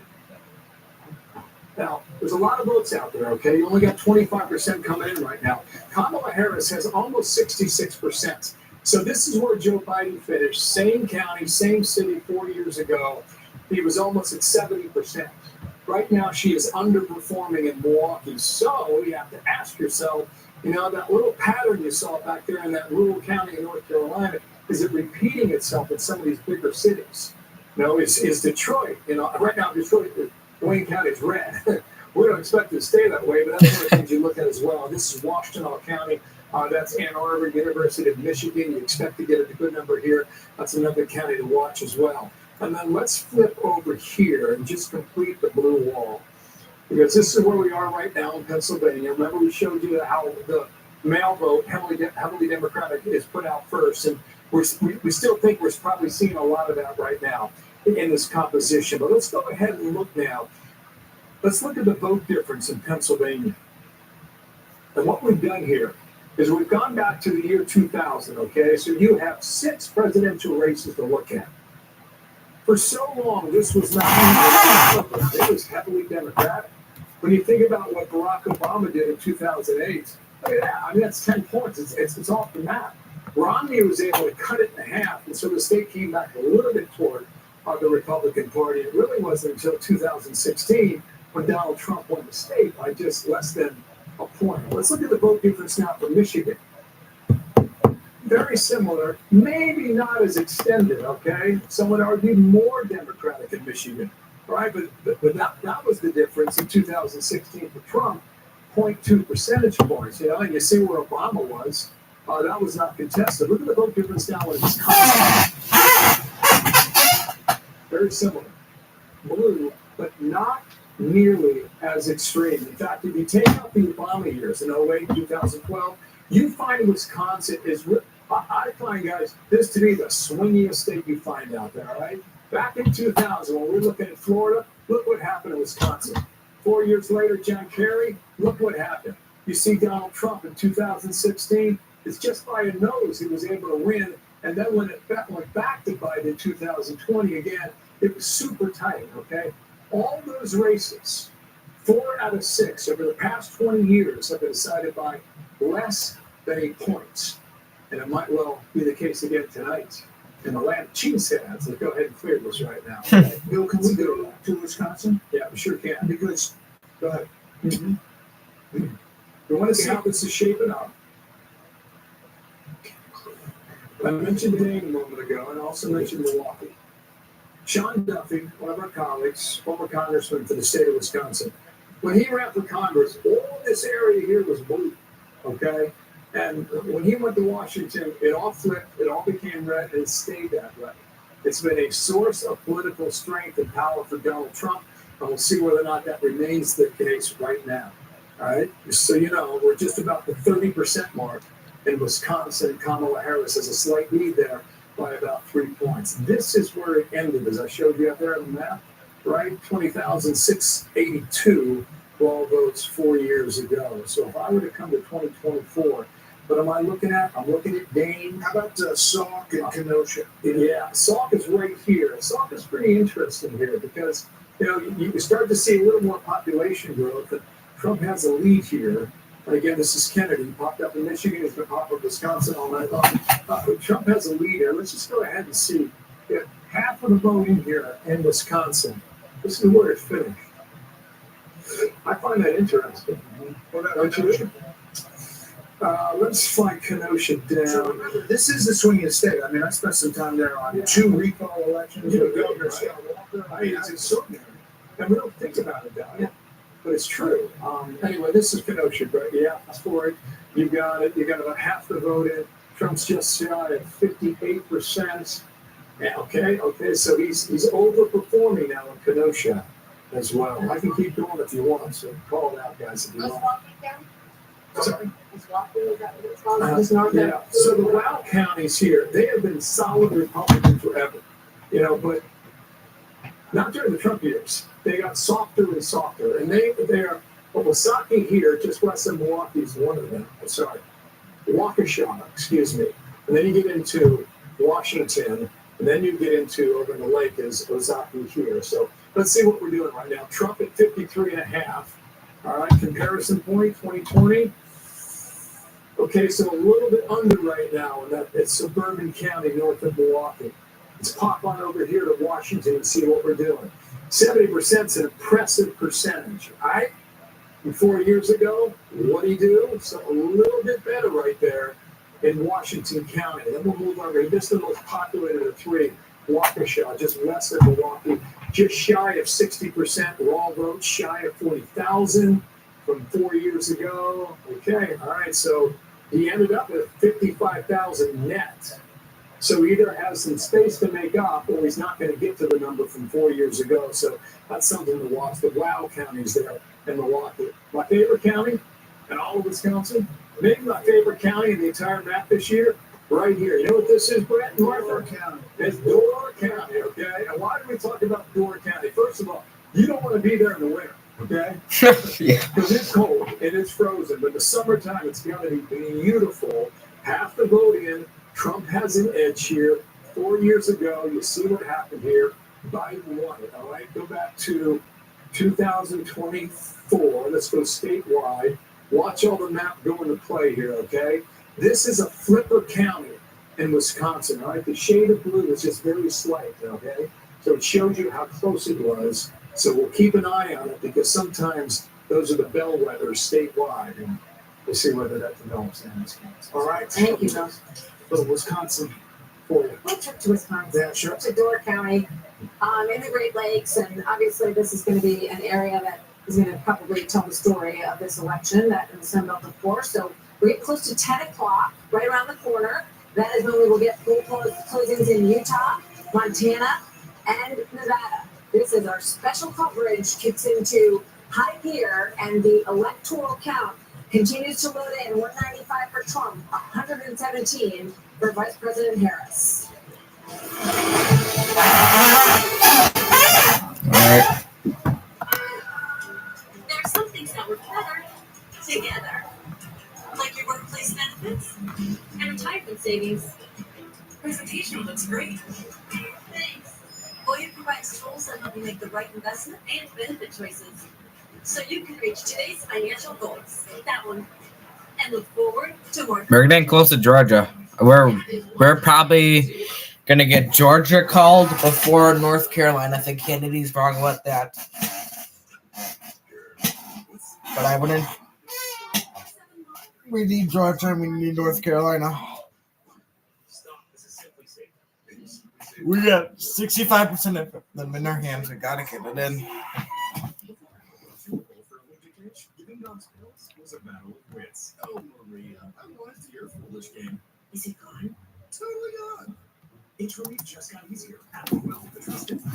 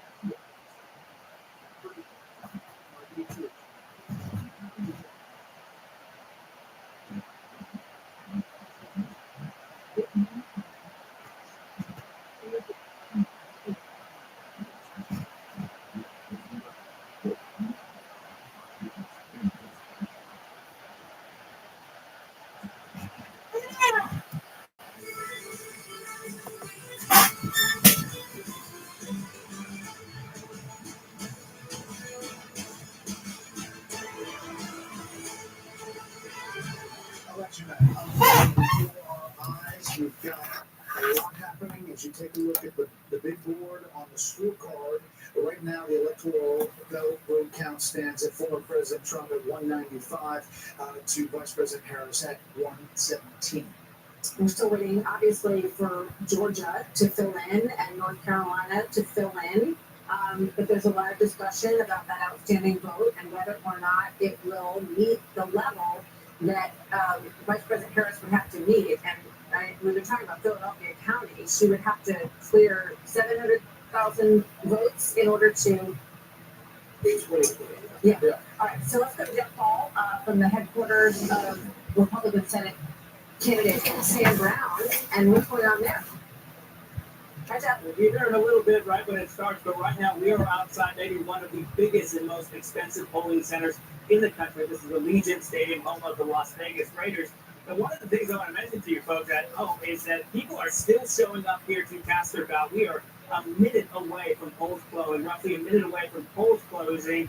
And under Nevada law, if you are in line by 7 o'clock, you have the right to vote. We are hearing about some instances where there are some pretty long lines throughout the state.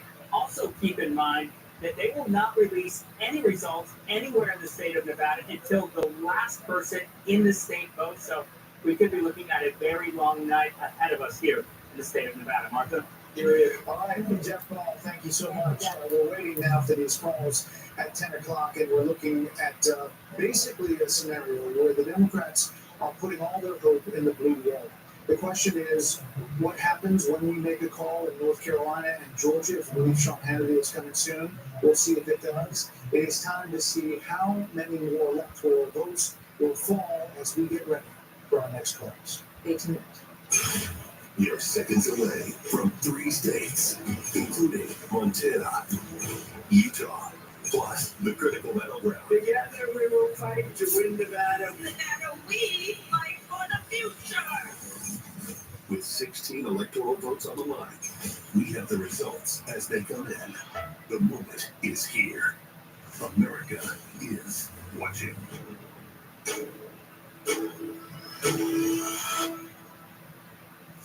All right, let's see here. It is now 10 p.m. here in New York. 3 more states in the West have just finished voting.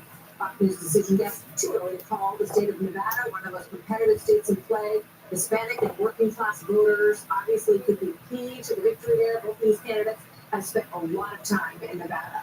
Fox News can project that former President Trump will win the state of Utah, adding another 6 votes. Trump wins Utah. To his column. He'll also win Montana's president. Trump wins Montana. Closely at that Senate race out there.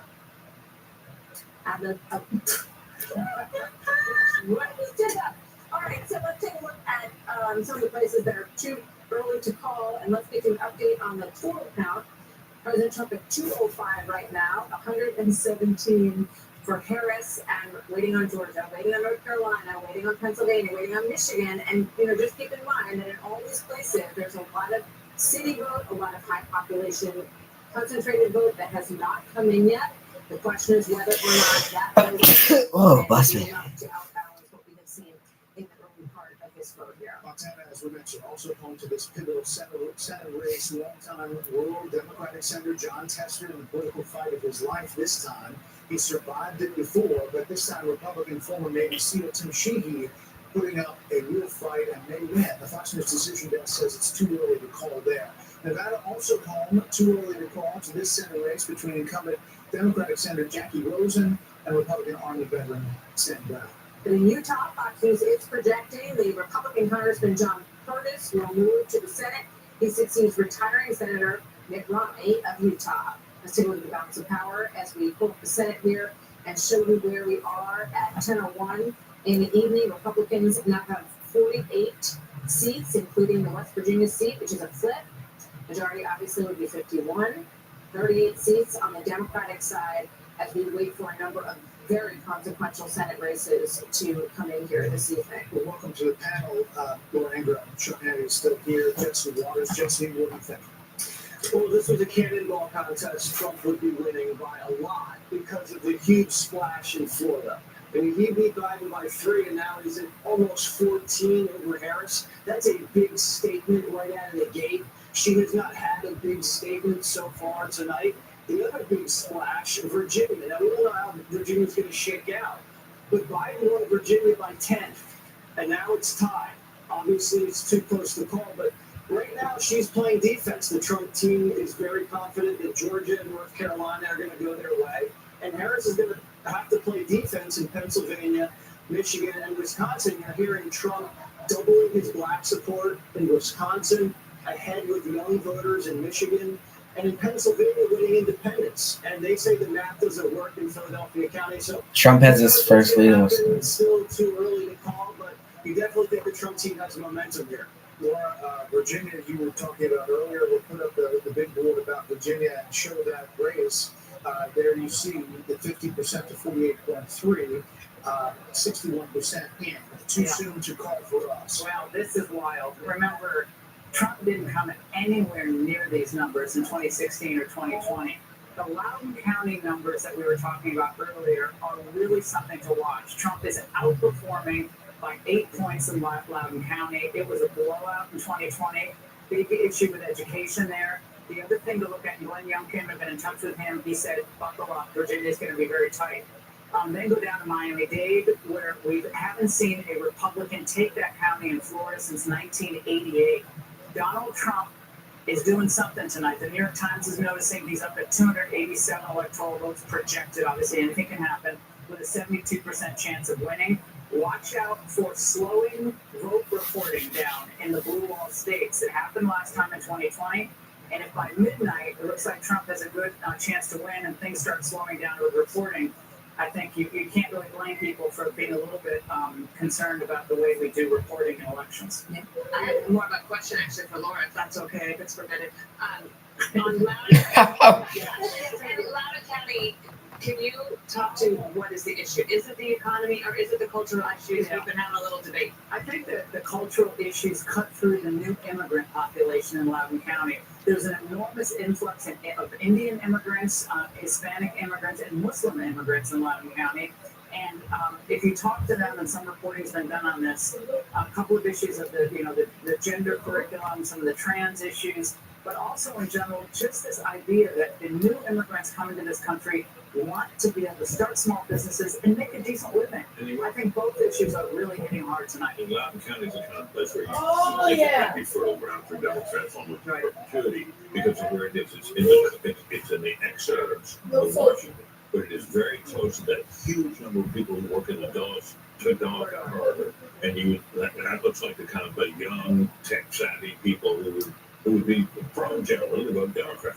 And the fact that it's seems to be going the way it is tonight is I think, a lot of credit to Glenn Youngkin and obviously Donald Trump for the way that his state was handled. They were smart to go there late in the game. It's interesting to look at Virginia, and sometimes these things sort of take hold over a period of time, right? So Glenn Youngkin won his very close race, all about education really against Terry McAuliffe, like parents' rights. But then in the midterms, Virginia did not get the seats that they wanted to get, and Youngkin was sort of trying to get them over that edge. So if this does, and I can't call it obviously yet, if it turns into a win for Trump tonight, it will be very big. We have not called North Carolina. We have not called it yet, but I'm sure they're good reasons. Do we know what's outstanding in Virginia? I wore that thing out. Remind me, this is Roanoke County. Why do I have that on the screen? That's Salem, Virginia. That's where Trump went for the rally the other day with Glenn Youngkin. Okay, so as you guys are talking here, all right, so this is part of our Fox Insights. Anytime we see an outline here, we go in Loudoun County. We mentioned this, right? This is a 16-point advantage for Kamala Harris. You've almost got all the estimated vote in right now, and Trump's doing 3.4 points better now. How's it going in here? Got a lead. He does? You want 270. You want 270 points. He's up 198 to 99. Hold your head. Fine, but you got California. They haven't counted California yet. No, they need. He's probably going to get North Carolina and Georgia. They're about to call that one. Let me look here. Good night. Is that all? Leave that door open. I'm not loud. I'll cheat for a second here. Go back to Virginia. It seems as if Kamala Harris is doing better in the southeastern part than was expected. Okay, so there's still some vote out there, some silver coming in, and we'll see whether or not that holds up. Let me zip on down to Carolina. And Britt, I think you said some folks had called Carolina. I think we're gonna wait a little bit longer until Georgia. I think maybe by 10 we'll know Georgia. Almost 185,000 votes, and I don't know what's going on here. Why don't we just poke around some of the bigger counties? Okay, this is Wake, this is Raleigh. You got to look there. 3/4 of the vote in. She's got a firm lead down here in Mecklenburg and Charlotte. A firm lead yet again, but that is 80% of the estimated votes still yet to be tallied. So maybe that's the reason why We cannot call it. This is a flipper down here. This is New Hanover. You find Wilmington along the Atlantic Shore. You've only got 5% of the vote in down there. This is one of those areas of the country that's turning more blue. We got a lot of transplants from the Northeast moving down to Wilmington. It's got a lot of folks from the Northeast going into places like Brunswick County. Brunswick County is deep in the red. Donald Trump's going to win here tonight by 66%. What does Dad think? A lot of folks from New Jersey and New York and Pennsylvania. They're moving What? to places like Brunswick County. They love the weather. They love the I will. beaches. And it's not as expensive as Florida. They've seen an awful lot of growth in this part of the state. So here's where we are. Too soon to call, but Donald Trump right now up by almost 5 points in Carolina. Go for it, Martha. Let's take a look at Pennsylvania, which is tightening up considerably, and in the presidential race and in the Senate race. So what's going on You're there? exactly right about that. Okay, so it's about half of the vote being counted. You remember that chart I showed you a moment ago? The chart I showed you a moment ago? They count the mail-in vote first in Pennsylvania. It tends to be more Democratic. As we saw in 2020, we're seeing that again in 2024. All right, we got about a 1.4 margin there. We're all vote just shy of 50,000. So let's go for a spin, shall we?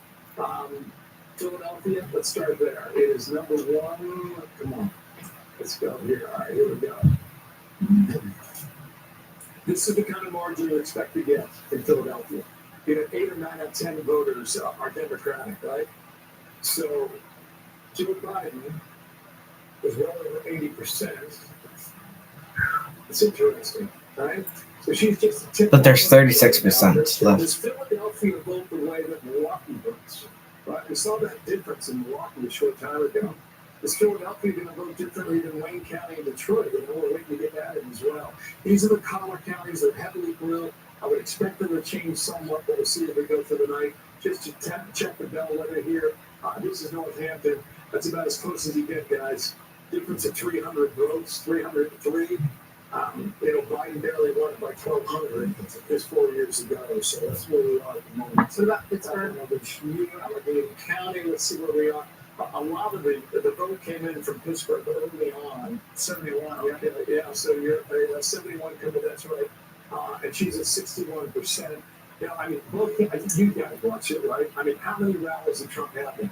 How many times did Kamala Harris go to the west side of Pennsylvania? This is the place I want to check out. I haven't done it yet. Let's find out together. This is Butler County. All right, where were you on July 13th?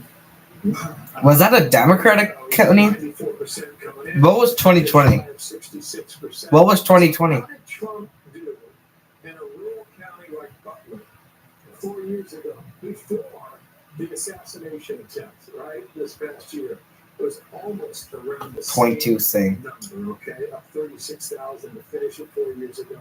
Right now, he's up 34,000. Let me bring up prime folks in. Laura, what are you looking at? Well, I just think it's interesting to look at these states that we kind of have looked past in our analysis. We're always focused on the blue wall states, obviously so important, but signs that Trump might be outperforming in ways that we hadn't expected, bubbling up in places like New Mexico, where it's only 23% of the vote in, mind you, tons of votes outstanding. But he looks like he's outperforming there. He's up now 6 points with that small turnout. Again, the New York Times gives him a 79% chance of winning this election at this point. We're leaning North Carolina, we're leaning Republican in Georgia. If those trends continue, it's all those 3 states where it's neck and neck. Right now, it's neck and neck in Wisconsin, Michigan, and Pennsylvania. So I hope they can model themselves in the future on what Florida has done so brilliantly with Ron DeSantis. 96% of the vote in, and it's handled beautifully with absentee, mail-in vote. They just seem to do it in Florida. Why can't we do it in these other states? Yeah, it's a great question.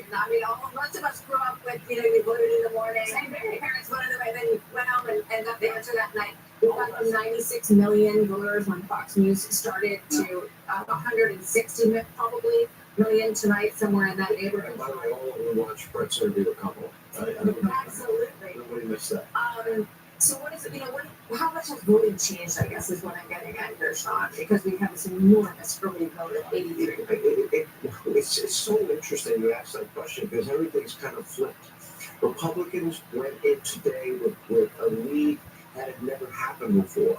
And it put the Democrats in a position mathematically where they have to accomplish something they never accomplished before, and that is to get same-day voters at numbers that they've never gotten before. And this is where we now find it. If I am correct in my belief and my sources are right, and North Carolina, I'm almost 100% certain will be Donald Trump's. And Georgia, I believe, Harold and I have been going back and forth on this, will go to Donald Trump. Now, Arizona has been trending very strong towards Donald Trump. I don't know how long it'll take them to count the votes out there. That is frustrating to Laura's point. Well, to that point, Maricopa said because of the length of the ballot that they were going to maintain. Okay. There were 2 pages in Florida, and they called it within an hour and a half. So it wasn't even an hour and a half. I'm just saying what they said. So, all right, if we want to play out a few scenarios, if that turns out to be right, or Harold's going to wear Sean Hannity's wrong T-shirt, if I'm right, and North Carolina and Georgia go to Donald Trump, and I am confident based on the information, Dave McCormick's numbers guy just wrote me. Dave McCormick running for Senate in Pennsylvania against Bob Casey, the incumbent, who's been running ads tying himself to Donald Trump in Pennsylvania, which I think is very telling. He's confident Donald Trump is going to win Pennsylvania tonight. That did not, and what the Trump team has been telling me, where they were up by 1.1 million, we went over these numbers earlier. Back 4 years ago, they were only up 400,000 going into today's voting, day of voting. In Wisconsin, you have a similar situation. A 40% difference, a 40% shortfall. So I'm looking at the big one, I'm watching the ever-brilliant Bill Hemmer, and they needed numbers in Milwaukee that every source I know in Wisconsin is telling me they did not get today. And we're now in a situation where for Kamala Harris to have any opportunity to win, she's going to have to sweep that blue wall states. I don't see it. Do you see it? I don't see it either. And if you look at Philadelphia, for instance, everybody was bragging this morning about how well turnout was in Philly. But if you look at Philly, South Philly is Italian. That's Pat's, Geno's. They love Trump down there. Big Eagles territory, big Flyers. And then you go to the Northeast, that's Irish Catholic. Maybe Sean Hannity knows a few people over there. So they came out big for Donald Trump, and that might have been an explanation for those numbers that popped. But if you look at Pennsylvania broadly, they banked so much of the early vote, which they've never done before. They don't think Kamala has enough right now in Philly and Pittsburgh to just overcome Trump's red county. Let me just put the caveat in there. Britt, we sat on an election desk in 2016, and there was a betting odds that you were quoting that had Hillary Clinton winning 90% chance that she would have win. And then it started going down, and we started doing the what-if scenario, and the pathway started to narrow. It is flipped, to Sean's point, that the early vote gave Republicans an early boost, and the question is, what the day of votes going to show? Well, who was New York Times betting odds? I think she started out with an narrower path. So we could figure out no way that Trump could win. She had a narrower path, and the betting odds, by the way, are now 83% Trump. It started at 58%. It's climbed all through the evening to 69. I think you should have a green eye shot. Anyway, and other models are now predicting The pictures are also higher as well. I do think, just to go back to this Milwaukee point that we were talking about during the break, I mean, they are rerunning 30,000 absentee votes in Milwaukee tonight because they couldn't, there was a problem with the processing. 31,000 absentee ballots after the election observer brought to the officials' attention that doors covering on and off switches on the devices, I guess, some of them weren't tallying and they were worried about it. So just for integrity purposes, they're rerunning all those ballots. So we might not hear the full and final counting from Milwaukee until tomorrow. 18 vote totals. That's Trump winning 23% of black men. That's staggering. What's it like? Make sure I'm sorry, here, which is where's that from?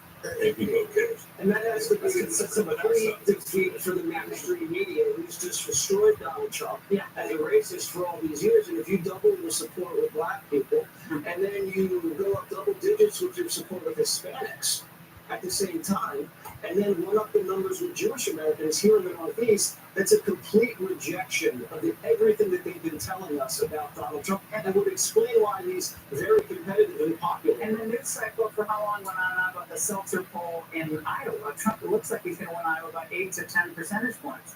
But Seltzer. I remember it was all like, it was like he's going to lose Iowa. I mean, Tricia, let's go back to Pennsylvania really quick. I know you're in Wisconsin, but can you just go to Pennsylvania? Sure can. And this is, I want to come back to this. It's a fascinating story that's happening in Wisconsin, okay? So go ahead, Brett, with your question in Pennsylvania County. This is Surrounding County. You got it. Let me come back to current day. That's 2024, isn't it, guys? Yeah, I do believe, okay? So, I'm kidding. So this is Lackawanna, this is Scranton. Okay, so she's got an ad. Go ahead. what is the 2020 vote for that? This, okay, I'm going to do something here. They're going to see a slide coming, all right? So you guys got to remember these numbers, all right? Versus 2020. Here is Biden's number. So she's about 2.5 points below what Biden did, but she's winning the county too in that Scranton. Can I just show you guys something that I think we need to pay attention to? This is Wisconsin. All right, so you get your Fox Insights going here, okay? We talked about Dane, we talked about Milwaukee. What about Green Bay? That's Brown County, all right? Right now, with 46% of the vote reported in Brown County, which is Green Bay, Trump's up 3.6 points at this time of night, okay? Take this off. We'll move down here to Outagamie.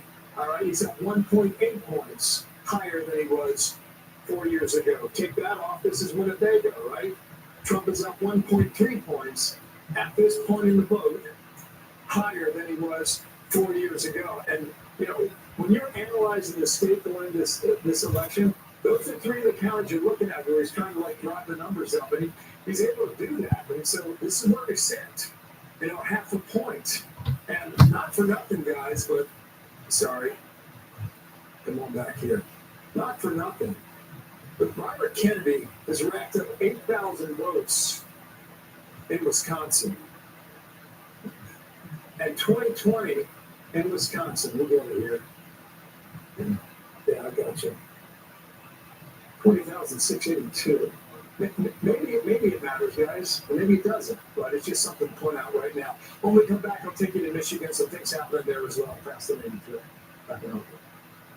that's something to keep an eye on. The 31,000 votes you talked about, Laura, you think they're going to cut in money? That's in Milwaukee, right? They're reprocessing them. They've begun to reprocess them, but there's no indication as to when that's going to finish. Because they had problems with the machine. There was a problem with this on-off switching device on the machine or something. It's hard to understand. Well, can I ask you a question? You just gave me the latest numbers. I've been looking at the betting odd numbers that Brett was talking about. They have moved massively 90% to Donald Trump. The New York Times has it massively to Donald Trump. 71%. The point that Jesse, immediately, right? Yeah. So we're really sitting here, and I think we got to take pause. There is a very strong possibility he would be elected the 47th president of the United States if these numbers, if these predictions end up being true. I don't want to get over our skis. We want to be careful. We want to be prudent. We're all looking at our sources. I'm listening very closely to everything Harold has to say, what he's offering. But if that is true, after all that they have thrown at this man, after all that they have done to this man, and to with all the media that wouldn't even vet her and her radical positions, that did the only person in the media that challenged her in any reasonably tough way is sitting right here at this table, and that was you, Brett. And to think she never... Good job, Brett. She doesn't think we should say radical Islamic terrorism. Why she wasn't asked about supporting a bail fund, 574 riots in the summer of 2024, or co-sponsoring the Green New Deal, or saying no to private health insurance, Medicare for all, or sex-change operations for illegal immigrants. Or in jail too. Yeah, I don't want my tax dollar going to that. I don't want to lose money off that. The decline of its influence has been evident for years. This is proof of it. And in some respects, I think that the behavior of the legacy media backfired against the candidate they were supporting because it was so over the top. Same with the prosecutions. Same thing happened. We contributed to No, I do. Yeah, I agree with you. What do you got? That's something. I just punched it up through Iowa. Everybody was talking about the poll. More legislature, really good shit, right? Hold them will not be named. Yes, that's correct. Until we get a little the back sheesh, right? 40% you got a 7-point lead for Trump. Okay, so I don't know what they were seeing in the poll. I mean, they're obviously seeing something out there in Iowa, but this is Trump pulling away. This is let me let you bounce around. Yeah, I'll good. This is Ohio, guys. Okay, 8 points in 2016, 8 points in 2020. 80% of the estimated vote is in. He's up more than 12 points in Ohio State. So even if we're not there yet. We're not calling these states. We're going to wait and see how this 12 vote total goes. We'd rather be him. The path is getting clearer for him right now. To Sean's point, even that he's here at this moment, from January 7th, 2021 until now, is probably the biggest political phoenix from the ashes that we have ever seen in history. For sure. In the days after January 6th, I remember sitting, I think, in Ugrad, and I said, this guy, Trump, he's radioactive. Republicans are turning against him. They want rid of it. They want him. He's an obstacle. He's a problem. And I thought, no, I didn't think a political comeback by him was possible. I would say. And yeah, here we are. It's the toughest son of a gun I've ever seen. Ever. With all he said thrown at him, I mean, I'd be in an insane asylum. There's an interesting rhetorical trick that I always play with these things when Sean says, think of all the things that they have done to him.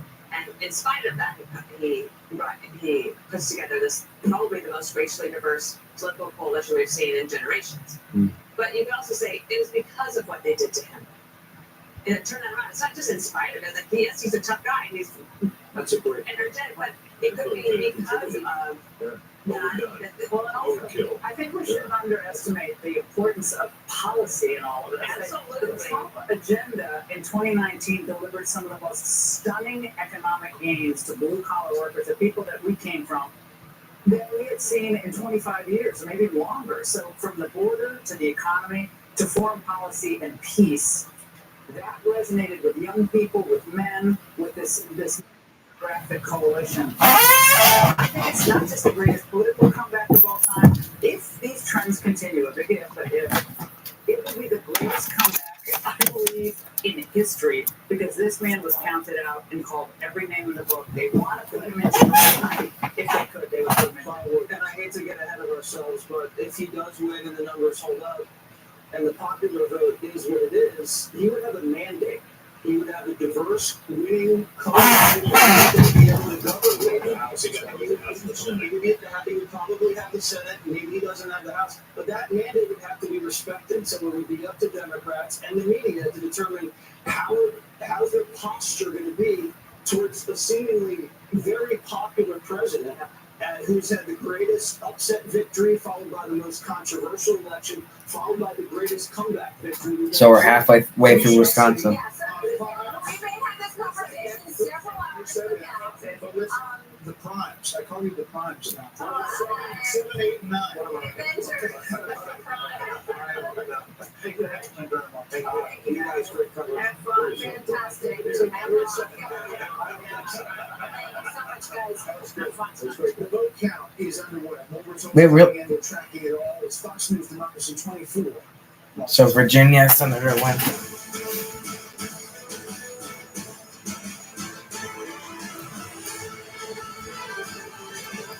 Holly wins Missouri Senate.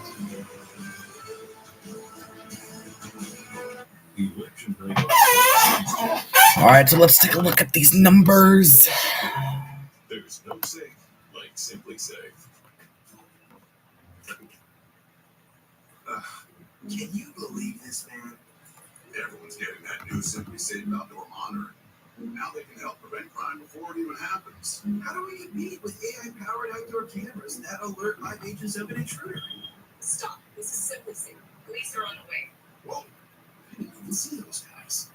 So what about us now? Luckily, I'm pretty normal. There's no safe like Simply Safe. This is our legacy. I won't let anyone take it. It's a real stuff. I can see that.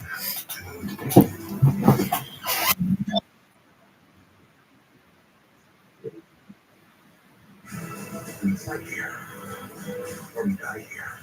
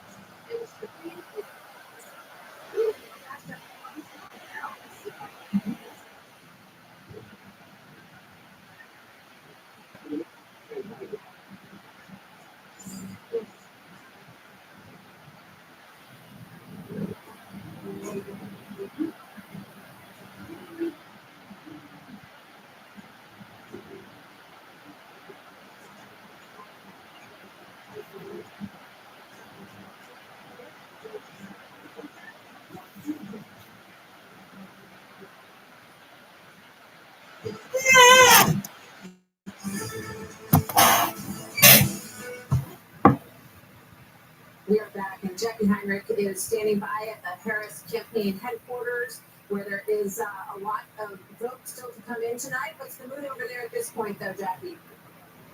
You know, Martha, every once in a while we get this glaring reminder that just over 3 months ago, this was Joe Biden's campaign. Every time we want to get any information from campaign officials, we have to text someone in Wilmington.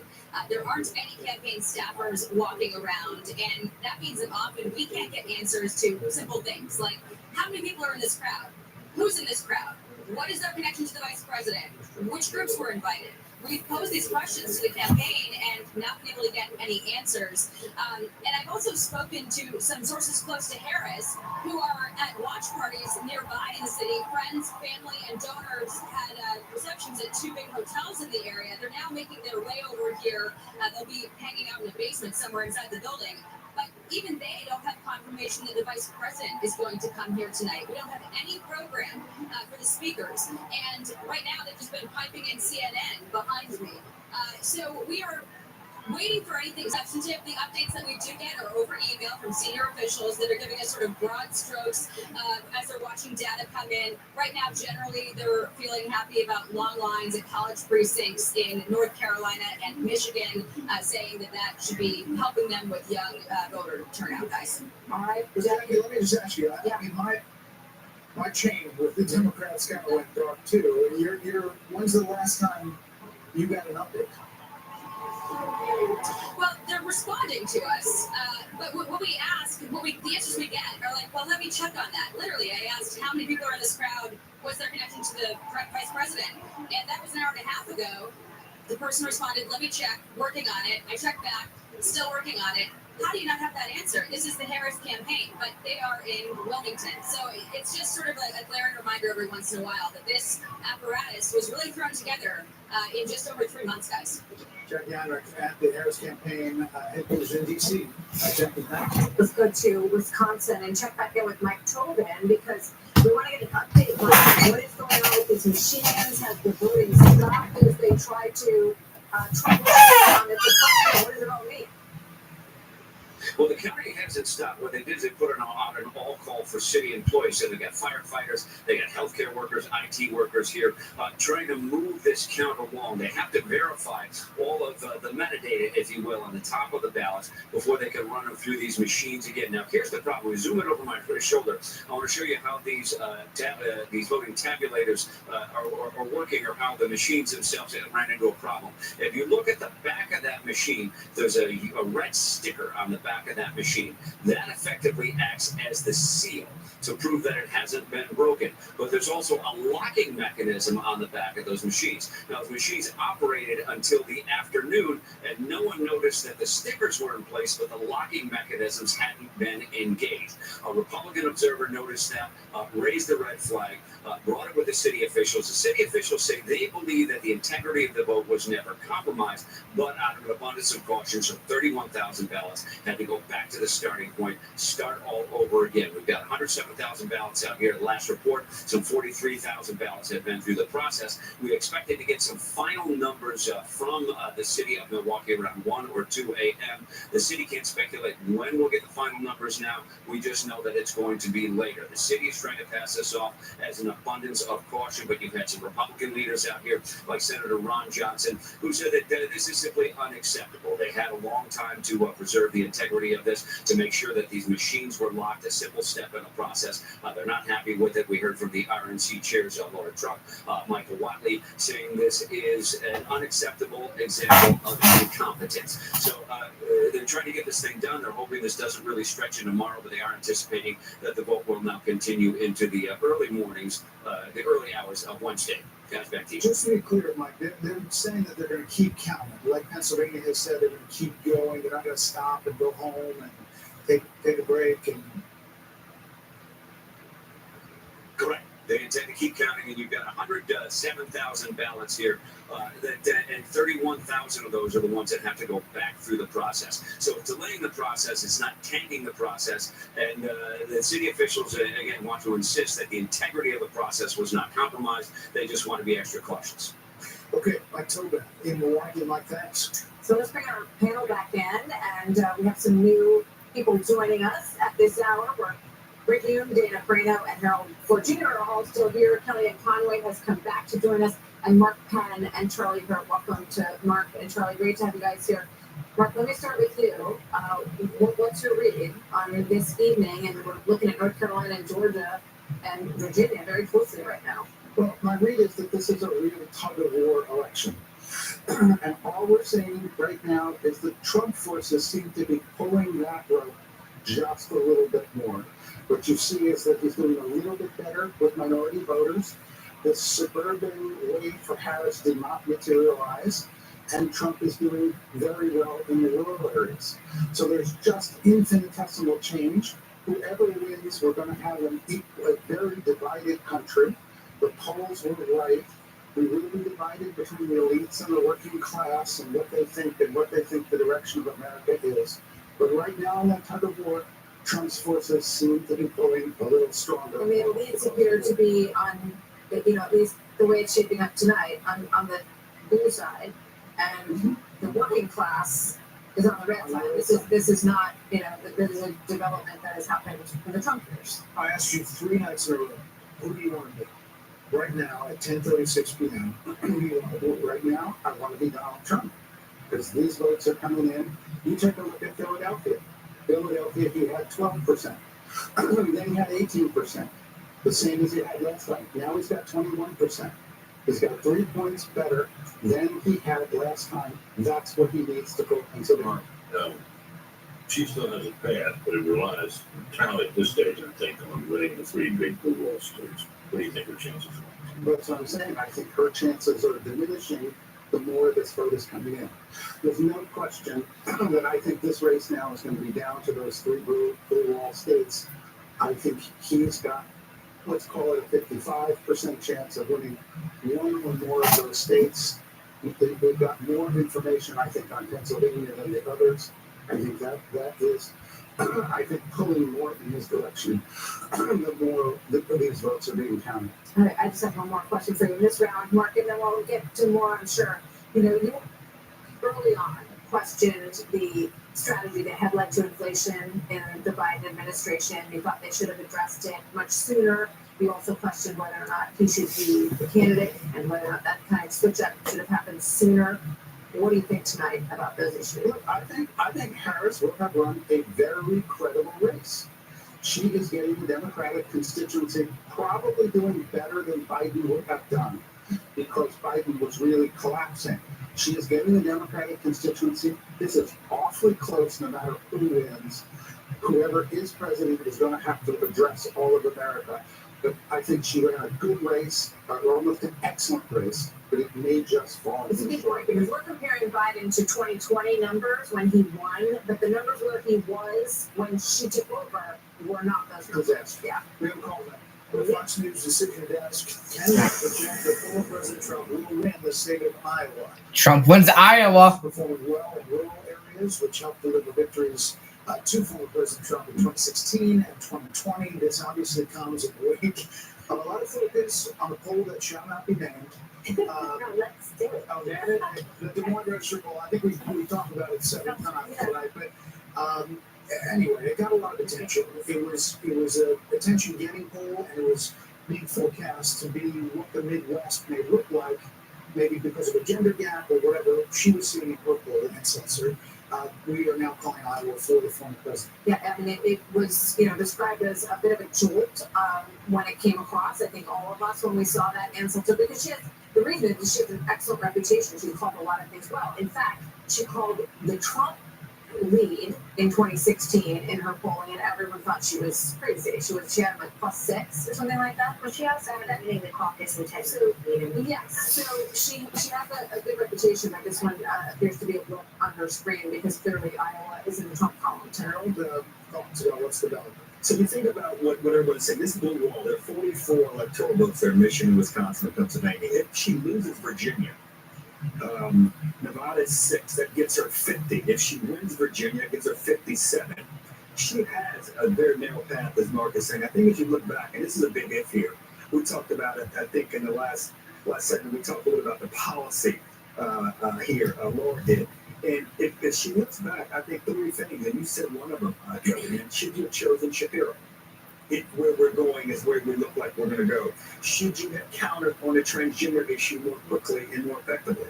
And then the border and the economy, should she have distanced herself from Biden? And look, we're still a little early in the evening. I agree with Mark. It's still a little cold one way, but if you're sitting there tonight, you want to be in that campaign tonight. If you want to win the campaign, so she's got to run the tables here over the next hour or two, or the next day or so, if we're hearing correctly about Wisconsin. But it does not look as promising as it did a few hours ago. Let's head back to Bill real quick. Bill, can we dip into Virginia, the Commonwealth? Yeah. Say it again, Brett. Sorry about that. Virginia. It's okay. Go ahead. Do what you're going to do. Virginia. Okay, I'll give you a little run up the Atlantic coast here. Okay, this is Georgia. Too soon to call. You ask yourself, why can't you call it? There's still some vote out there. The question is, where is the vote? And what's going to come in? Trump's up 3.2 points statewide. So you come in here to the greater Atlanta area, and this is Fulton. Our Fox insights tell us, okay, this is different. This just changed from the moment ago, all right? At this point in the night, with 82% of the vote reported, in Fulton County, the largest of 159, Trump's up 0.6 points from where he was 4 years ago. All right, I'll clear that. Let's come back out statewide. This is Cobb County. We talked about that earlier. Okay, at this point in the night, our Fox insights tell us that Harris is up 1.3 points better than where Biden was at this point from 4 years ago. We'll clear that. We'll also go to Douglas 2 here, okay? At this point, it's all greater Atlanta, a lot of population throughout the area. At this point, 90% reporting here in Douglas County. Harris is doing 2.9. That's not good for Georgia. 4 years ago. So there's still a vote out there, too. I mentioned Chatham County about 2 hours ago. That's Savannah. They counted slow 4 years ago. They counted slow yet again. But you get a lot of Democratic votes out of Chatham down here on the Atlantic coast. A lot of folks live there, too. 5 out of 159. So we'll see how that shakes out. What about Virginia? Go to Virginia. And let you know what we're seeing. Oh, North Carolina. Went there. They don't hit Virginia. They don't hit Pennsylvania. All right. Trump up 2.5 in North Carolina. Why can't we call it? I was looking at Mecklenburg County with Charlotte. Okay, so they've had a lot of votes come in since the last time I checked. There's a lot of outstanding votes. You have to ask yourself, where are the votes, right? If they're in the most popular places, you can't make a call. But now you're getting a lot more from Charlotte. This is Wake County, Raleigh. It's number 1. Still about 20% of the vote out there, okay? Comfortable lead for Harris. We expected that. Let me just check 2020 and go ahead and use the slide again. Okay, so she's performing half a point better than Joe Biden finished from 4 years ago. So keep track of that. You wanted Virginia. I'm getting there, guys. Hang on 1 second here. Just got to move the meter, and we'll see what's happening here in the Commonwealth. All right, so while you're checking that, Charlie Hurst went in. Yeah. Tight squeeze. So what are you looking at, Charlie? Virginia. What are you looking at? So it's kind of interesting, actually, that this is so close, especially if you look at the early numbers across the state. It was fairly extraordinary with the early vote, both early mail-in vote and then early in-person vote. All of the big D-plus counties in the state were significantly down from 4 years ago, including the big counties like Fairfax, Richmond, and then all of the all-plus counties were significantly higher this time than they were 4 years ago. And so if you had just looked at those early numbers and then look at this, it's actually not that surprising that it's this close, even though Virginia is, for all intents and purposes, a blue state now, and has been since George W. Bush, or since Obama anyway. But it is, I think that Governor Youngkin, who said, watch out, it's going to be tight here, is probably looking at those same numbers and realizes that this thing might actually be the surprise of the night. Yeah, a lot of people drifted to Northern Virginia, suburbanites. There's not a great Trump vote in New York, D.C., counties, Kellingham. That's what we're looking at here is where that vote is outstanding and whether it changes the dynamic. No question. And Glenn Youngkin has been a great partner with Donald Trump this whole time on the campaign trail. He told me personally when I asked him, do you think it's really competitive a couple months ago? He said, I think you're going to force Biden Harris, now Harris, to spend some time and money there. And that's happened. But it was ground zero for the parents' rights movement, the school stuff in 2021. I wanted to say something. Kamala Harris's team was smart and strategic to go for the 3 states and blue wall, since they've gone Democrat from 1992 to 2020, 28 straight years with the exception of 2016. They went for Trump. They've always voted as a bloc, but they also ran out of choices. I really thought she'd do better if there's more racially diverse Sunbelt states like Georgia, Arizona, Nevada, and even North Carolina. She's in the very vote states trying to become president of the United States. There's a problem I see for Harris and the Democrats right now. Demography is not destiny. That's what I think of this electorate. We think we're only going to get women by talking about abortion. We're going to get Hispanics if we talk about immigration. That's how Trump is getting it. We're going to get African Americans if we talk about this. Whose big idea was it to over-prosecute Donald Trump with all these cases? You think a lot of black men in this country didn't stand up and say, I think the system has been against me. I think that's unfair. To say nothing of the fact that they want economic upward mobility like everyone else. They're school choice voters. They think that people coming over the border are taking their jobs. And you got Barack Obama telling them, you're not right. Stop telling us who we are, what we think, how to eat, how to vote. This is the election where people are turning on its head. Last point, young voters.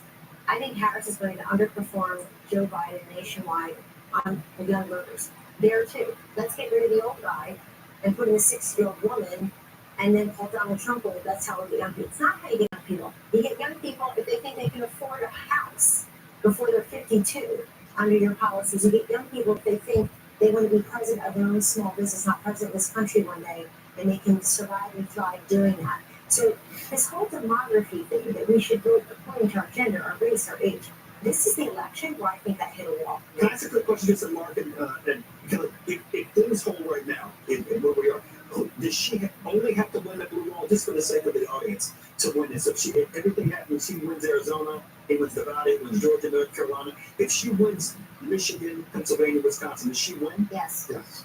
So the blue wall remains what we have. She has one big path. Yeah, he's got a big path, but you got to get rid of it. Is that true, Bill? Pretty much, yeah. Is the answer to 270 with the 3 plus Nebraska too? I think it's too early to start filling this thing in here. I want to start just yet, but I don't know. We're kind of warming up the fire or whatever you say. But just show how it happened. Just show the 3. Yeah, for her, it would be Nebraska 2. Well, we got to go a long way, so just it's going to take me a while to get there. Okay, So she would have to win all the usual states here. It's just too many to fill in, right? Oh, gosh. Boom, boom, boom, boom, boom. Oh my gosh, what am I missing? Holy cow. Okay, Maine, Nebraska, Hawaii. Yeah, okay, so that's why I didn't want to do it, because we got to go to ways. But maybe like another half hour, an hour or so, we'll build a few more. If you got time, I'll take you to Arizona, unless you got something else to do. Let me go ahead and reset this, because there's some movement here. There's some movement here in the American Southwest. This is Arizona, the first time we're looking at it on the night, and Trump has just taken a 1/10 of a point lead. Kamala Harris had the edge here for really the past hour. This is Maricopa, this is Phoenix, this is where you get 60% of the vote statewide is in Maricopa County, all right? She has an edge of 2.2 percentage points. You all vote 563,000. We're going to bring out the slide again, okay, and go back to 2020. And this is Joe Biden in Arizona. So she's up about half a point, not quite. All right, but Donald Trump's performing a little better right now at this point, but there's still just about half of the vote out and too soon to call there in Arizona. Let me come back to modern day, 2024, and see if this has changed. It has not. This all votes 2,200. So we'll watch that. Just want to take a sneak peek at that. You guys mentioned Iowa, the state that shall not be named, or the poll that shall not be named. This is nuts. 14.5 points. Wow. Yeah, that's not anything.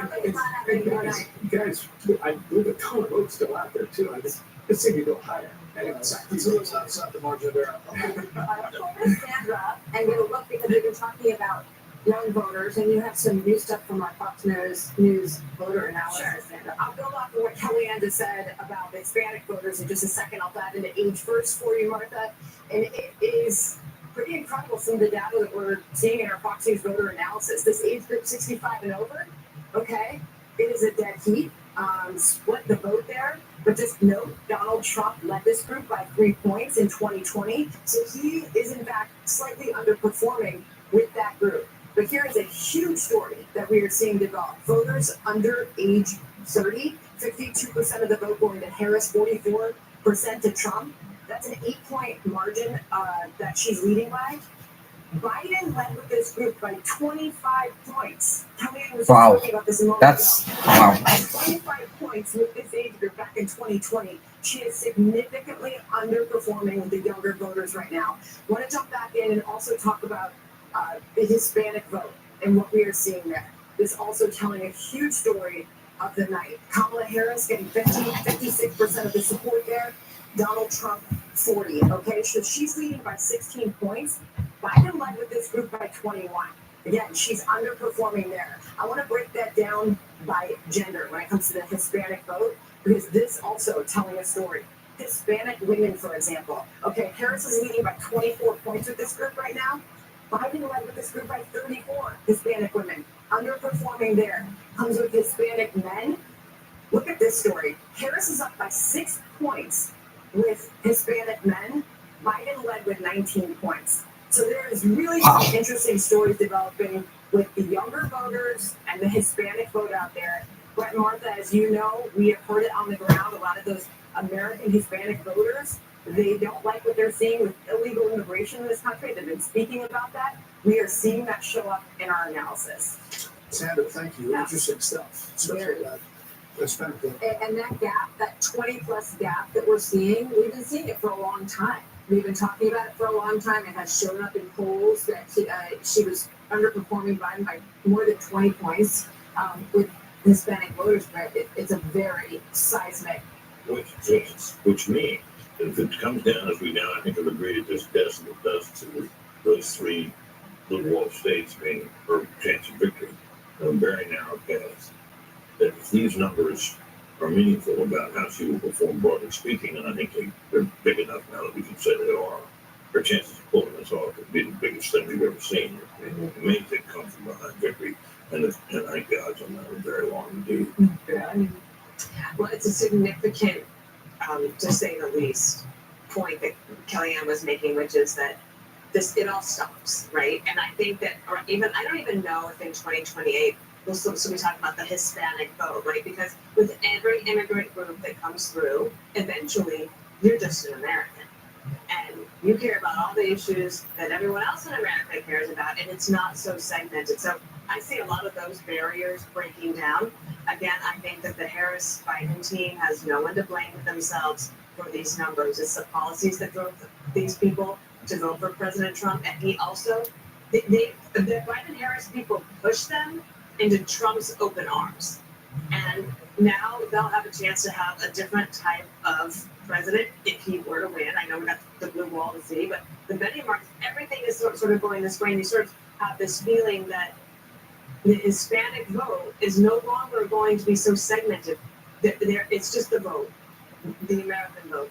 And there's a traditional, not to overgeneralize about any group, but, the traditional faith-based in many ways Hispanic family that is not responding to what Kamala Harris is talking about and focusing on. Gender and race, we talked about the outset, would emerge as big themes because Democrats have enjoyed great advantages with certain groups of people. The numbers didn't show up tonight. They should they not. They may be a dead end. Well, what it shows is that we're going to have to rethink and reformulate, reconstitute how we think about going after voters. If these votes hold up, and even if they don't, the numbers are narrowing. So we have to rethink this and consider some different strategies. Because as we sit here tonight, Democrats have to be surprised.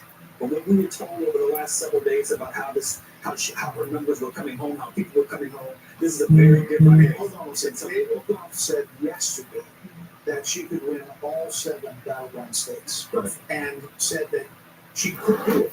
Now, maybe it turned that she could win 6 or 7, but he said 7 or 7.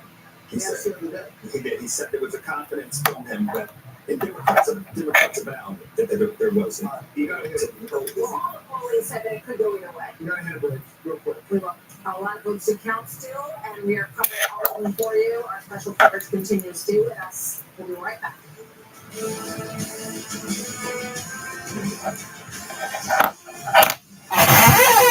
Oh, so nervous. Have you also had trouble with your weight?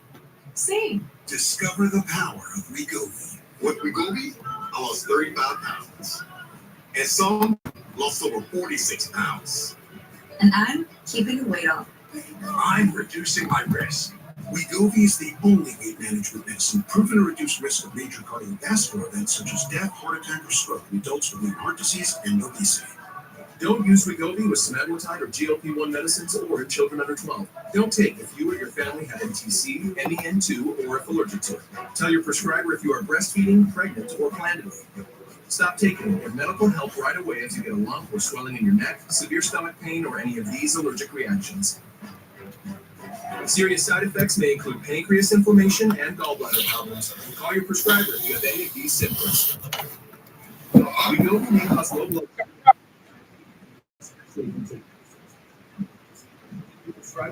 Changes if you're racing on the rest or mental changes. Depression responses to this common side effects include food constipation, stomach pain, upset, dizzy or blurry pains, dehydration, and sleep.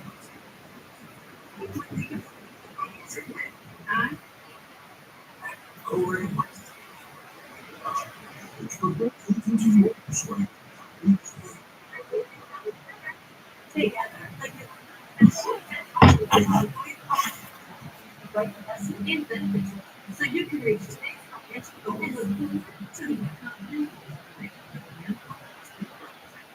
Here's one of the issues.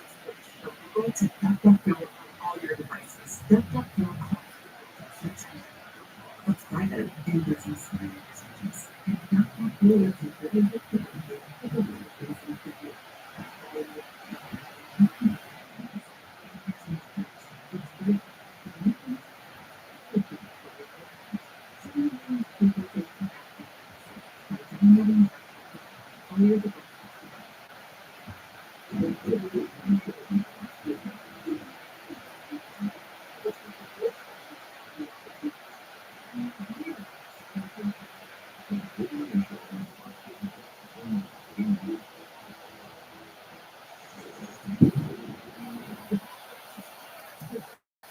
In Maine, Vice President Harris wins Maine. Trump will win an electoral vote in the rural 2nd District in the state of Maine. Fox News can also project that Maine Senator Angus King will win his race. He's in the caucuses for the Democrats. So as we look now, the Senate is ticking up. We're going to look at some interesting races in Ohio and Montana coming up. So let's check in with Aisha Hasmi at the Trump campaign headquarters in West Palm Beach, Florida, where I would imagine the mood is fairly good. It is very good, Martha. You know, earlier this evening, a lot of folks were coming up to me and saying they're not sure if they're going to get a decision tonight. They thought it was going to take a few days, and that has completely flipped. And people are expecting there to be an answer tonight and favorable for the former president. I did talk to the campaign official over in Mar-a-Lago, where former President Trump is right now, watching the results come in. The mood there is positive, and I'm working to confirm right now if the former president made some remarks to a crowd there and what exactly he said, but everyone there appears to be feeling very, very good. And just found out as well that Speaker Mike Johnson, the House Speaker, who's in Shreveport, Louisiana right now at his district, appears to be making plans to come here to meet with former President Trump. Back to you. Aisha, thank you very much. We'll keep a close eye on Trump headquarters as we continue to give you some more updates on what's going on right now.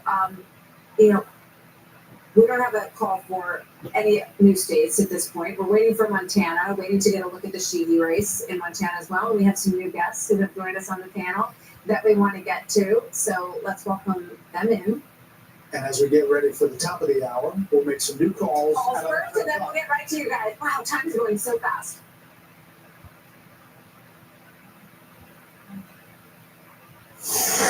All right, let's see. It is now 11 p.m. in New York, and 4 West Coast states have just finished voting. The Fox News decision desk can project that Vice President Harris will win California, the Golden State, 54 electoral votes, biggest prize, more than any other state in the country.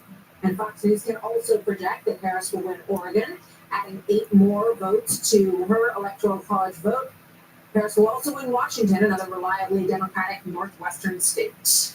But former president will win Idaho's 4 electoral votes. So as we see the race to 270, it's now 216 to 193. It's these. Race is changing quickly. I am getting some word from the Democrats who have now put out kind of a sense of the race, saying that in Pennsylvania, they said they're overperforming turnout expectations in Philadelphia and the early vote expectations in Bucks County. They go into state by state of where they feel like they're going to see more votes in these states. These are the blue wall states, because that is the path that we're looking at. In Wisconsin, they say we know there's a significant amount of vote remaining in Dane and Milwaukee counties, and we're seeing signs of strong performance in the Wow counties. We just have partial data. We don't expect complete results from Wisconsin until tomorrow morning between 3 a.m. and 5 a.m. We shall see. We shall see. California Senate race, as we talked about, can project that the current Democratic Congressman, Adam Schiff, will win his race against former Major League Baseball player Steve Garvey in that Senate race. And Washington's incumbent Democratic Senator Maria Cantwell will win her 5th term. Not big surprises on that front this evening either. So here's the balance of power. In the Senate, 49 for Republicans. The majority is 51. They flip 1 seat, 42 for the Democrats as we wait for a number of these big Senate races to be called. Ohio, Montana, Pennsylvania, all will really dictate the future of the Senate. And Michigan. Let's bring in our panel. Greg Hume, Dan Perino, Harold Ford Jr. They've been here for a while. Kevin O'Leary, Jessica Tarloff, and Ben Dalmanich. Jessica, are you surprised? I'm surprised is a very generous term for how I'm feeling in this particular moment. It is in Democrats' nature to be anxious, and we are certainly at peak anxiousness. I think the conversation that you were having in the last panel about the Latino vote is really interesting. Some of these numbers are a little bit jaw-dropping, looking at potentially 45% for Donald Trump in some states, and that is going to cause a real reckoning within the party and how we talk about, message to, and integrate, a huge part of our base typically in all of this. I would say, though, that the campaign and people that I've been speaking to said nothing has been called. Our paths to 270 have not been blocked off. And as we continue to get more vote in, that should add to the numbers that they messaged to you. Detroit is coming in, and Detroit had a very good day with in-person voting today. And the suburbs of Atlanta outperforming where Biden was there. One point of concern is that she's not doing as well in the rural areas as Biden did. And that's something that they're paying attention to. But I'm hearing more and more from people that I'm speaking to, blue wall. And this morning we were talking about, well, if you pick up North Carolina and Georgia, again, they're not off the map, but it is feeling like more of that laser focus on the easiest route. Ben, welcome, first of all. Good to see you tonight. I'm sitting here thinking about the rethink that Republicans went through after Mitt Romney lost. And they did this huge analysis of what was going wrong with the Republican Party and why they weren't reaching Hispanic voters, why they couldn't reach working class voters, why they weren't bringing in more women. And it really is stunning when you think about that. That was Mitt Romney's loss. And it appears that the person who has changed that calculus dramatically is Donald Trump. Well, they called it an autopsy at the time, and I think it's turned out to be an autopsy for a party that was dead. And I think that Donald Trump has done something incredible in resurrecting it with a new coalition that, a lot of people never thought Republicans were going to be able to reach, that they weren't going to be able to cut through a lot of these different fundamental problems that people thought were there in order to reach these different sets of the electorate. And look, I think the big question they have to be asking is how much of that is tied to Donald Trump himself and how much of it is something that the Republican Party going forward can build on. And regardless of whatever ends up happening here tonight and tomorrow morning, in terms of these blue wall states and the things that we take away from it, certainly we can take away. This is the most incredible political comeback that we've seen since 1968. It's the most incredible remaking of the Republican coalition that we've seen in a way that was really unexpected by all but a handful of people. And how they build on that, how they choose to prioritize policies going forward, it could make a big difference in whether they're able to hold on to it in the future or whether it's something that goes away if Donald Trump isn't at the top. But this one, Kevin O'Leary, Mr. Wonderful. The markets now have it at 92.5% for Donald Trump winning this election to Kamala Harris at 7.0%. You're a market guy. How do you read this? I'm going to stay on this theme for a moment and call this perhaps the greatest night the Democratic Party can ever have if they lose. And let me explain that. I was very troubled just over 100 days ago when they circumvented the democratic process and anointed somebody. The analogy is easy to a Super Bowl. You arrive at the Super Bowl game, and by any measure, this is the Super Bowl of global politics, a presidential race. Your quarterback, Biden, is injured. He's taken out of the game. You don't bring a quarterback in that's never, ever, ever won any game anywhere. You run a process. And they missed that opportunity. This is a chance for them to, I'm not saying they're going to lose, but I'm going to those percentages and say they get to reboot. They get to go back to the center. They get to scratch this whole thing. And the influences of a Schumer or a Pelosi or a movie star or an Obama deciding to anoint somebody, those guys are gone in 4 years. They won't have that kind of influence. This could be great for America because I'm an investor. I have to look at who's ever in the White House in January. But I care about policy.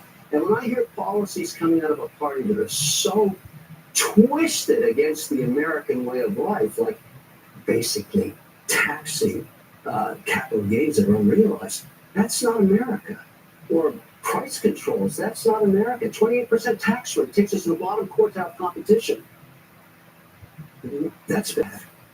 We can't do that. That would hurt the country. And all I do is work with entrepreneurs who want to build businesses. There's a reason people come here under barbed wire and drown in rivers to get into America. It's the American dream. It's the only thing the president has to do is to maintain it. Those policies are against the American dream. And I have nothing against Harris. I mean, look, she did a masterful job in getting to where she is. It would be good for them to lose tonight. It would reset and reboot. Kevin, I don't like you. That's kind of silly. To the center. It would be good for them. They may not want to hear that. We don't. but they may have to. Kevin, I would love to win and do the rebuild. We can still do this. We bring you right into the party to help us do it. Right here, because we have a big call.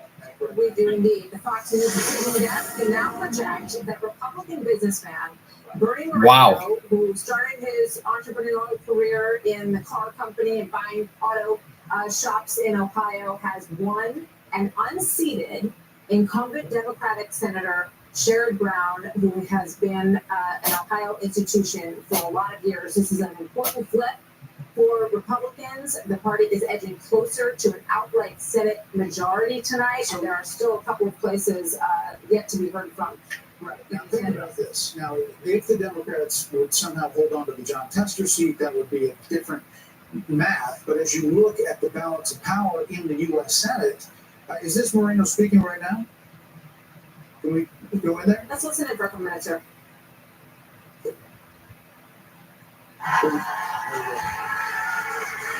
Look, today starts a new wave. You know, we talked about wanting a red wave. I think what we have tonight is a red, white, and blue wave in this country. Because what we need in the United States of America is leaders in Washington, D.C. that actually put the interests of American citizens above all else. We're tired of being treated like second-class citizens in our own country. We're tired of leaders that think we're garbage, and we're tired of being treated like garbage. You know, my opponent talked a lot about helping the working man. And I will agree with him on the need to help working Americans. But the difference is talk without action is nothing. So what we're going to do, thanks to now having a Republican majority, by the way, how about that? All right. We need Trump win. God bless. I'm going to bed. But get him out. Chuck Schumer.